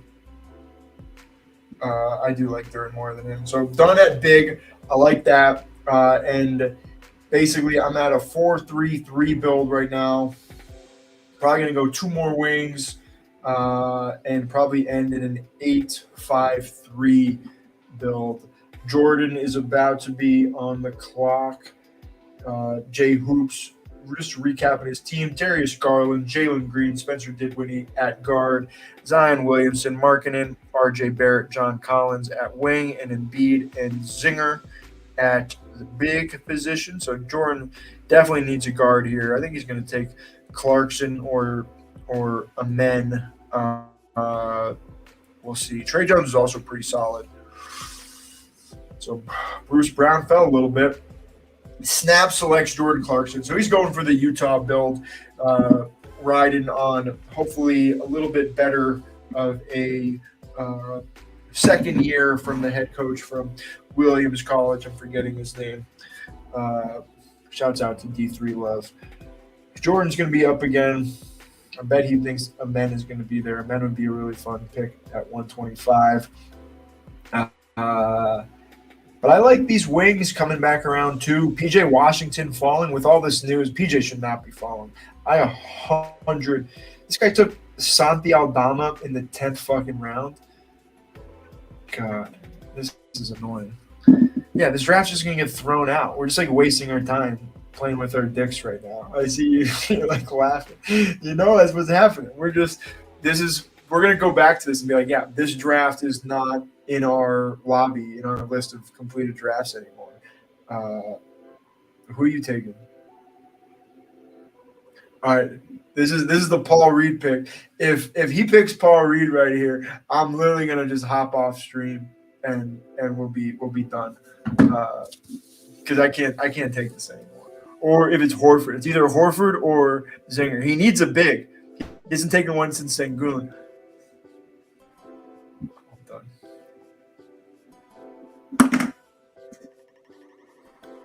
What's it gonna be? And he's been picking real quick too. Like he knows exactly who he's picking. He's like, all right, I'm taking this guy. Take Paul Reed. I dare you. That guy. He took Simone. He took Funta, whatever. Oh, that's hysterical. That's fucking hysterical. Simone. You knew you wanted the Utah player. Yo, you gotta mute yourself. You sound like an alien. I hear me in the background sounding like an alien. Now though, right? Say again? Back now though, right? Yeah, it's not as good. Yeah, you want me to Hold on. Yo. Yo, I hear you sound good right now. Oh, okay. All right, better. Nice. Yeah, yo, who the fuck did Professor X take? Oh, Fontecchio. Yeah, he's wild. Fontecchio. So yeah, this draft is gonna get thrown out. So I'm just gonna take Amen Thompson anyway. Nice. Do I think Obi or? Yeah, I think Amen is a big tier gap ahead of the other guards here. So I'm fine with that. He took fucking Santi Aldama and Simone. Yeah. What is he doing? He's tanking. Wait. Scroll up. To see the board. For the board. Yeah. Who was his first pick? Jay. So like everything was just like a little bit of a reach. Then De'Aaron was in line with everything else. Brunson a little bit of a reach. Sengun a little bit of a reach. And then he's like, Sir fucking Thompson at 51. Like then he goes completely on Tecchio. On Tecchio. Jalen Williams, Rui, 70 spots ahead of ADP. Reeves was like behind ADP by 5 picks somehow. Somehow he was like, yeah, you know what? No, I want fucking Austin Reeves though. Besides that, every single guy has been ridiculously higher than ADP. He's going to take Paul Reed. You know that, right? I'm not if I have anything to say about it. You cannot take Paul Reed at 140. If you want to take him at 149, that makes a lot more sense. And then taking Horford at 164. But I'm actually thinking of someone else on the Sixers. Oh, Melton? My son, D'Anthony. Not if I have anything to do with it. Are you picking first? Yeah, you are. Yeah, I'm going to take a wing probably. I'm not going to take second. I got to take Obi. Yeah, I'm going to take Obi or Bay or Eason. I think there's a big tier gap. You Uh, like you like taking bro. You should take Kyle Anderson over Tari Eason. you don't think Tari can make that next jump? He's not gonna have it over like who are the other power forwards that he's playing with? There's Jabari Smith and then there's another one. They got Uh, Jabari Smith, Jeff Green, Reggie Bullock, Cam Whitmore. Whitmore. And then Oh, there's there's a lot of variables there. yeah, I would like Salomo, Day, Eason. Probably don't feel like taking Murphy on this team. I think Murphy might be my highest drafted player. I'm kind of should I take Gary Trent or D'Anthony Melton? I think it's kind of between those two for me. Yeah, those are similar type of guys where they could be the starting guard. Gary. Oh yeah, Gary's probably not. Yeah, he could be the starting guard, but It's him. Or I think I'm gonna go Gary over D'Anthony though, because I have a lot of. He might be able to come back to you as well. Yeah, exactly. Yeah, Whereas that is true. Trent's probably not coming back to you. Although with fucking Professor Axe, anything. You never fucking know. Yeah. God, it's so annoying. We're gonna get an email in like a week from now being like, this draft was canceled. Like, oh, no shit. What's he got? It's Paul Reed. It's gonna be Paul Reed. It's so fucking good, man. He's taking the Lakers at behind ADP, and then everyone else he's fucking reaching on. Well, actually, he reached on Rui too. But like when a Laker comes up at ADP, he's fucking. He took Rui over Austin. I know, and then took Austin, well, I guess that was pretty. That was pretty far in advance. I see. Yeah, you must really like fucking Rui Hachimura. Like, is this just the what Santi happens? Aldama's like he took Santi. It's like pretty high though. It's a little high. Now, maybe he's listening to this and he hears that He's watching the stream. No, that's what he is. He's watching. No, he would have taken Paul Reed if he was watching the stream. Fair enough. Jock Landau, also backup center in Houston. That's a fun little note. Yeah, they got a squad, man. Yeah, but yeah, Tari Eason, I guess. You take a lot of Tari. I don't take any Tari. I'm just a huge fan of There's his another power forward though too. Jeff Green. It's Jeff Green and Cam. Jay Sean Tate is the other guy. Yeah, thank you. Yeah. That's the other guy. Here we go. Professor Axe is next. It's literally Paul Reed. This is the best part of the stream is Professor Axe taking the stream. Taking the stream. Well, now it seems like he might not be.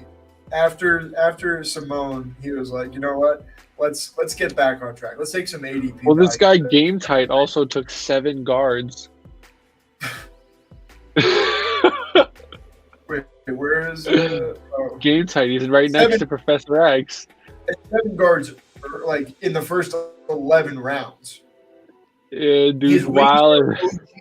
OG Keldon and Caleb Martin. That's one team that is not winning anything.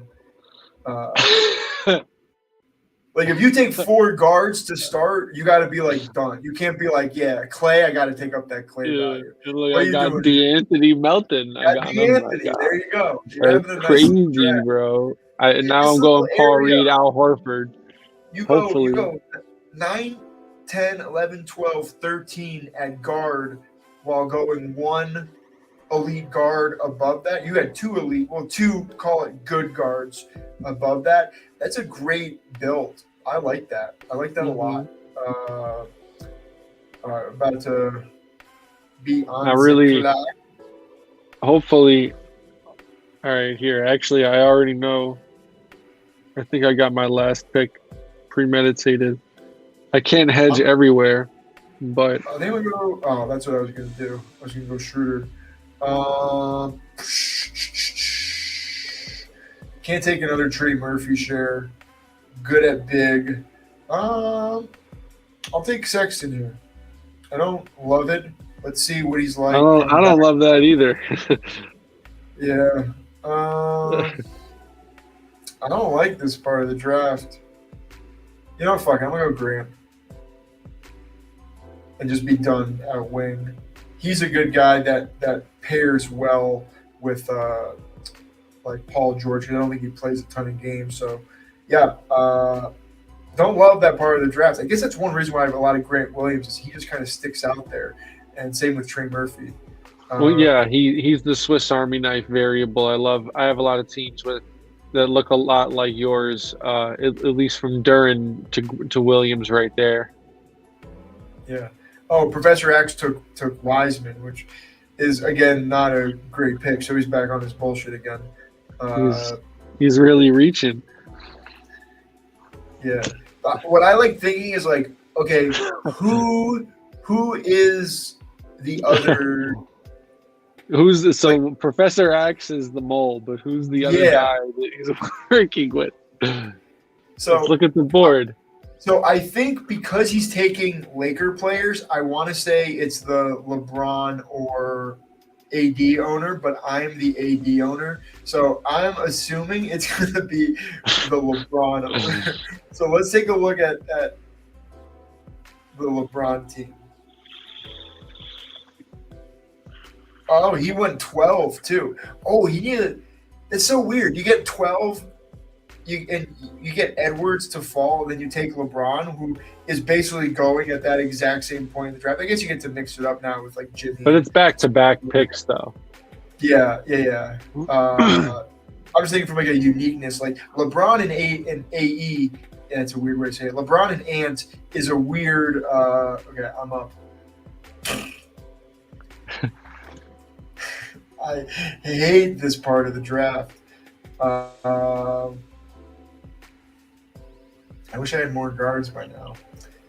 I'll take Malik Monk, just taking the ADP value. I don't think he's a very good player in this format, but as you're saying, he could have a couple pop-off games. He had some big games last year. But yeah, I'm gonna guess it's RM McCullen. I think that's gonna be the team with Professor Axe. Because he benefited. He got Jaren fell. Well, he reached on Russ. He reached on Drew. No, he got Terry right. He reached on Gafford. No, it can't be because this guy's reaching on all his fucking picks as well.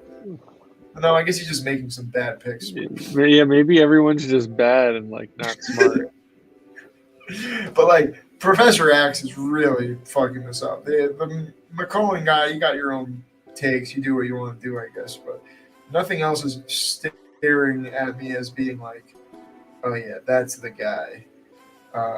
There you go. So you got a Horford. Interesting. You went Horford ahead of Reed.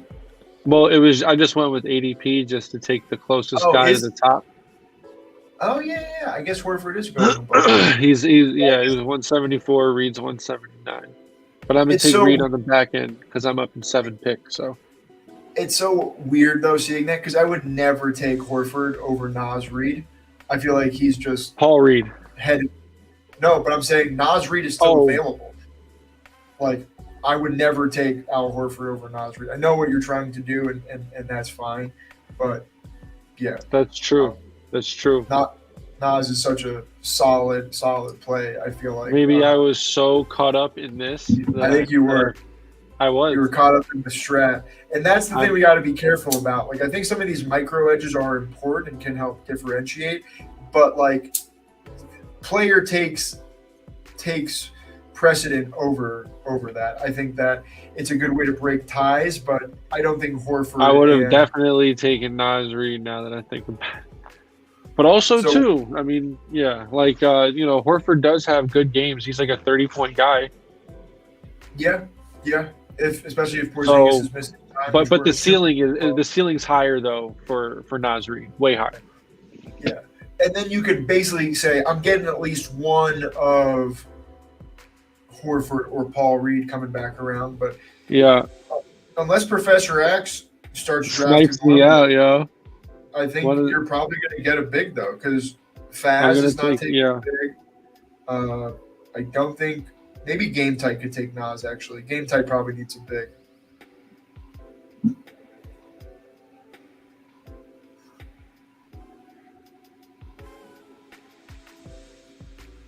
Yeah, that's ours. So you're gonna get Paul Reed now. Yes, sir. Sick. Is that at ADP? It's a little bit before. I don't even have Strus like on my board. He's just not an efficient fantasy scorer. Fine basketball player, but on that team, you're just not getting the fucking rock, bro. I'm sorry. No, it's true. I need some guard help here. I may go little Norman Powell. He fell a little bit. He puts up some decent points to I guess the issue is if Harden's going there, there's basically just no outlet for Norman Powell to do anything. Do you think he gets moved if that's the case? Norman Powell?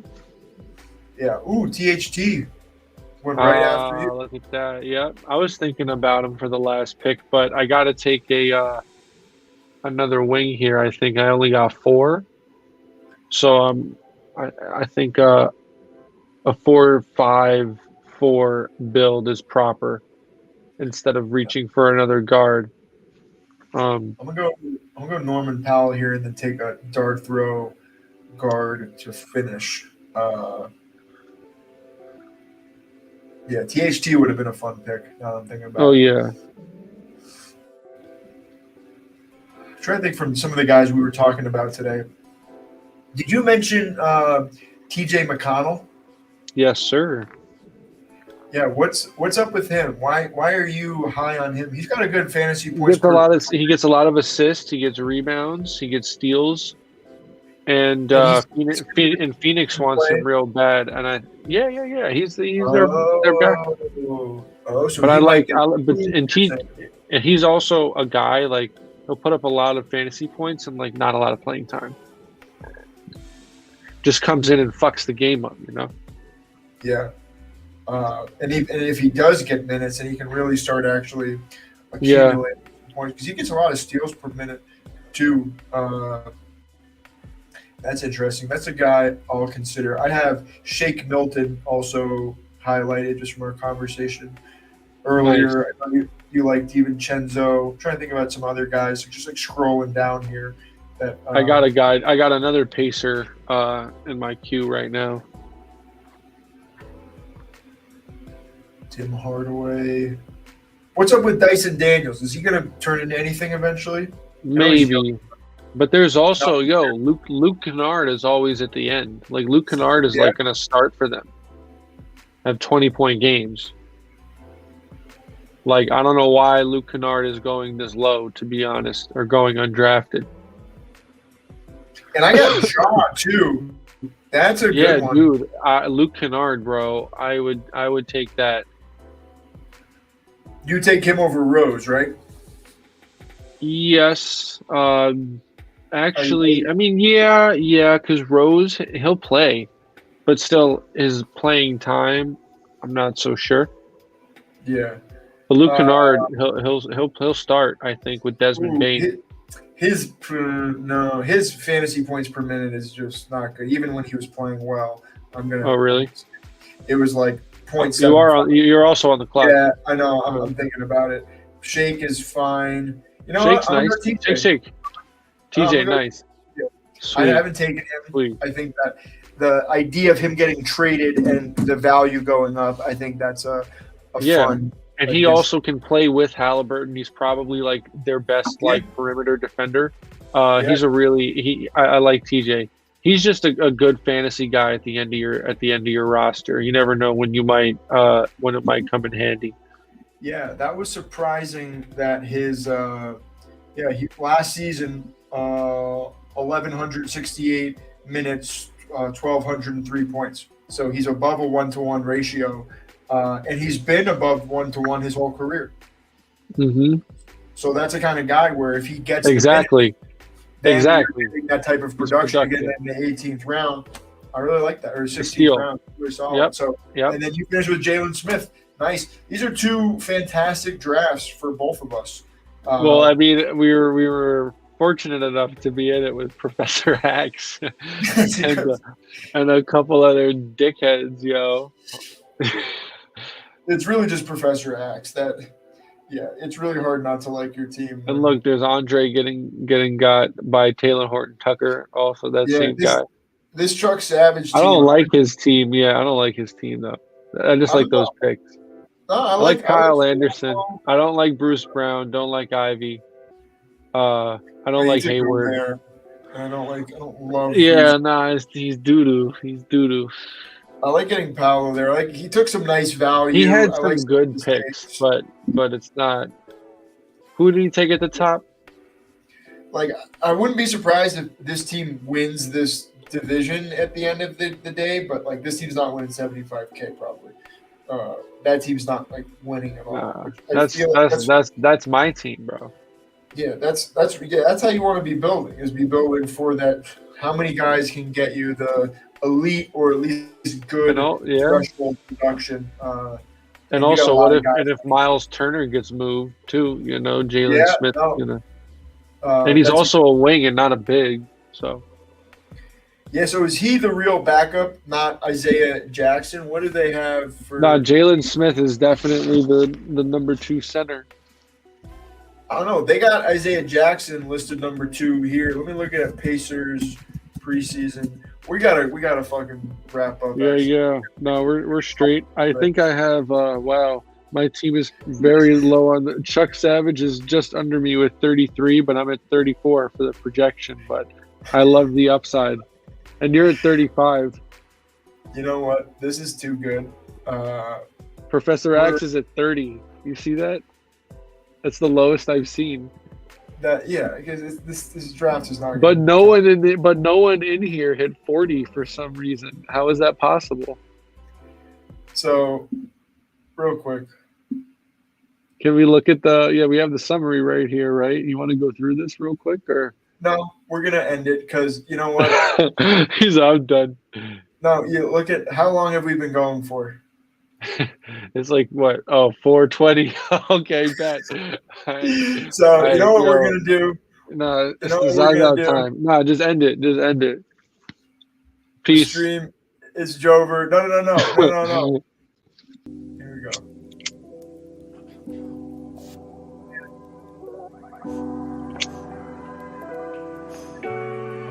Edition of this ridiculous show we've been doing. Shouts out to Prey. 420. Yeah, no, shout out to Prey Da Vinci Fag. It's 420 somewhere. In some other dimension, it's 420. This is a ridiculous episode. Good night, George. I love you. I'm going to do this, bro. I love you. We're going to end this very sad. Good night, bro.